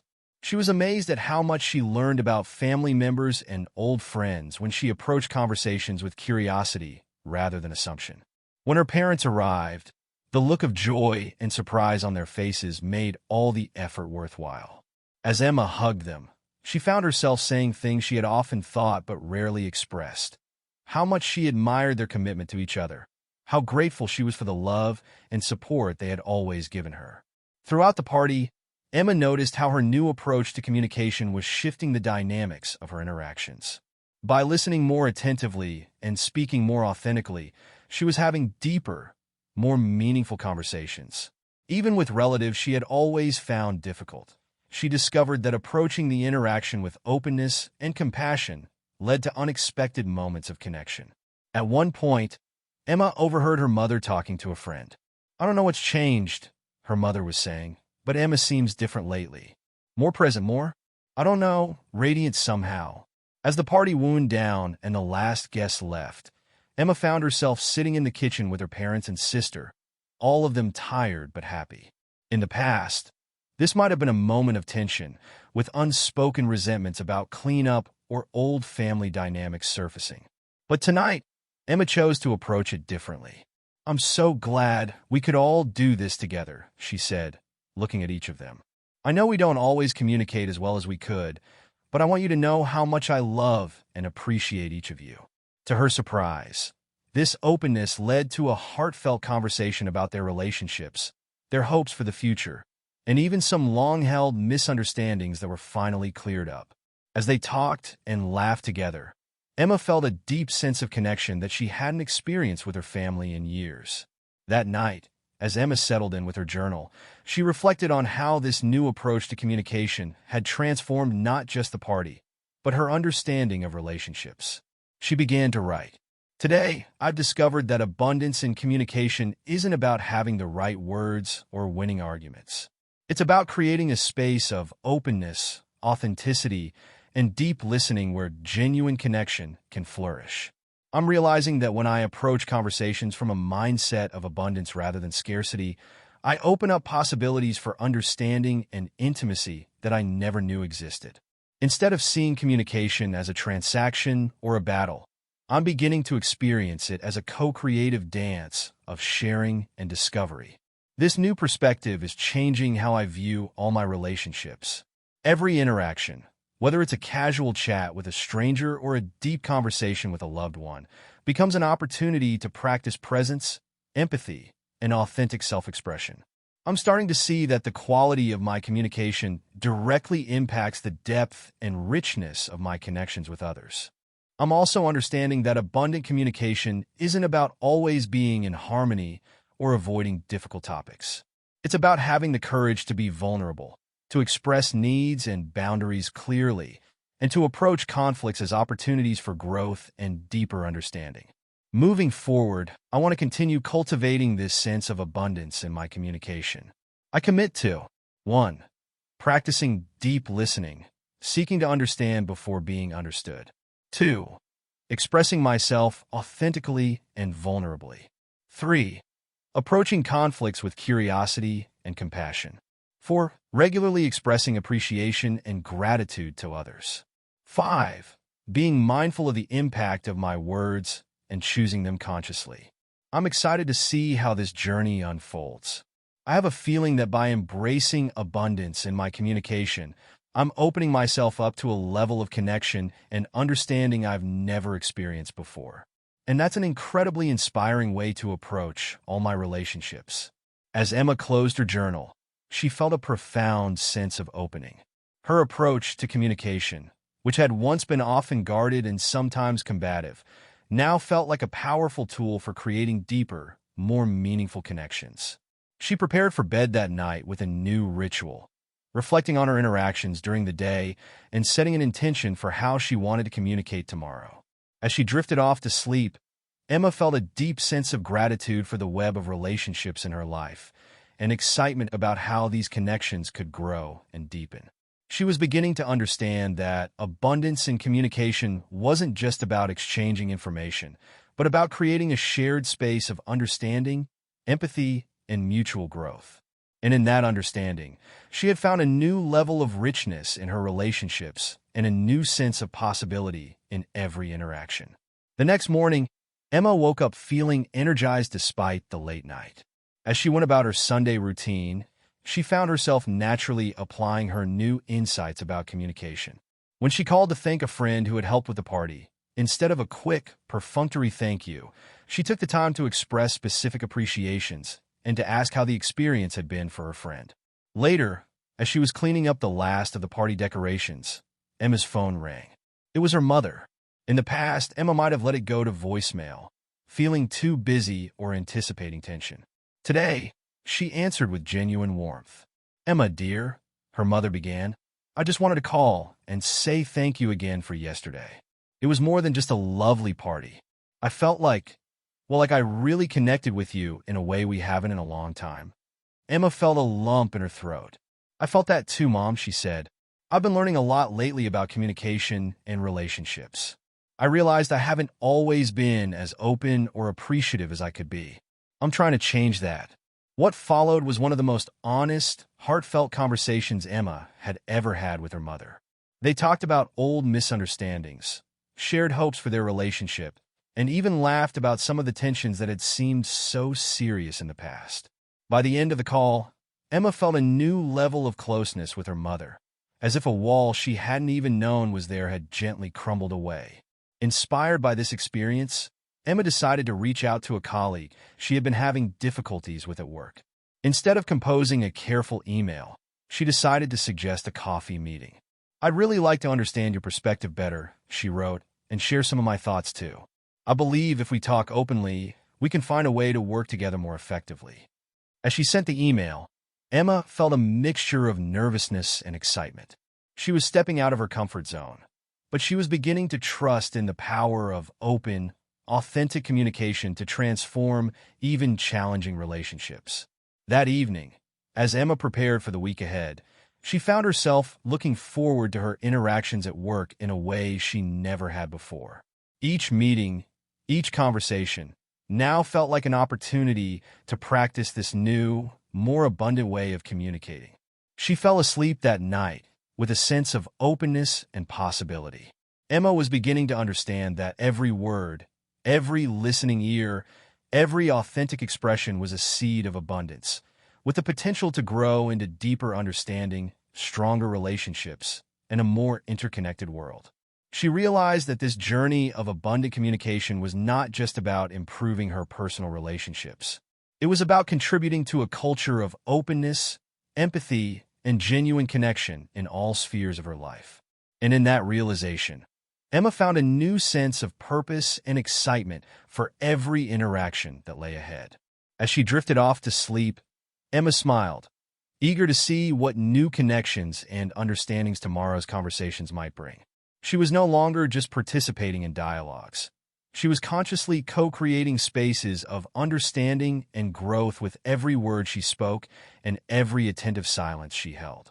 In the realm of communication, Emma had discovered true abundance was not measured in the quantity of words, but in the quality of connection. And she was just beginning to explore the depths of richness that this new understanding could bring to her life and the lives of those around her. Chapter 18. The Ripples of Influence. Emma arrived at the office early Monday morning, her mind buzzing with ideas from the weekend's experiences. As she settled at her desk, she noticed an email from Mark, her boss, asking to see her first thing. Intrigued and slightly nervous, Emma made her way to his office.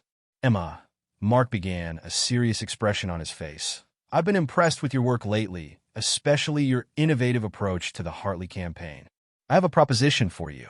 We're forming a new team to focus on socially responsible marketing initiatives, and I'd like you to lead it."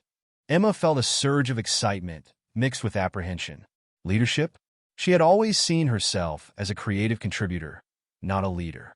As if reading her thoughts, Mark continued, "I know it's a step up, but I believe you're ready for this. Take the day to think about it, and let me know your decision tomorrow." As Emma walked back to her desk, her mind was reeling. She sat down and reached for her journal, needing to ground herself in her daily ritual. Opening to the next chapter, she read the title for day 18, The Abundance of Leadership, Empowering Others Through Conscious Influence. Emma paused, struck by the timing. She had been thinking about leadership in terms of authority and responsibility, but this framed it in a completely different light. As she began to read, she felt her perspective shifting. The entry started with a quote from John Quincy Adams. "If your actions inspire others to dream more, learn more, do more, and become more, you are a leader." Emma reflected on how this definition of leadership aligned with the principles of abundance she had been exploring. The first exercise of the day asked her to reflect on her beliefs about leadership and influence. Emma began to write. 1. Leaders need to have all the answers. 2. Leadership is about being in control and giving orders. 3. I'm not experienced enough to be a good leader. 4. Showing vulnerability undermines leadership authority. 5. Leaders are responsible for their team's success or failure. As she looked at these beliefs, Emma realized how limiting and pressure-filled they were. No wonder the idea of leadership felt daunting. The next part of the exercise challenged her to reframe these beliefs from an abundance perspective. Taking a deep breath, Emma began to write again. 1. Leaders create an environment where collective wisdom can flourish. 2. Leadership is about empowering others and facilitating growth. 3. My unique experiences and perspective are valuable assets in leadership. 4. Authentic leadership includes acknowledging uncertainties and learning together. 5. Leaders co-create success by nurturing each team member's potential. As she wrote these new perspectives, Emma felt a shift in her energy. The idea of leadership no longer seemed like a heavy burden, but an exciting opportunity to foster growth and positive change. Inspired by this new viewpoint, Emma decided to approach her day differently. Instead of immediately diving into her own tasks, she made a point of connecting with each member of her current team. She asked about their projects, not to check up on them, but to understand their challenges and aspirations. In a team meeting later that morning, instead of simply delegating tasks, Emma invited input from everyone. "What do you see as the biggest opportunity in this project?" she asked. "And what skills would you like to develop through this work?" The energy in the room transformed as people began to share ideas and aspirations they had previously kept to themselves. As the day progressed, Emma found herself naturally stepping into a role of facilitator and mentor. When a junior colleague was struggling with a difficult client, instead of taking over, Emma asked questions that helped her teammate find her own solution. The look of confidence and gratitude on her colleague's face was far more satisfying than simply fixing the problem herself would have been. During lunch, Emma overheard two colleagues from another department discussing a challenge in their project. In the past, she might have kept quiet, not wanting to overstep. Today, she gently offered a perspective based on her experience with the Hartley campaign. Her input sparked a productive brainstorming session that left everyone energized. As the day went on, Emma began to see leadership opportunities everywhere. It wasn't about a title or position, but about choosing to have a positive influence in every interaction. She realized that she had been exercising leadership all along, just not recognizing it as such. By the end of the day, Emma felt a new sense of purpose and excitement. She walked to Mark's office, no longer apprehensive, but eager to embrace this new challenge. "I've thought about your offer," she told him, "and I'd be honored to lead the new team. but I have some ideas about how we might approach this initiative from an abundance perspective. Mark leaned forward, intrigued. Tell me more? As Emma shared her vision for a collaborative, growth-oriented team culture, she could see Mark's enthusiasm growing. This is exactly why I wanted you for this role, he said. You're not just thinking about the work, but about how to bring out the best in people. That's real leadership. That evening, as Emma settled in with her journal, she reflected on how this new understanding of leadership was changing her perspective on her role in the world. She began to write, "Today, I've discovered that abundant leadership isn't about having power over others, but about empowering others to recognize and use their own power. It's not about having all the answers, but about asking the right questions and creating an environment where everyone can contribute their unique gifts. I'm realizing that when I approach leadership from a mindset of abundance rather than scarcity, I stop seeing it as a zero-sum game where my gain is someone else's loss. Instead, it becomes a co-creative process where uplifting others elevates the entire team, including myself. This new perspective is changing how I view my interactions with others, both at work and in my personal life. Every conversation becomes an opportunity to practice abundant leadership, to listen deeply, to encourage growth, to challenge limiting beliefs, and to inspire positive action. I'm also understanding that abundant leadership isn't about being perfect or having it all figured out. It's about being authentic, acknowledging my own growth edges, and inviting others into a journey of collective learning and development. Moving forward, I want to continue cultivating this sense of abundant leadership. I commit to 1. Regularly seeking input and feedback from others, valuing diverse perspectives. 2. Creating opportunities for team members to stretch and grow their skills. 3. Acknowledging and celebrating the contributions of others. 4. Being transparent about challenges and inviting collaborative problem solving. 5. Continually working on my own growth and self-awareness as a leader. I'm excited to see how this journey unfolds. I have a feeling that by embracing abundance in my approach to leadership, I'm opening myself and those around me to levels of creativity, collaboration, and fulfillment we've never experienced before. And that's an incredibly inspiring way to approach my role in the world. As Emma closed her journal, she felt a profound sense of purpose. Her understanding of leadership, which had once been limited to formal positions of authority, now felt like a universal opportunity to create positive change. She prepared for bed that night with a new ritual, reflecting on the ways she had influenced others during the day and setting an intention for how she wanted to lead tomorrow. As she drifted off to sleep, Emma felt a deep sense of responsibility, not as a burden, but as an exciting chance to contribute to something larger than herself. She was beginning to understand that abundant leadership wasn't just about achieving goals or managing people, but about nurturing a culture of growth, collaboration, and shared purpose. And in that understanding, she had found a new level of meaning in her work and a new sense of possibility in every interaction. The next morning, Emma woke up energized, eager to begin her first official day as a team leader.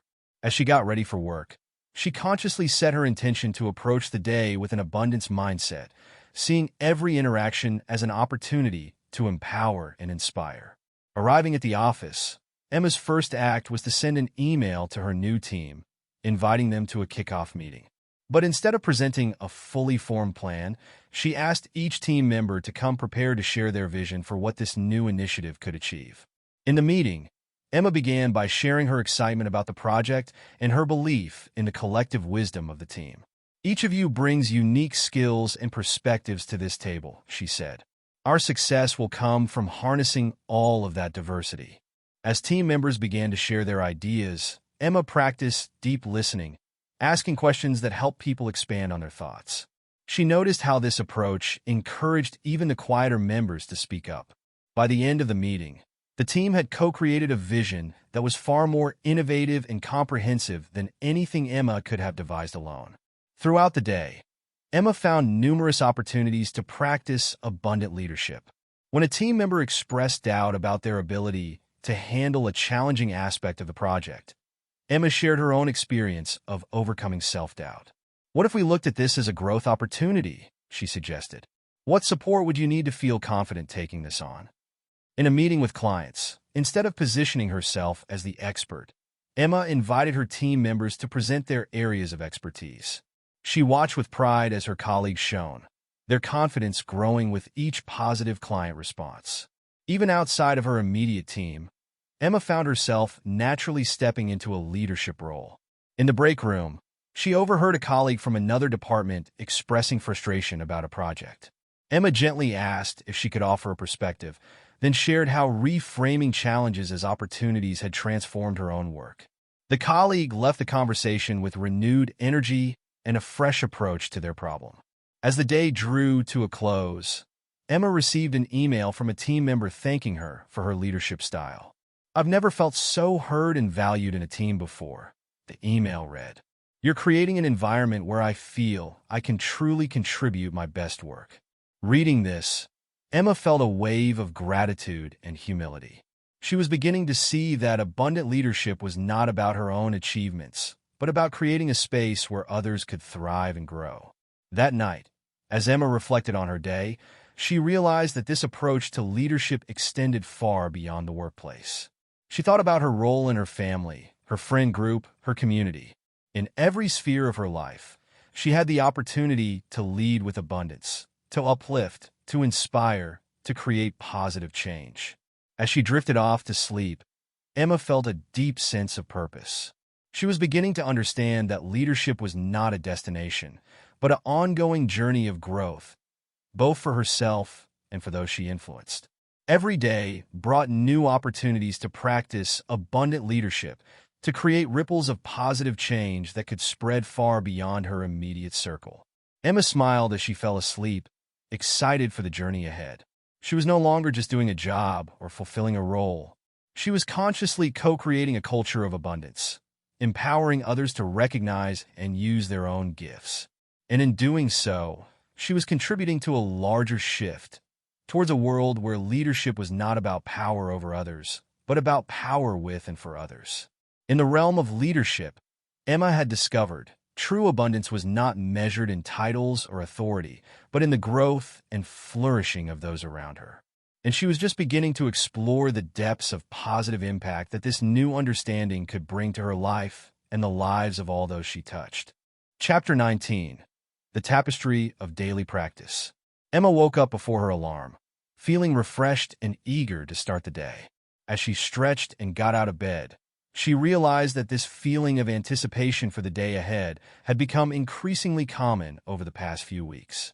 Her journey into abundance thinking had transformed not just her outlook, but her entire approach to daily life. As she made her way to the kitchen to start her morning tea, Emma's gaze fell on her journal, now a cherished companion in her daily routine. She settled into her favorite armchair, a steaming mug in hand, and opened to the next chapter. The title for day 19 read, "Weaving Abundance into the Fabric of Daily Life, the Power of Habits and Routines." Emma paused, considering the words. She had experienced profound shifts in her thinking and had moments of great insight, but she wondered how she could ensure that these changes became a lasting part of her life. As she began to read, she felt a sense of excitement about the possibility of anchoring her new abundance mindset in daily practices. The entry started with a quote from Aristotle. "We are what we repeatedly do." Excellence, then, is not an act but a habit. Emma reflected on how this applied to abundance. Perhaps cultivating an abundant life wasn't just about big revelations, but about small, consistent choices made day after day. The first exercise of the day asked her to reflect on her current daily habits and routines, and how they either supported or hindered an abundance mindset. Emma began to write. 1. Checking emails first thing in the morning often starts the day with stress. 2. Skipping breakfast to save time leaves me feeling depleted by mid-morning. 3. Multitasking throughout the day leaves me feeling scattered and unproductive. 4. Watching TV before bed often results in poor sleep quality. 5. Irregular exercise routine makes it hard to maintain energy and positivity. As she looked at these patterns, Emma realized how much her daily habits had been unconsciously shaping her experience of life, often in ways that didn't align with the abundance she was seeking to cultivate. The next part of the exercise challenged her to envision new habits and routines that could support an abundance mindset. Taking a deep breath, Emma began to write again. 1. Start the day with meditation and journaling to set a positive tone. 2. Enjoy a nourishing breakfast mindfully, setting intentions for the day. 3. Practice single tasking, giving full attention to one thing at a time. 4. Establish a relaxing bedtime routine to ensure restful sleep. 5. Incorporate daily movement or exercise to boost energy and mood. As she wrote these new ideas, Emma felt a sense of possibility. These weren't grand, life-altering changes, but small, manageable shifts that could potentially have a profound cumulative effect. Inspired by this new perspective, Emma decided to implement some of these changes immediately. Instead of reaching for her phone to check emails, she spent a few minutes in quiet meditation, focusing on her breath and setting positive intentions for the day ahead. She then prepared a nutritious breakfast of oatmeal with fresh berries. As she ate, she practiced mindfulness, savoring each bite and expressing gratitude for the nourishment. This simple act of presence and appreciation set a tone of abundance that she carried with her as she left for work. At the office, Emma experimented with single tasking.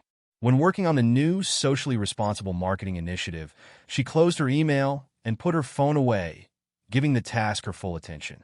To her surprise, she found that she accomplished more in less time, and the quality of her work improved. During her lunch break, instead of eating at her desk while scrolling through social media, Emma went for a short walk in a nearby park. The combination of movement, fresh air, and connection with nature left her feeling energized and clear-headed for the afternoon ahead. Throughout the day, Emma found small ways to weave abundance thinking into her routine. She set reminders on her phone to take brief mindfulness breaks. In meetings, she practiced active listening, fully engaging with whoever was speaking instead of letting her mind wander to her next task. As she interacted with her team, Emma made a point of expressing appreciation for their contributions. She noticed how this simple habit seemed to elevate the mood and productivity of the entire group. At the end of the workday, instead of rushing out the door, Emma took a few minutes to reflect on her accomplishments and set intentions for the next day. This small ritual helped her transition from work to personal time with a sense of completion and purpose. At home, Emma decided to forego her usual TV time in favor of reading a book on personal development. As she read, she jotted down ideas and insights, already thinking about how she could apply them in her life. Before bed, she tried a new routine of gentle stretching and a short gratitude practice, listing 3 things she was thankful for from the day. As she settled into sleep, Emma felt a deep sense of peace and alignment. That night, as Emma reflected in her journal, she wrote about how different her day had felt with these new habits in place. Today, I've discovered that cultivating abundance isn't just about big revelations or transformative moments. It's about the small choices we make every day, the habits we nurture, and the routines we establish. These daily practices are like individual threads that, when woven together consistently, create a beautiful tapestry of an abundant life. I'm realizing that when I approach my daily routines with intentionality and an abundance mindset, every aspect of my life is affected. My energy levels, my mood, my productivity, my relationships, all seem to flourish when I align my habits with my values and aspirations. This new perspective is changing how I view the mundane aspects of daily life. Every routine task becomes an opportunity to practice presence, express gratitude, or cultivate a positive mindset. I'm starting to see that it's not about adding more to my already full life, but about infusing what I already do with greater consciousness and purpose. I'm also understanding that creating new habits isn't about perfection or rigid control. It's about setting intentions, making conscious choices, and gently guiding myself back when I stray off course. It's about progress, not perfection. Moving forward, I want to continue refining my daily practices to support an abundant life. I commit to 1. Starting each day with a short meditation and journaling practice. 2. Taking regular mindfulness breaks throughout the day. 3. Practicing gratitude daily, both for big blessings and small joys. 4. Prioritizing self-care through nutrition, exercise, and adequate rest. 5. Ending each day with reflection and setting intentions for tomorrow. I'm excited to see how these practices evolve and what new habits I might discover. I have a feeling that by weaving abundance into the very fabric of my daily life, I'm creating a foundation for sustained joy, growth, and fulfillment. And that's an incredibly empowering way to approach each day. As Emma closed her journal, she felt a profound sense of grounding. The abundance mindset she had been cultivating no longer felt like a lofty ideal, but a lived reality anchored in the rhythms of her daily life. She prepared for bed that night with a sense of peaceful anticipation for the day ahead. As she drifted off to sleep, Emma felt deeply aligned with herself and her aspirations. She was beginning to understand that an abundant life wasn't something to achieve in the future, but something to create and experience each day through mindful choices and consistent practices. And in that understanding, she had found a new level of empowerment and joy in the simple acts of daily living. The next morning, Emma woke up naturally a few minutes before her alarm, feeling rested and centered. She smiled, recognizing this as one of the benefits of her new evening routine. Instead of immediately jumping out of bed, she took a moment to set her intentions for the day, focusing on how she wanted to feel and what she wanted to accomplish. As she went through her morning routine, Emma found herself naturally incorporating small acts of mindfulness and gratitude. While brushing her teeth, she appreciated the fresh, clean feeling. As she got dressed, she expressed thankfulness for clothes that made her feel confident and comfortable. During her commute, instead of scrolling through her phone, Emma used the time for a short meditation using a guided app. By the time she arrived at work, she felt grounded and ready to face the day with a positive mindset. Throughout the day, Emma's new habits serve as anchors, helping her maintain her abundance mindset even when faced with challenges. When a client called with a last-minute change to a project, instead of feeling stressed, Emma took a deep breath and reminded herself of her intention to approach obstacles as opportunities for growth. In team meetings, her practice of active listening and expressing appreciation noticeably improved the group dynamics. Colleagues seemed more engaged and creative, building on each other's ideas with enthusiasm. During her lunch break, Emma went for her now regular walk in the park. As she moved, she found solutions to work problems naturally arising, demonstrating the power of stepping away and allowing her mind to relax. At the end of the workday, Emma took a few minutes to reflect on her accomplishments and set intentions for the next day. This simple practice helped her leave work feeling satisfied and prepared, rather than worried about unfinished tasks.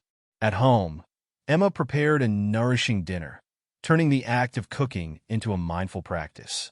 As she chopped vegetables and stirred the pot, she focused on the colors, smells, and textures, feeling a deep sense of gratitude for the abundance of fresh food available to her. Before bed, as she did her evening stretches and gratitude practice, Emma reflected on how different her life felt after just 2 days of intentional habit forming. The changes were subtle but profound: a greater sense of calm, more energy throughout the day, improved focus, and a general feeling of contentment and purpose. As she drifted off to sleep that night, Emma felt a deep sense of alignment and excitement. She was beginning to understand that an abundant life was created not in grand gestures or momentous occasions, but in the accumulation of small, mindful choices made day after day. She realized that these new habits were not just personal practices, but rippled out to affect everyone around her. Her increased presence and positivity influenced her team at work, her interactions with friends and family, and even brief encounters with strangers. Emma fell asleep with a smile, eager to continue this journey of weaving abundance into every aspect of her daily life. She knew there would be days when maintaining these habits would be challenging, but she also knew that the cumulative effect of these small, consistent actions was nothing short of transformative. In the realm of daily living, Emma had discovered true abundance was not about having more or doing more, but about bringing greater consciousness and appreciation to each moment. and she was just beginning to explore the depth of richness that this new understanding could bring to every aspect of her life. As she slept, Emma's mind continued to integrate these new patterns, solidifying neural pathways that would make these abundance-affirming habits increasingly natural and effortless. She was literally reshaping her brain, and with it her experience of life, one small habit at a time. And so, day by day, moment by moment, Emma continued to weave the golden threads of abundance into the tapestry of her daily life, creating a masterpiece of joy, purpose, and fulfillment that was uniquely her own. Chapter 20: The Ripple Effect. Emma woke up on Saturday morning with a sense of excitement. Today was the day of the community workshop she had volunteered to lead at the local library. The topic: cultivating abundance in daily life. As she stretched and got out of bed, a mix of anticipation and nervousness fluttered in her stomach. As she made her way to the kitchen to start her morning tea, Emma's gaze fell on her journal. She settled in her favorite armchair, a steaming mug in hand, and opened to the next chapter. The title for day 20 read, Sharing the Abundance, Inspiring Positive Change in Others. Emma paused, considering the words. Her journey into abundance thinking had transformed her own life in profound ways, but she had only recently begun to consider how she might share these insights with others. As she began to read, she felt a growing sense of purpose and responsibility. The entry started with a quote from Desmond Tutu. Do your little bit of good where you are. It's those little bits of good put together that overwhelm the world. Emma reflected on how this echoed the ripple effect she had observed in her own life, where small changes had led to increasingly significant transformations. The first exercise of the day asked her to reflect on her motivations and concerns about sharing her abundance journey with others. Emma began to write. Motivations. 1. Desire to help others experience the joy and fulfillment I've found. 2. Belief that widespread abundance thinking could create positive social change. 3. Excitement about deepening my own understanding through teaching others. 4. Opportunity to give back to my community. 5. Potential to create a supportive network of like-minded individuals. Concerns. 1. Fear of coming across as preachy or self-righteous. 2. Worry that I'm not expert enough to guide others. 3. Uncertainty about how to translate my personal experiences into teachable concepts. 4. Concern about maintaining my own practice while helping others. 5. Fear of negative reactions or skepticism from others. As she looked at these lists, Emma realized that her motivations far outweighed her concerns. She also recognized that many of her concerns stemmed from old, scarcity-based thinking patterns. The next part of the exercise challenged her to reframe her concerns from an abundance perspective. Taking a deep breath, Emma began to write again. 1. By sharing authentically, I invite connection rather than judgment. 2. My personal journey and insights are valuable. I can be both a guide and a fellow learner. 3. My experiences are relatable and can serve as practical examples for others. 4. Sharing with others will deepen and reinforce my own abundance practices. 5.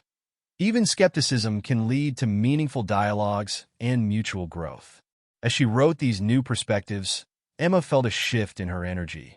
The workshop ahead no longer seemed daunting, but an exciting opportunity to connect and grow with others. Inspired by this new viewpoint, Emma finished her preparations for the workshop with renewed enthusiasm. She gathered her materials, including handouts with practical exercises and a list of resources for further exploration.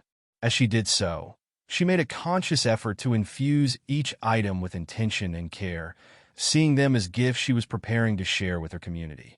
Arriving at the library, Emma was surprised to see the room already filling up. People of all ages and backgrounds were taking their seats, their faces a mix of curiosity and anticipation. As she set up her materials, Emma overheard snippets of conversation. Some people sharing their reasons for attending, others discussing challenges in their lives they hoped to address. Taking a deep breath, Emma began the workshop. Welcome, everyone. I'm not here today as an expert, but as a fellow traveler on a journey of discovering abundance in everyday life. I'd like to start by hearing from you. What does abundance mean to you? And what brought you here today? As people began to share, Emma was struck by the diversity of perspectives and experiences in the room. Some spoke of financial struggles, others of feeling unfulfilled despite material success. Many expressed a sense that there must be more to life than what they were currently experiencing. Drawing on her own journey, Emma guided the group through exercises in gratitude, reframing limiting beliefs, and identifying abundance in unexpected places. She shared personal anecdotes, both successes and stumbles, which seemed to help participants relate and open up about their own experiences. During a partner exercise on reframing challenges as opportunities, Emma overheard a young woman say to her partner, "I've never thought about it that way before. It's like a whole new world is opening up." As the workshop progressed, Emma was amazed at the transformation she witnessed. People who had arrived looking stressed and withdrawn were now engaged in animated discussions, their eyes bright with new possibilities. The energy in the room was palpable, a mixture of hope, excitement, and connection. Toward the end of the session, Emma invited participants to share any insights or commitments they wanted to make. One by one, people stood up, expressing gratitude, sharing revelations, and declaring intentions to incorporate abundance thinking into their lives. An elderly gentleman stood up, his voice filled with emotion. "I came here today feeling like my best years were behind me," he said. "But now I see that every day is an opportunity for abundance, no matter your age or circumstances.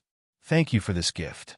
As the workshop concluded, many participants lingered, exchanging contact information and making plans to support each other in their abundance journeys. Several people approached Emma, thanking her and asking if she would consider leading more workshops in the future. Walking home, Emma felt a profound sense of fulfillment. She had entered the workshop nervous about what she could offer, and left feeling enriched by the collective wisdom and energy of the group. She realized that in sharing her journey, she had not depleted her own abundance, but had somehow multiplied it. That evening, as Emma settled in with her journal, she reflected on the experience of sharing abundance with others. She began to write, "Today, I've discovered that abundance truly multiplies when shared. What I've learned and experienced over these past weeks isn't just for me. It's a gift meant to be passed on, a light meant to illuminate not just my path, but the paths of others as well. I'm realizing that when I approach sharing from a mindset of abundance rather than scarcity, amazing things happen. Instead of fearing that I don't have enough knowledge or experience, I can trust that by opening up authentically, I create a space for collective wisdom to emerge. Every person I connect with has their own unique insights to offer, and together, we create something far richer than any of us could alone. This new perspective is changing how I view my role in my community and the world. Every interaction becomes an opportunity to spread seeds of abundance thinking.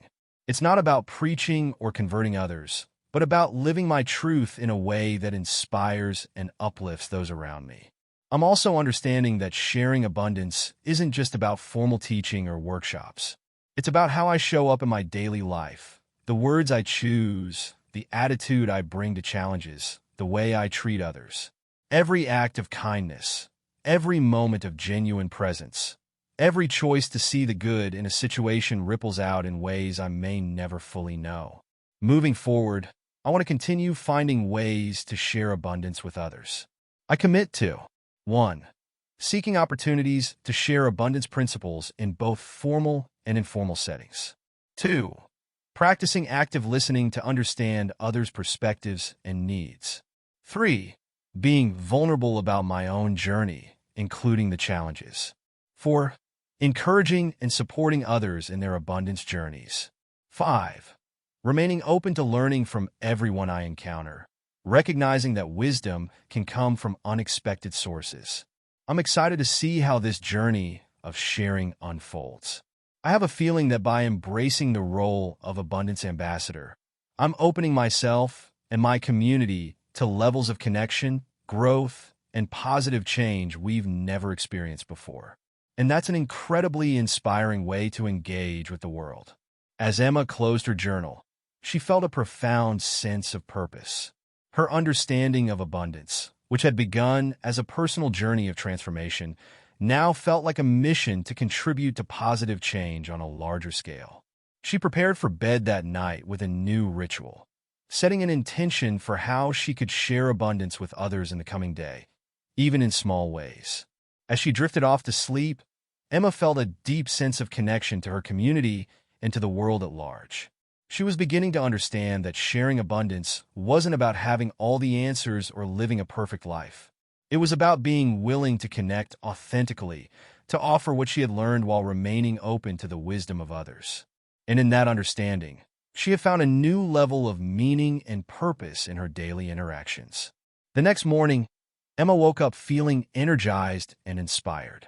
As she went about her Sunday routine, she found herself naturally looking for ways to incorporate yesterday's insights. When she went to her favorite coffee shop, she made a point of genuinely connecting with the barista, asking about their day and expressing appreciation for their service.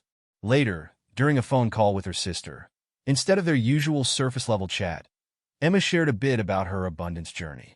To her surprise, her sister opened up about some challenges she had been facing at work. Emma listened deeply and shared some of the reframing techniques she had learned. By the end of the call, both sisters felt a renewed sense of closeness and support. In the afternoon, Emma decided to take a walk in her neighborhood. As she strolled, she made an effort to really notice her surroundings, appreciating the beauty in both nature and the urban landscape. She smiled at passersby and was delighted by how many smiled back, creating tiny moments of human connection. Passing by a community bulletin board, Emma had an idea.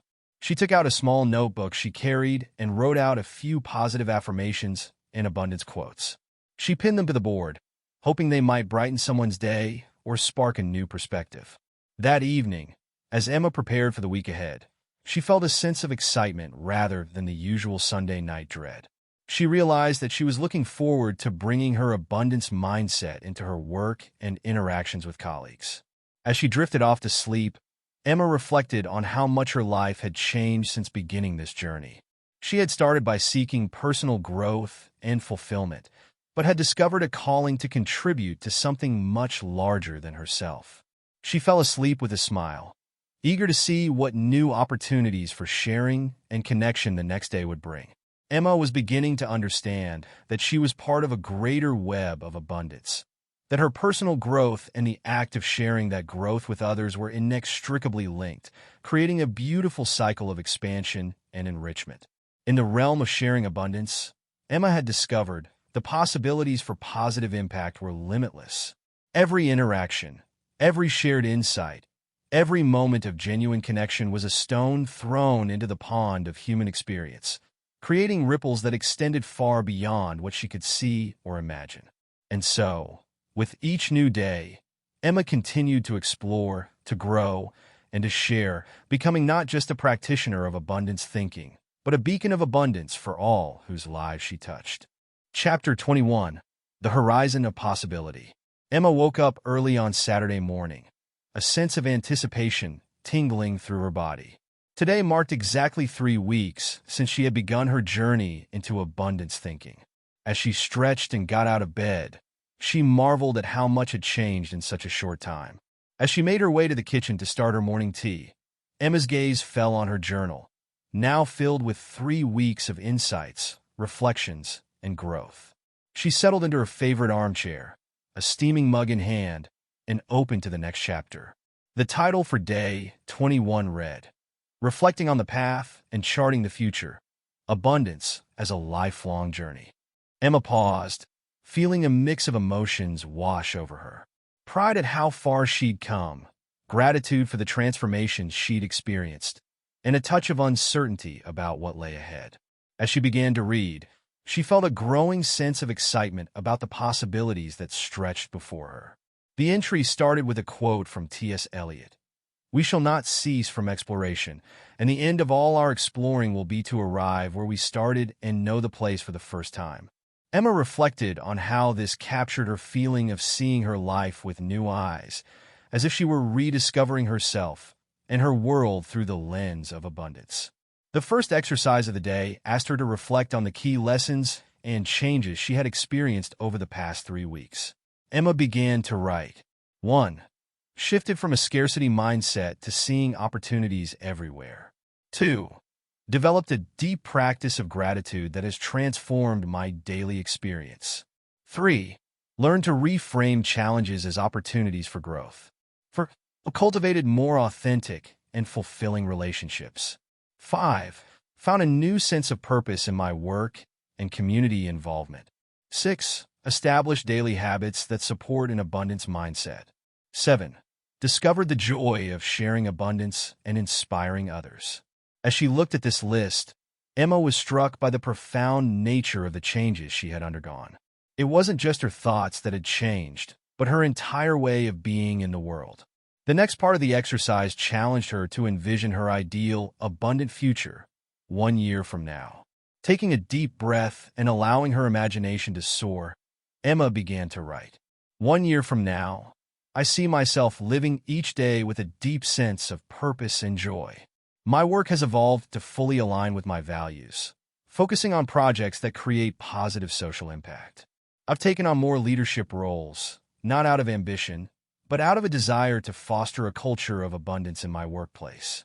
My relationships are richer and more authentic.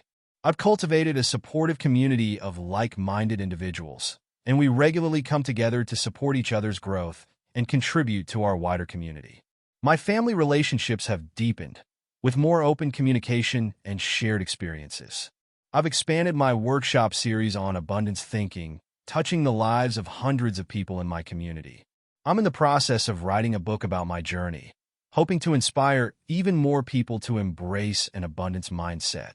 Financially, I've not only achieved stability, but have created multiple streams of income that allow me to be more generous in supporting causes I care about.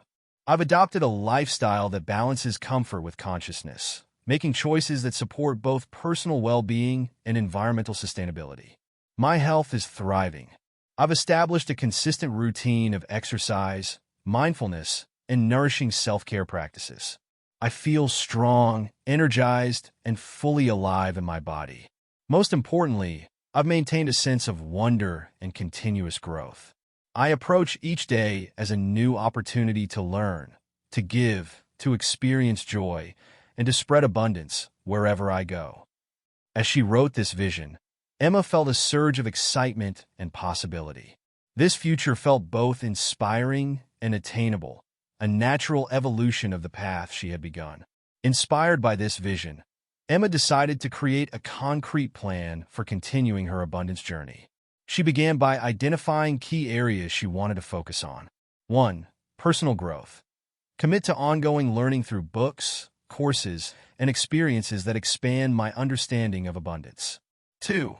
Career development. Seek out opportunities to bring abundance principles into my work, possibly transitioning to a role that allows for greater positive impact. 3. Relationships. Nurture existing relationships with authenticity and openness, while also expanding my circle to include more like-minded individuals.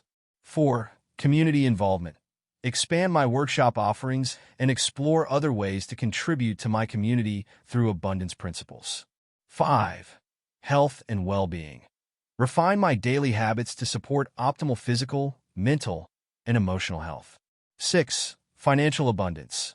Educate myself about conscious wealth building and explore ethical investment opportunities. 7. Spiritual growth. Deepen my spiritual practices, possibly exploring meditation retreats or other immersive experiences. For each area, Emma set specific, actionable goals for the next 3 months, 6 months, and 1 year. She made sure these goals were challenging yet attainable and aligned with her overall vision of an abundant life. As she worked on this plan, Emma realized that true abundance planning wasn't about rigid goals or timelines, but about setting intentions and remaining open to unexpected opportunities. She decided to include regular check-ins and reflection periods in her plan, allowing for flexibility and adjustment as she continued to grow and evolve. By midday, energized by her morning of reflection and planning, Emma decided to go for a walk in her favorite park. As she strolled along familiar paths, she saw everything with new eyes. The vibrant colors of the flowers, the laughter of children playing, the gentle rustle of leaves in the breeze. All seemed to speak to her of the abundance that surrounded her always. Sitting on a bench overlooking a small pond, Emma pulled out her phone and, on impulse, recorded a short video reflecting on her 3-week journey. As she spoke, sharing insights and expressing gratitude, she realized this could be the start of a new way to share her abundance journey with others. Returning home, Emma felt a deep sense of alignment and purpose. She decided to reach out to some of the people who had been part of her journey so far. Her sister, colleagues, participants from her workshop. She sent each a personalized message, expressing appreciation for their role in her growth and sharing her excitement about the path ahead. That evening, as Emma settled in with her journal for her final reflection of the 3-week journey, she felt a profound sense of gratitude and anticipation. She began to write, "As I look back on these 3 weeks, I'm in awe of the transformations I've experienced. What began as a personal quest for a more fulfilling life has blossomed into a journey that touches every aspect of my existence and ripples out to affect all those around me. I've learned that abundance isn't a destination to reach, but a way of moving through the world. It's a lens through which to view every experience, a practice to be cultivated daily, and a gift to be shared generously. This journey has shown me that I am capable of so much more than I ever imagined. By shifting from a mindset of scarcity to one of abundance, I've unlocked reservoirs of creativity, resilience, and joy that I never knew existed within me. As I look to the future, I'm filled with a sense of limitless possibility. I know there will be challenges ahead, but I now see these as opportunities for growth and deeper understanding. I'm committed to continuing this journey of abundance, not just for my own benefit, but for the positive impact it allows me to have on the world around me. I'm beginning to understand that my personal growth and the act of contributing to the world are deeply interconnected. As I cultivate abundance within myself, I become better equipped to foster it in my relationships, my work, and my community. Moving forward, I commit to 1. Approaching each day with curiosity and openness, ready to discover new facets of abundance. 2. Regularly reflecting on my journey, celebrating growth, and learning from challenges. 3. Continuously seeking ways to share abundance principles and inspire others. 4. Remaining flexible and adaptive, knowing that the path of abundance may lead me in unexpected directions. 5. Cultivating a global perspective, exploring how abundance thinking can contribute to solving larger societal and environmental challenges. I'm deeply excited to see how this journey unfolds. I have a feeling that by committing to a life of abundance, I'm stepping into a future filled with joy, purpose, and limitless potential. And that's an incredibly inspiring way to move forward in life. As Emma closed her journal, she felt a profound sense of completion and new beginning. The first chapter of her abundance journey was ending, but a whole new book of possibilities lay open before her. She prepared for bed that night with a heart full of gratitude for all she had experienced and learned, and a mind brimming with excitement for all that was to come. As she drifted off to sleep, Emma felt more aligned with her true self and her place in the world than ever before. She was beginning to understand that the journey of abundance was not a linear path, but a spiral of continuous growth and expansion. Each turn brought her back to familiar truths, but with deeper understanding and broader perspective. And in that understanding, she had found a wellspring of energy and inspiration for the lifelong journey ahead. The next morning, Emma woke up feeling refreshed and purposeful. As she went about her Sunday routine, she found herself naturally infusing each action with intention and appreciation, a living embodiment of the abundance principles she had embraced. As she prepared breakfast, Emma decided to start a new tradition. She invited a few close friends over for a gratitude brunch, where they could share meals and reflect on the abundance in their lives. As they ate and talked, sharing stories of challenges overcome and dreams for the future, Emma felt a deep sense of community and shared purpose. Later that day, inspired by her vision for the future, Emma began researching courses and workshops that could deepen her understanding of abundance principles. She signed up for an online class on conscious leadership and made plans to attend a weekend retreat on mindfulness and social change. Before bed, as Emma reviewed her goals and intentions for the coming weeks, she felt a quiet excitement bubbling up within her. She realized that this journey had not only transformed her present, but had given her a new way of looking at the future.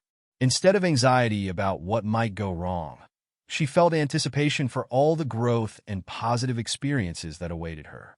As she drifted off to sleep that night, Emma smiled, knowing that tomorrow would bring new opportunities to live, share, and expand abundance. She was no longer just living her life. She was consciously co-creating it, day by day, choice by choice. In the grand tapestry of life, Emma had discovered abundance was not just a single thread, but the very fabric itself. And she was just beginning to explore the infinite patterns and possibilities that could be woven with this magical material. As sleep claimed her, Emma's final thought was one of open-hearted wonder. What beautiful design would tomorrow bring to this ever-expanding tapestry of abundance? Epilogue: The Infinite Spiral. 1 year had passed since Emma first opened that leather-bound journal and embarked on her journey into abundance thinking.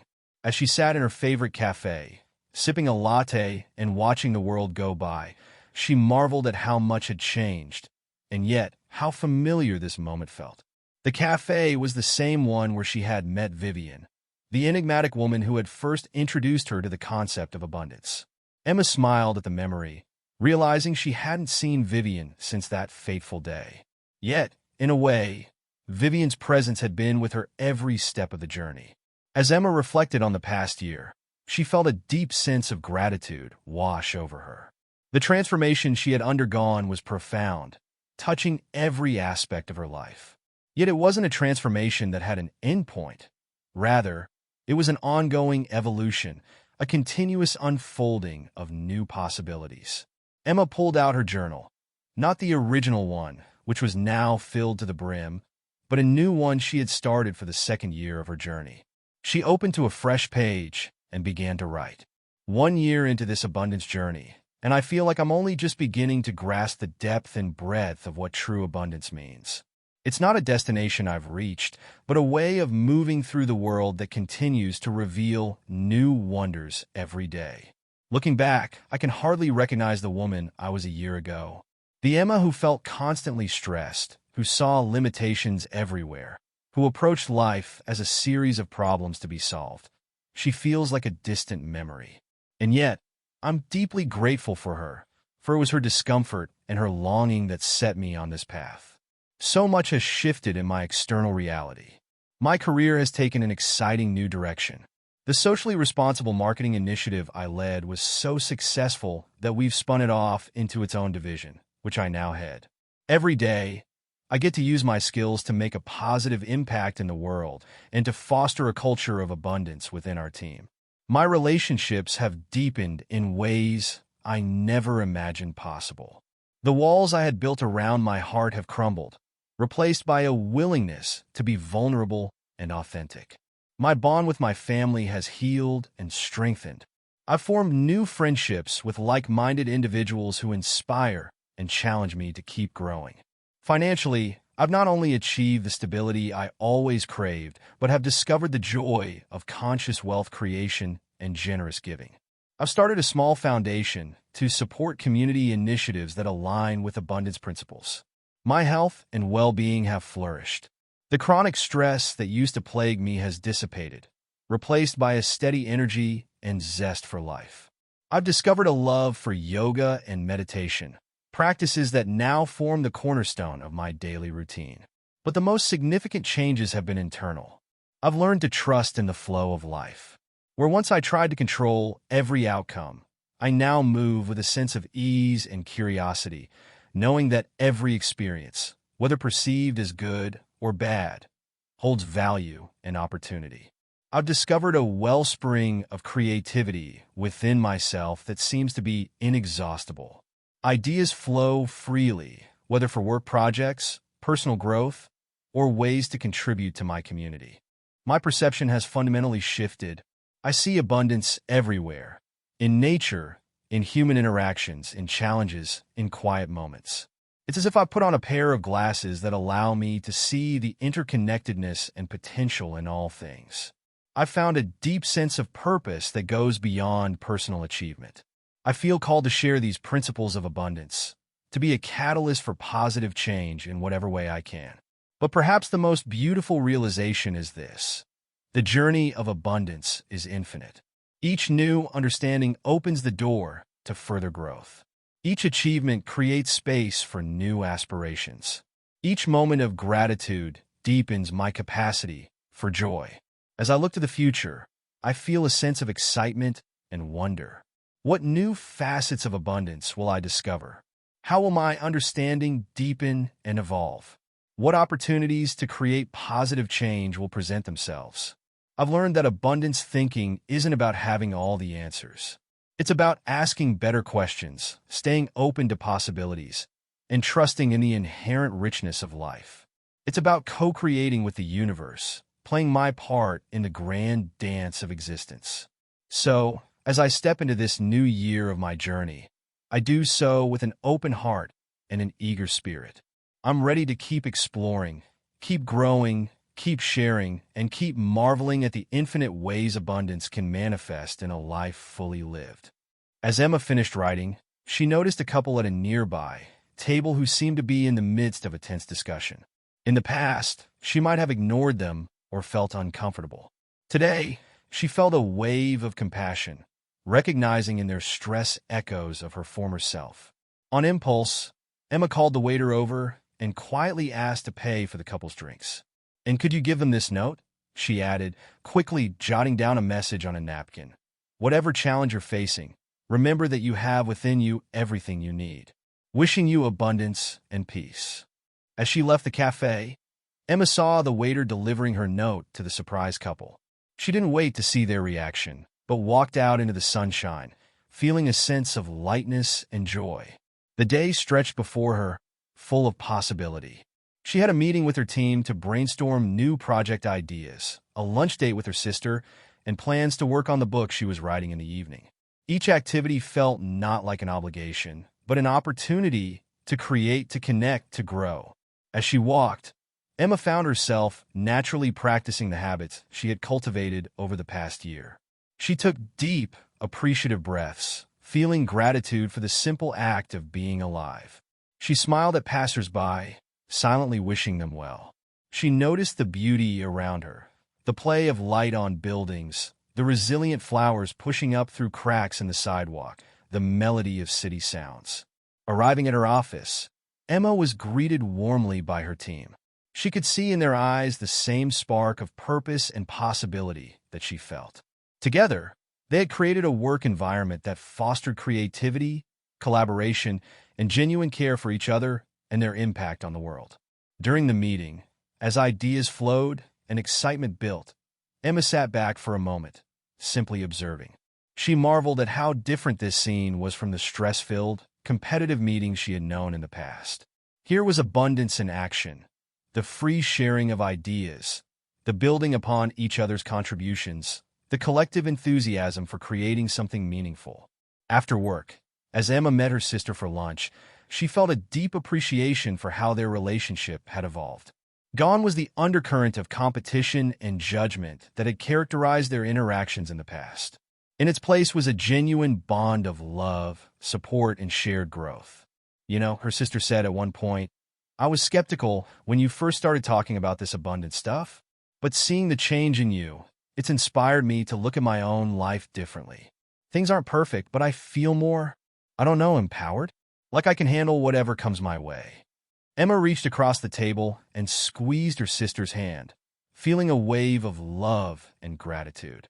This, she realized, was the true power of abundance, its ability to ripple out, touching and transforming lives beyond her own. That evening, as Emma sat down to work on her book, she felt a sense of purpose and flow. The words came easily, a testament to the authenticity of her experience. She wasn't writing from theory, but from lived wisdom, from the real and tangible ways abundance thinking had transformed her life. As she wrote, Emma reflected on the nature of the journey she was chronicling. It wasn't a straight path from lack to abundance, but a spiral, continuously circling back to core truths while expanding outward into new territories of understanding and experience. She realized that every challenge she faced, every moment of doubt or difficulty, was not a step backward, but an opportunity to apply abundance principles at a deeper level. The journey wasn't about reaching a state of perfect, unchanging abundance, but about developing the resilience, wisdom, and openness to find abundance in every situation. Before bed, Emma stood at her window, looking out at the city lights. She felt a profound sense of connection to her own journey, to the lives she touched each day, to the broader currents of change moving through the world. She knew that tomorrow would bring new experiences, new challenges, new opportunities for growth. And she felt ready for all of it, rooted in the practices she had developed, buoyed by the abundance she recognized within and around her. As she drifted off to sleep, Emma's last thoughts were not of worry or planning, but of wonder and gratitude. What new adventures would tomorrow bring? What new facets of abundance would she discover? How might she contribute to the web of life in beautiful, unexpected ways? In that space between wakefulness and dreams, Emma felt she could almost see the infinite spiral of her journey stretching out before her. It was a path of continuous growth and expansion, of deepening wisdom and broadening impact. It was a journey that had no end, only new beginnings. And in that endless unfoldment, in that continuous discovery of abundance in all its forms, Emma had found the greatest treasure of all, a life lived fully, joyfully, and meaningfully. As sleep claimed her, a smile played on Emma's lips. Tomorrow was a new day, a new opportunity to experience and share the boundless abundance of life. And she was ready, open-hearted and eager, for whatever it might bring. For Emma had discovered the most beautiful truth of all. In a universe of abundance, every ending is just a new beginning. And her journey, like the infinite spiral of life itself, would continue to unfold in ever-expanding circles of joy, growth, and limitless possibility.